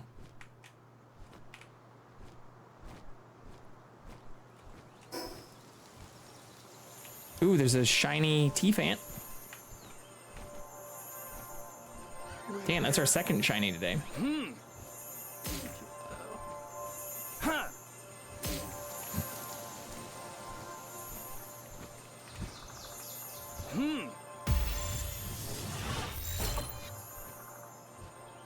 You do not run out of stamina in the ocean. Even on ground-based pals, which we just tested and found out with the Grizzbolt. Yeah, I caught it. Nice. The other night, so you can mount pretty much anything, it seems like, and run in water. Or here, I'll show you. I thought you died in the water with the Grizzbolt. Oh wait, yeah, I did run out of stamina. I then just swam. Yeah. So you can run in water, but you do run out of stamina. Sorry, fake news. The flying pals don't, though. Yeah, flying pals don't run out of stamina. Well, they do run out of stamina, but they can still just hover over the water. Yeah. Yours dies? Interesting. That I don't have, there's no server setting as far as I know, or game setting for, I mean, I guess you could just turn, oh, thermals? Yeah, you'll get hot and cold. So that's why you just need to always carry one of each armor. I didn't realize my armor is completely busted again too. Yeah, this is actually where my old base was. I guess I can go up here because you can see it. So you're asking about raid proofing. I built, so that's where you start, obviously. So I built this, which was not raid proofed, or things could definitely get in here until I did some really cheesy shit. So like, this is my very first base. I guess I can fly back up here to show it in its entirety. So I built this just right down from where you start because I really liked this waterfall and made these little like patios so you could hang out near the waterfalls. I've since deleted all the decorations, but I found out that if you just make like a stairwell, even just wood stairwells, like they just would they'd run over here and get confused and then just run away. And same thing over here. I just made some foundation to block things off and they didn't even break this stuff. So it wasn't super fancy. It actually looks kind of shitty now. But this would make this, it was on the cliff so they couldn't climb. Yeah. Yeah, I deleted all the decorations and took most of this stuff down to move. I'm surprised some of the back stuff hasn't deteriorated actually. Maybe because we haven't been here. Nothing's like loaded in. I still don't exactly get how the deterioration works.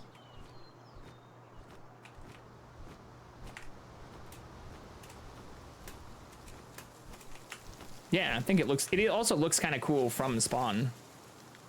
So you could even like see the stuff and all my pals and things. Or you can still even see a bunch of those little lamb balls stuck on the area that I raid proofed with.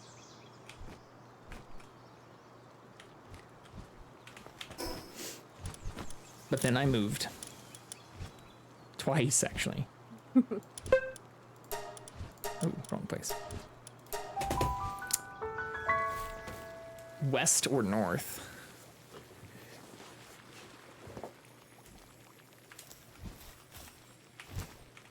Let's see. Your minigun is also ready. Fuck yeah.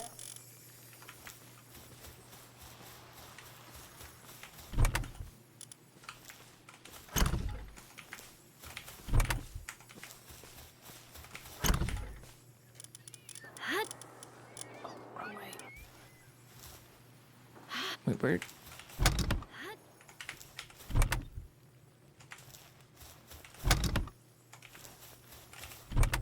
Yeah, we definitely need to make more balls. Oof. What do we need? All of them? I'm pretty sure you took the rest of them, right? Yeah, I still have a bunch. What mats do we need?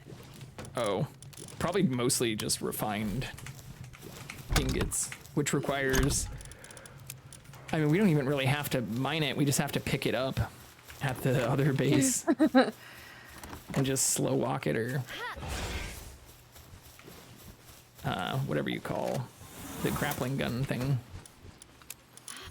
All right. Get those back. Yeah. In fact, there's probably a bunch on the ground already, again. Yeah, ore and coal. Or here, let's just see. I'll go out to the thing really quick just to double confirm. Because I don't think there's anything else we really need. Huh. Big Anubis ate salad. Good. Oh, there's 71 hyperspheres here. Here, I'll split these with you. Yeah, so to make more hyperspheres... Actually, I can make a bunch more already. Because I made the Paldium fragments, which is what we were gated by. Oh, hey, you get to see the flying stuff. Didn't know you could use the grappling gun for that? Thought it was useless because it only pours you to... No, you can... When you're over encumbered, it's one of the best ways to move around. I mean, that's actually... Until you could slow walk while over encumbered, there was no other way to move around. But you can use it for all kinds of stuff. Even just like getting up onto these things, which is a little glitchy.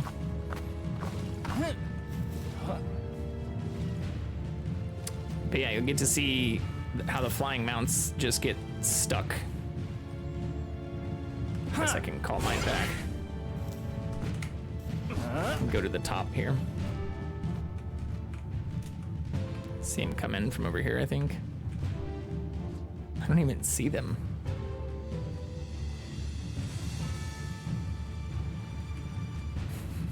Do you? Is it at this base? I think so. Bases, right? I saw them pop up on my little compass for a little while. Oh, yeah. Oh, maybe they are at the other base, the farming base, which is close to here, but not in that direction. Yeah, they're west. It's over there. See? Maybe... Oh, I see a danger. It's like through the map, though. I've just built this place so awesome they don't even try anymore. Yeah, I don't see them. I see one danger thing, but it's like through the map. I think that's glitched. I'm going to claim that it is due to my awesome building skills instead. It is due to your awesome building skills, of course. I do see one Nightwing, but that doesn't have... I don't know. But I did almost build raid fakesies. I did almost build my base up here. There's just like not enough room. Like the circle is almost larger than all of this. Oh, what we need to do is the King Palkas. If you have them in your party with a saddle, they add more carrying capacity. Oh. And if you have like 5 in your party with all, then it's like way more carrying capacity. Does the King Paka Christ count or just the King Paka? I think it's both count, but I think they're different crafting. Oh, for the saddles? Yeah, for sure. Yeah. Well, the King Paca Chris is just a higher level, so we'd get more experience. But the King Paca is easy to kill. That thing's like right by that starting area. We could do both. I might have a few already, actually. Let's see. I know I have at least one King Paca Chris, but I haven't crafted any of those saddles yet. I don't even think I've unlocked them. I have one King Paca Crisp, and I have one regular King Paca. King Paca. Where is their saddle? It should be not that high level.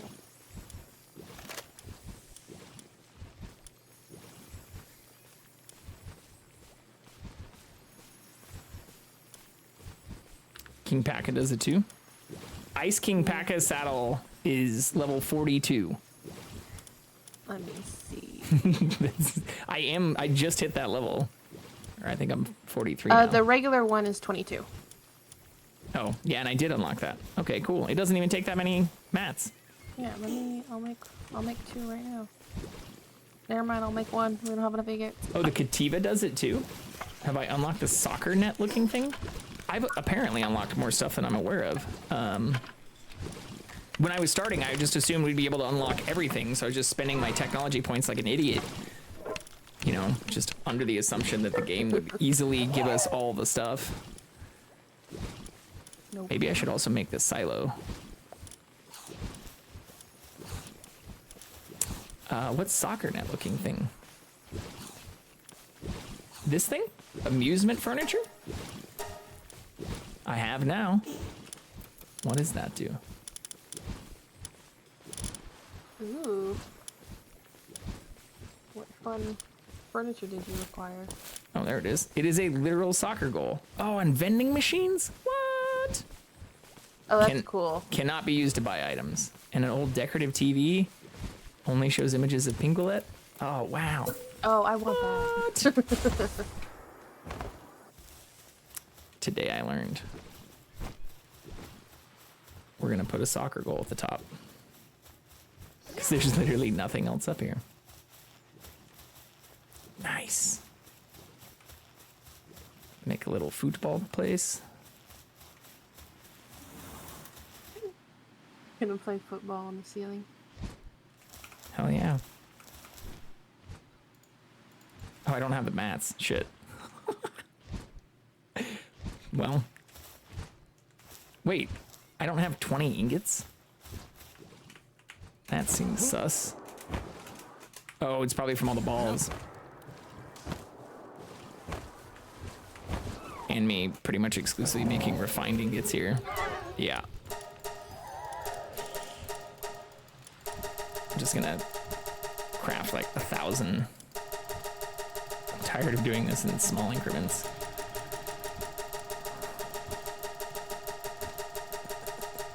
I have more ore. Are you at the other base? Yeah. Slow walking? Yep. Look at it. You get to see using... I found out if you aim it right in front of, like in the middle of the... whatever you call those, the lockers, it seems to let you, like, even from back here, it lets you do it like that. Yeah, you did there it. There it goes. Perfect. All right. Nice. Yeah, you can do that, Hellcat, even from pretty far distances to get when you're slow walking to other areas of your base. Oh shit, I just missed. All right, well here are the 20 ingots we need for our soccer stadium.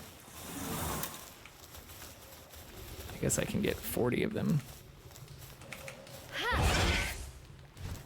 Yeah, put them to work. Yeah. Oh, we could go to sleep too. Yeah, it's probably not a bad idea. Was there more coal stuff? Like, we could just mine some if we need to.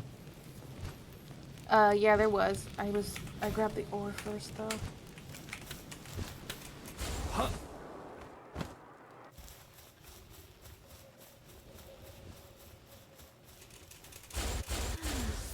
Wish there was a faster way to go upstairs.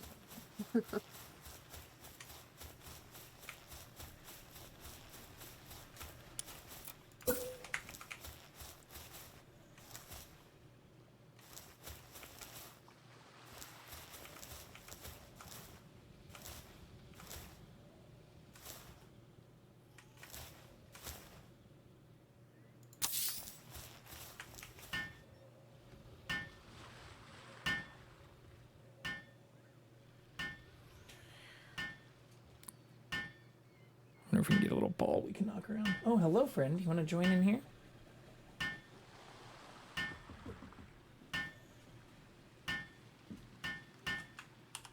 One moment. We must change our camera. Show the kitty. CatCam.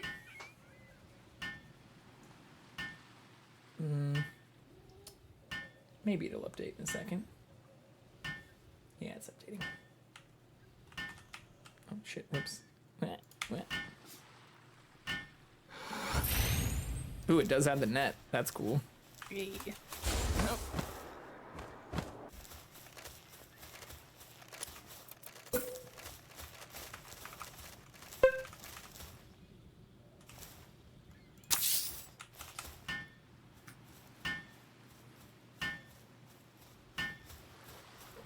Big scratches.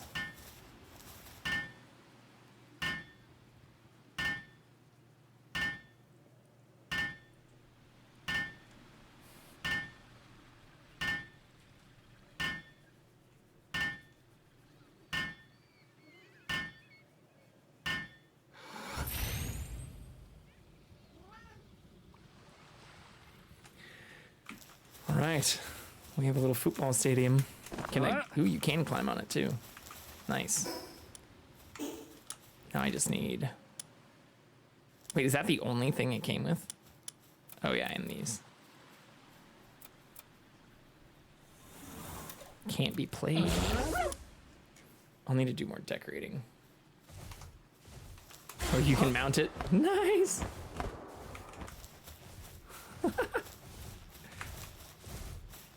Okay, sleepy.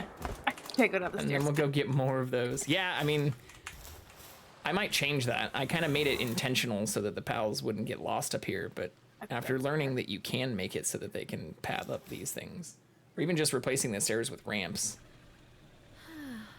might be a good thing to do. So now see if they keep working or if they go to bed. His meow.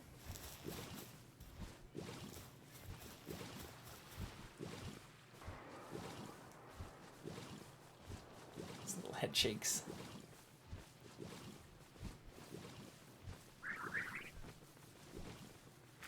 Think it's a passive thing like the minecart? Yeah, I doubt they do anything with it.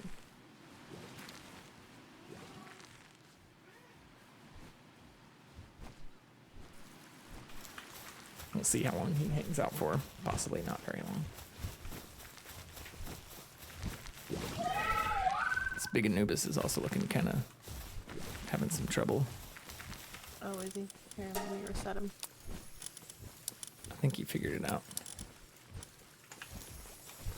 Some more food.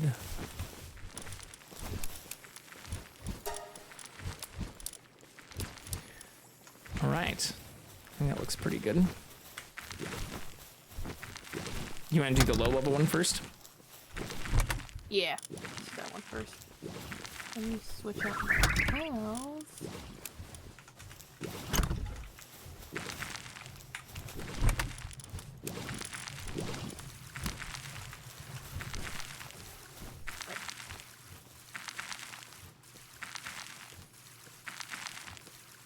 Oh, do we need to get more coal?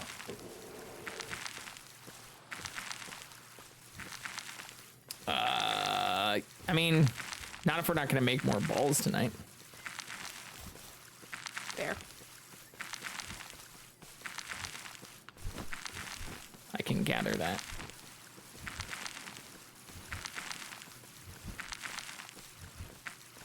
Hydrate. Thanks, pizza. Get mine. Let's see if I can triple task here.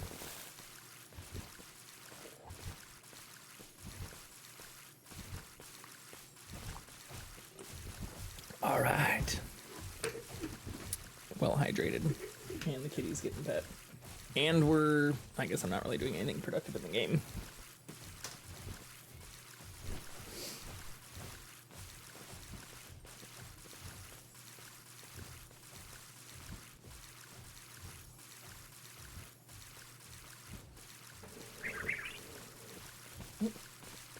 Uh-oh, I'm getting feisty.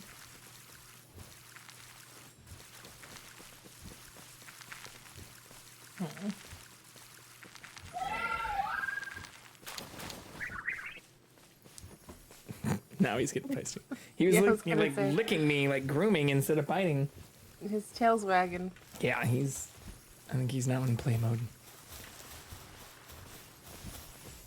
Although he wags his tail a lot, like a dog.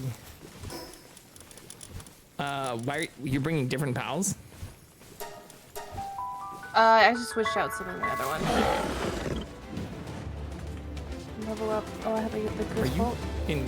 Why do I have fight music? What have you been doing here? No, these rush boars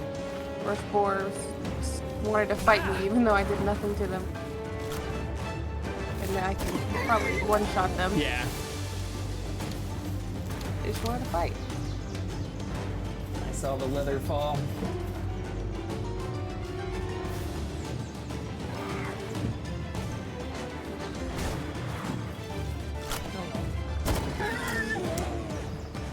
I wonder if I can one stab them, one punch.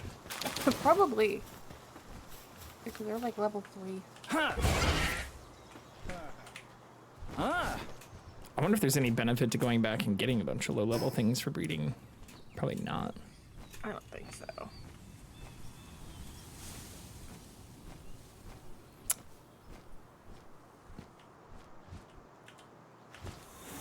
Yeah. Ooh, that's definitely gonna kill it. Uh-oh. I'll just stab it.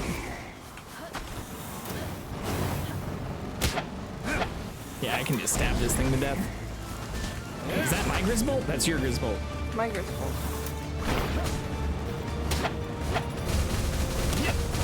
Nice. So Ow. much fun, isn't it? It is. Oh, it's the... Melpackas. Yeah. I'm stuck inside of it? I can't move. I don't think it can move either.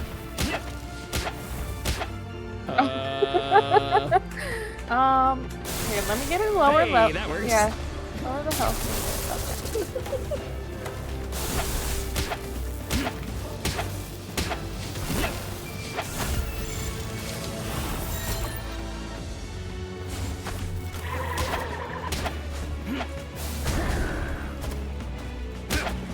Oh, it killed me. What are you? Still in the 20s? 25. I'm joking. Yeah. Oh, wait, what? I didn't do that. What the heck? I wasn't even in stabbing range. I don't know, it just died. It's still like I mean, moving. I think I killed it, but it had more health. I only like shot it twice. Okay. Fail. All right, we'll go Damn. to the higher level one. Try to not kill Damn it. it. You have cold armor, right? Right. Okay. Well, hey, at least I didn't kill it for once, though. Rip. Were your pals on active aggression? I don't think you had a pal out there, did you? No, I was shooting it. I thought it could take a couple more bullets, I guess. Yeah. Ooh, I hear another shiny kind of. No? Am I crazy? No. I don't.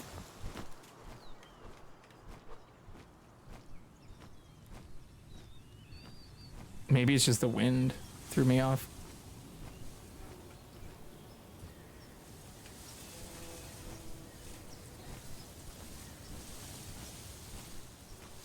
Yeah, I think it's just the wind. Alright, the higher level one's gonna be more of a fight. So let me switch out. We did that one together, though. Yeah, we could do it. I'm just gonna need my fire pal.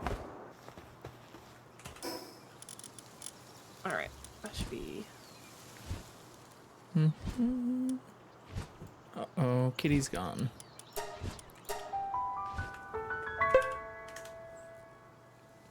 Yeah. Wait, where'd you get that? Whose emote is that? Tony Sue? Oh, that's cool. I like those. You can add a gun emote, JV. Can you, though?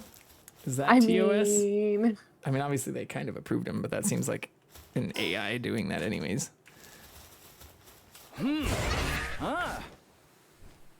Sue Chunks a lot. Sir. God damn.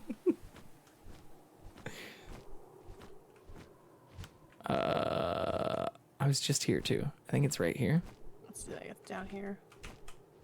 Ooh, there it is. Ooh.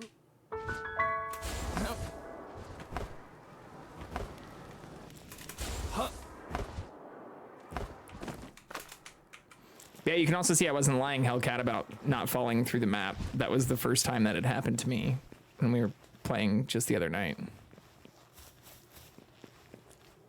It hasn't happened since, and hadn't happened to me like that beforehand, thankfully.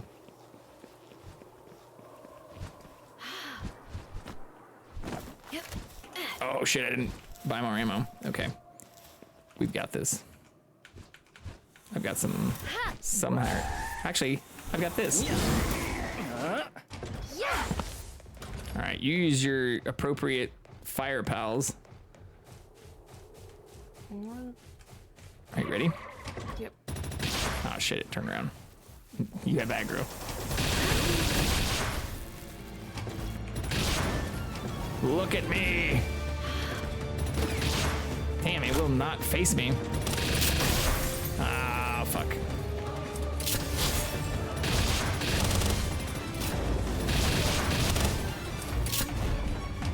Poor Bushi.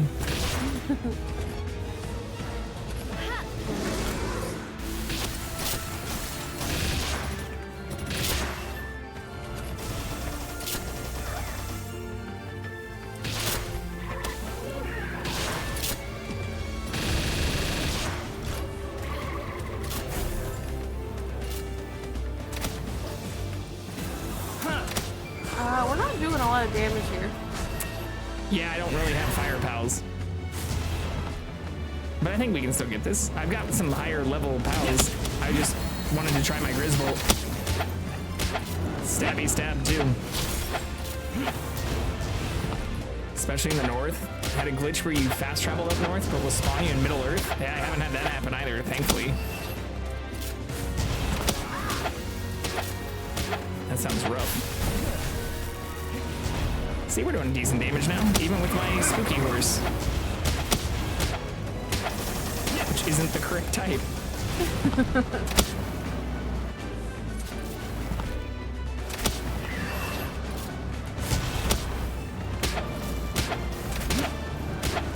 Yeah.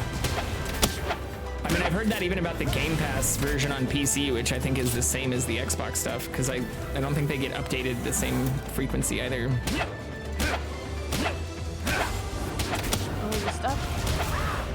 It looks stuck. Haha, get glitched. It's not glitched anymore.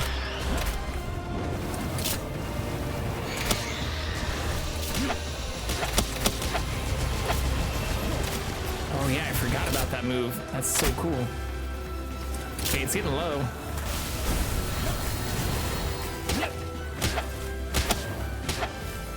Did you capture this last time? I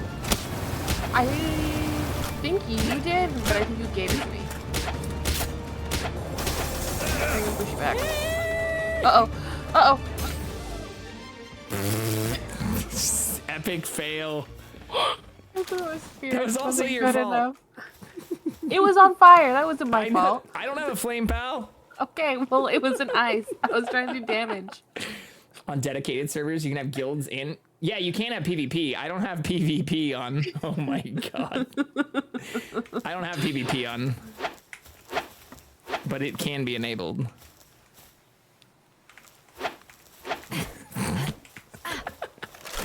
Alright. Frostallion? We could try another level 50 thing, although I don't know that's gonna go that much better. Okay, why did we were able to kill that so easily, and yet the Frostallion we struggle so hard? It's only 4 levels of difference. It's a lot. I mean, even if you remember the Lylene that we did that was 49, took us forever. Oh, hello, friend. considering a clip channel in Discord. Oh, I could do that. People have just been posting it. I could make a clips one rather than just the gaming, especially since some of the channels or things. Yeah, here. Clips. Boom. Done underneath gaming. I'll have to come up with something better for it. No problem. But that's also why I was asking earlier if there was any other higher level stuff that you wanted to try to redo. Because we could try and do like the Palladius or whatever. I just have a feeling we're also going to get deleted.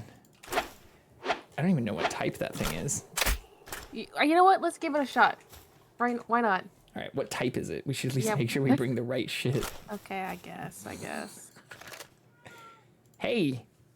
Why are you getting weird? I heard that. He's right underneath me. Right under the mic. He's not he's probably because it's raining. Just being feisty. I can hear him. He wants to play. Or he wants food. He doesn't want food. I feed him right before I start. I learned that lesson early on in streaming too. Must go. Well, thanks for coming in, Hellcat, and thanks again for the follow. Nice meeting you. You're always welcome here. Oh, that is playtime now. We'll play in just a moment. Yeah, let's try and do this, and then that'll probably be when I can switch over, give him some attention.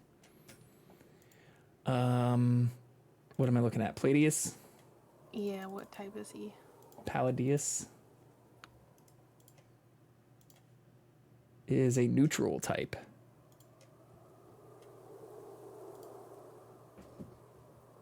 Really? Yeah.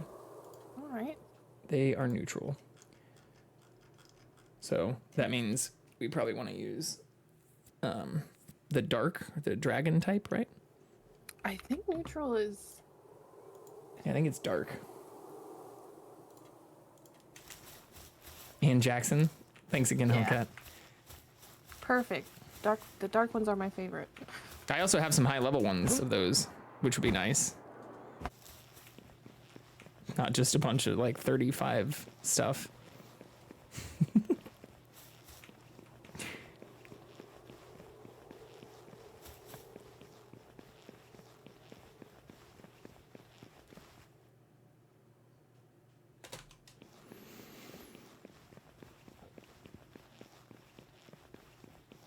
I also still got decent XP, even though that thing died.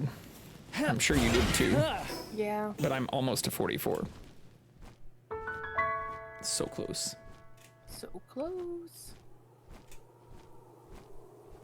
Let me repair my armor.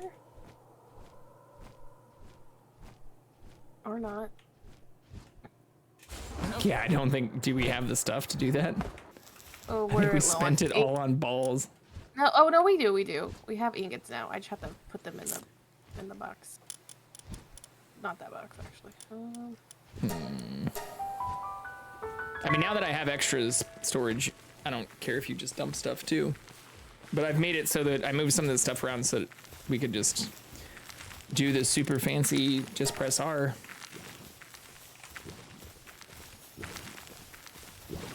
Auto dump, important ball investment. Yeah.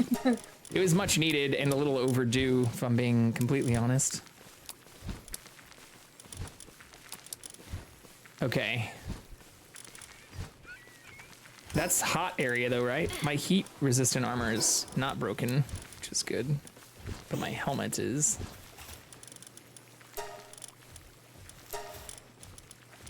That's so expensive. Ugh. Yeah, I'm not even gonna heal my cold resistant right now. Well, we have enough for you to heal yours. Yeah, we have 200 ingots.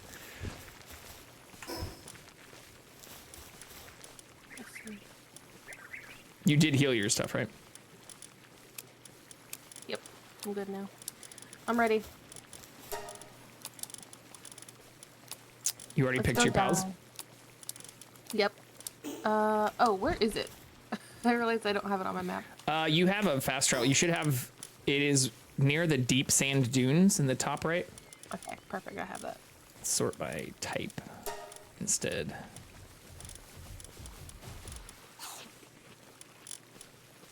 Ooh, I have that Lylene.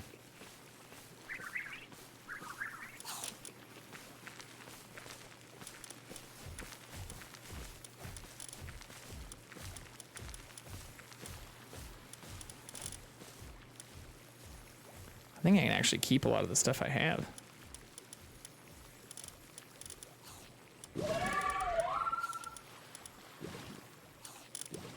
I realized I've also never used the Hoocrates. I think you just got high level. So, like, once you get to a certain level, there's just, like... You'd have to, you know, level all the way up. Well, it has a good partner skill where it says, while in team, increases attack power of Dark Pals. Ooh. Might be beneficial. No, I only have like a level 8. Well, you don't need to fight with it. It just has to be in the party, right? I mean, I'm bringing things that we can fight with. In fact, I should probably swap out my Gale Wing or Gale Claw. I'm going to do that really quick. Because I didn't use the Gale Claw at all in the last couple fights. And we haven't killed anything level 50 yet. It's true. That's true. So having at least one more fighting pal that's the right type rather than a Gale Claw might be a better way to do this. Yeah, we'll take the Astagon. I think this will work.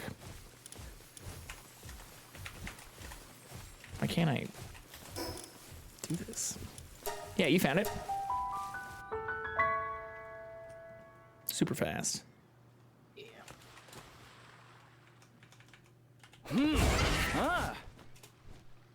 It is about to be nighttime too, though. It is. I mean, do you have your cold armor on? I have it with me. Oh, I just got a hypersphere from a chest too. Nice. I am heading the right direction.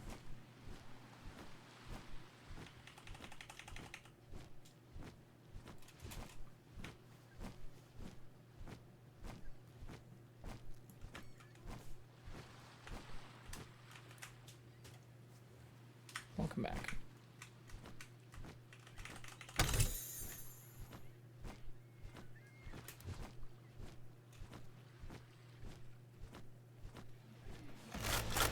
Oh shit.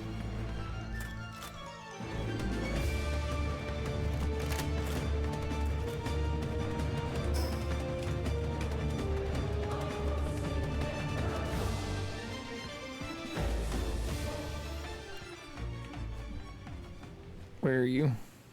Oh, I see. Right. Wait, is this 2 things? Holy shit, it is. Fuck. Dark Knight and Holy Knight. One is dark type. One is normal type. That's pretty cool though. It is. That's pretty cool. I We're gonna just get feel like fucked this is gonna over be right now. even We're gonna get worse. absolutely fucked here. Ready, JV? Yep, we're ready. Alright. We'll start this off with the wonderful use the Polaris.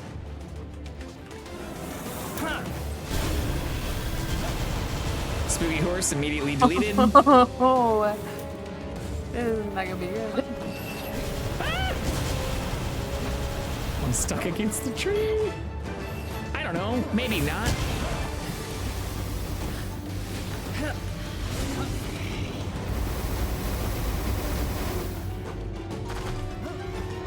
Oh shit.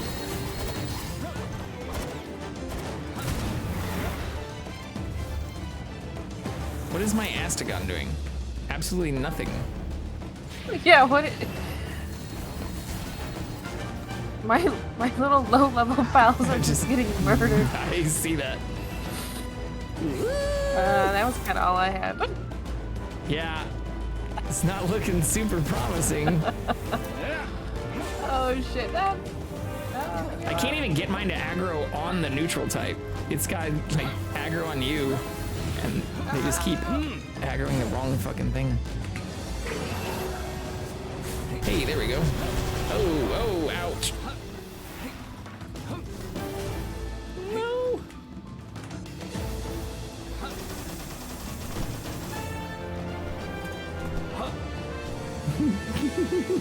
I think we're gonna both need to be level 50 for this one. Yeah, I didn't know that this was a like, two-part thing.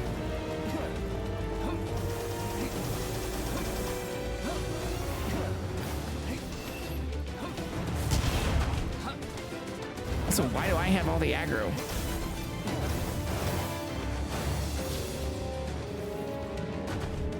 Fight music's pretty epic though.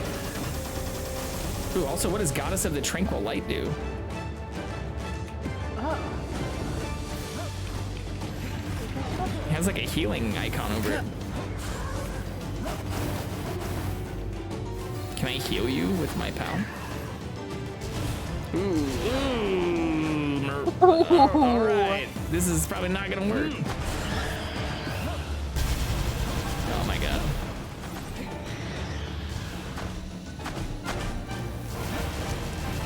Oh no, it's getting cold. Yeah. Okay. All right, retreating. Yeah, I think this is. Bye bye. Oh shit.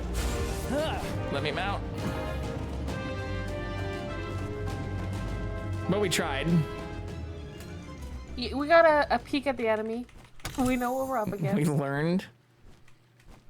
Let me put Neither of our Pholarises died. Nope. Could be much worse. Oh, some other enemies right here.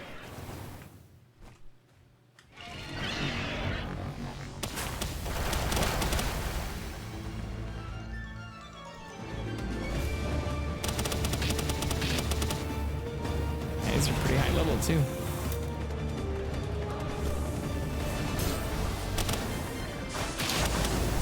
Ooh, that was almost perfect. I'm getting hit.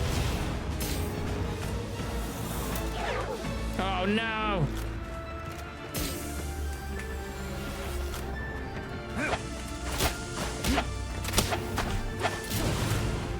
Yeah. All right, I don't want to hit it anymore.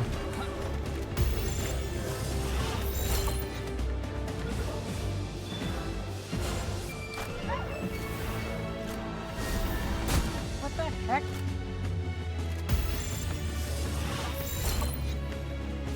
You can do it.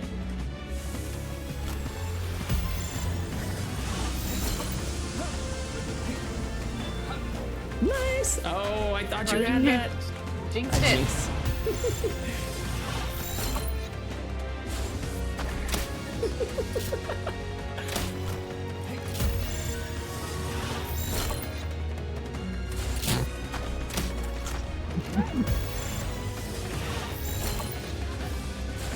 All right, do you want me to try and just drop it for you? Yeah, just... It's your turn. Yeah.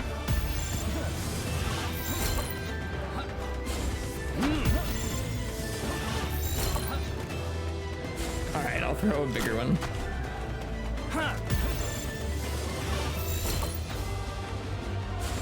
I didn't think that would catch. I still have the fight music too. Shit, this thing does not want to be caught.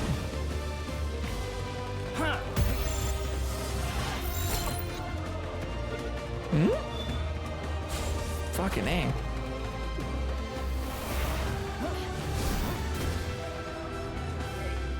I was trying to see if I could get around it to get a back bonus. There you go. Didn't want to have to use the hyperspeed. Yeah, I get it though. Nice. I also still got like 1,000 XP. Oh, these must spawn regularly out here. There's another one. Also, there's a lot of this map I still haven't uncovered too, or this portion. That's an effigy right here for me. Where? Oh, right there.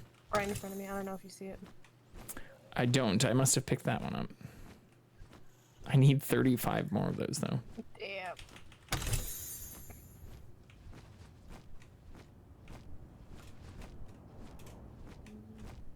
Yeah, I don't really see any of them. Even in this new part. Oh, additional fast travel.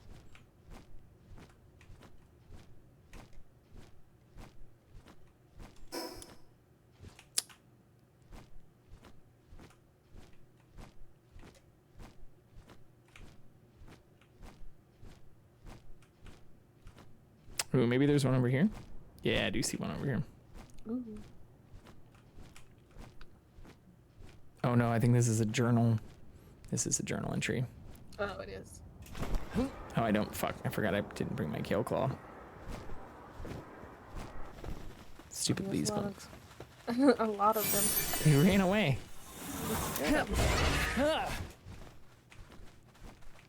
I haven't really used those in any battles either. What's up, L3? How are you? Hey. Yeah, I don't see any other effigies.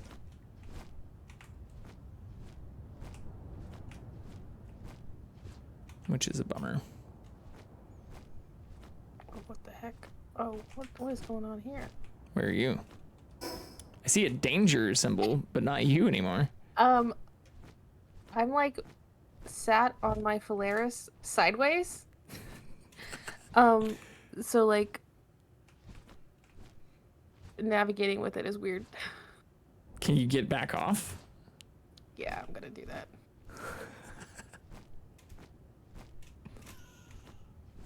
Okay, let's see if I get back on it. Is it normal? I see All it. right, I okay, see there we it go. taking damage. Like I see you taking like Oh. 5 damage. Am I? Oh, I'm too hot. Oh, it's hot. That's why. I haven't put my. Oh, I do have my cold armor on. Wait, yeah, I haven't put my hot armor back on. Also, where are you going? Oh, you know what? I saw the tower. Pull the JV there.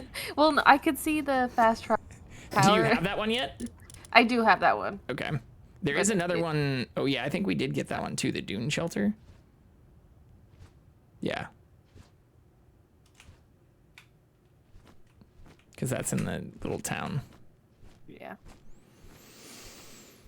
I mean, we could go over to this sanctuary. Oh, that's right. Oh, we went. That was the one we were at earlier. Oh, yeah, that's right. That's right. The west one is the only other one we didn't go to today.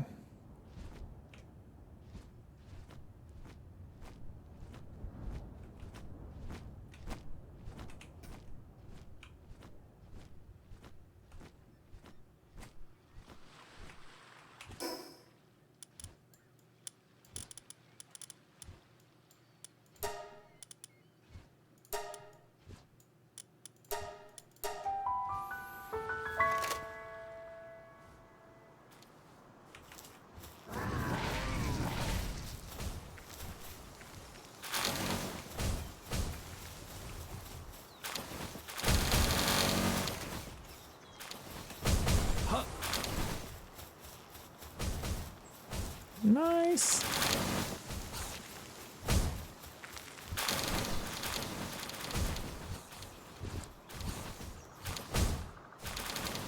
What if you have a pal here, making ingots? What if you have a pal? What? A pal at your mining base making ingots. Why don't I? Or like, could you? Do you think that would Probably. be helpful? Because then they could focus on the making of the ingots. Yeah, they're all just focused on the mining. Well, I mean, you could put one. You could put one just to make the ingots. I could. I still have 3 more spots too. Because your ones at the other base are also like trying to make stuff. Other things, food, cakes. Why is this merchant hungry? What the fuck? It's probably stuck. Yeah. Yeah, that's actually a good idea. The honest answer is because I didn't make any. When I made this base, I hadn't unlocked the refined furnaces. And so when I made those at the other base, I just kind of set the pals for that at the place I had those. And I've mostly just been transporting things away from this base rather than bringing mats to it. It was also previously very sad to be there. We fixed that yesterday. Wow. I haven't been given a lot of attention. But none of them got sad today. They didn't. So it's a step up.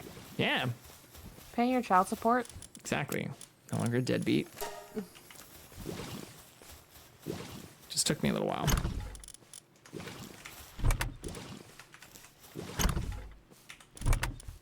Oh, oops.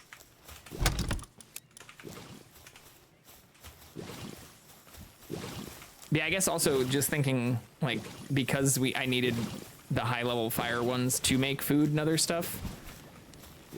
Like early on, I didn't have a bunch focused on any. Like I was trying to have them multitask.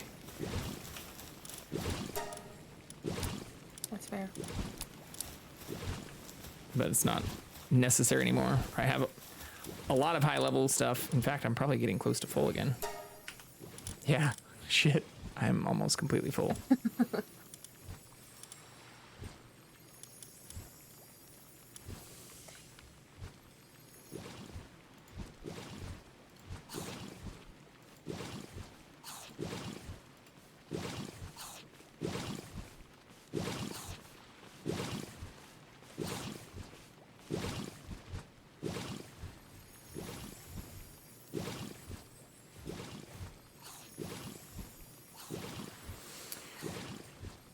Well, yeah, I think I might call it there, though.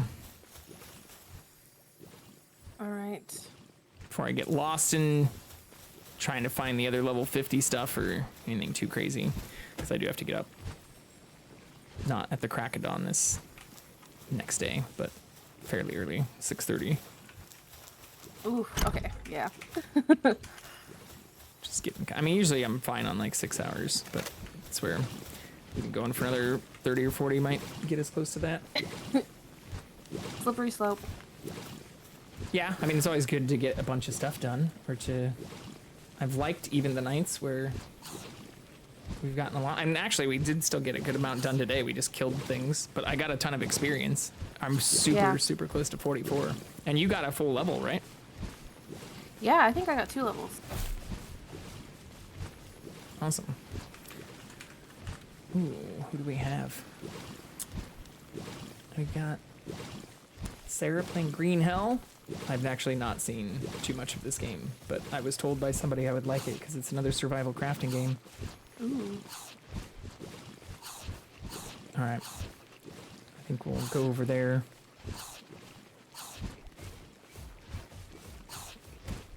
But yeah, thanks for hanging out again tonight. And thank you all for joining in. Yeah, thank you for having me. Of course, anytime. I hope you have a very good evening. And yeah, I'll catch you tomorrow. Or whenever you're on. Yep. All right. All Have right. a good night. Good night. All right. Bye. Bye. Good night, the rest of you filthy animals, too.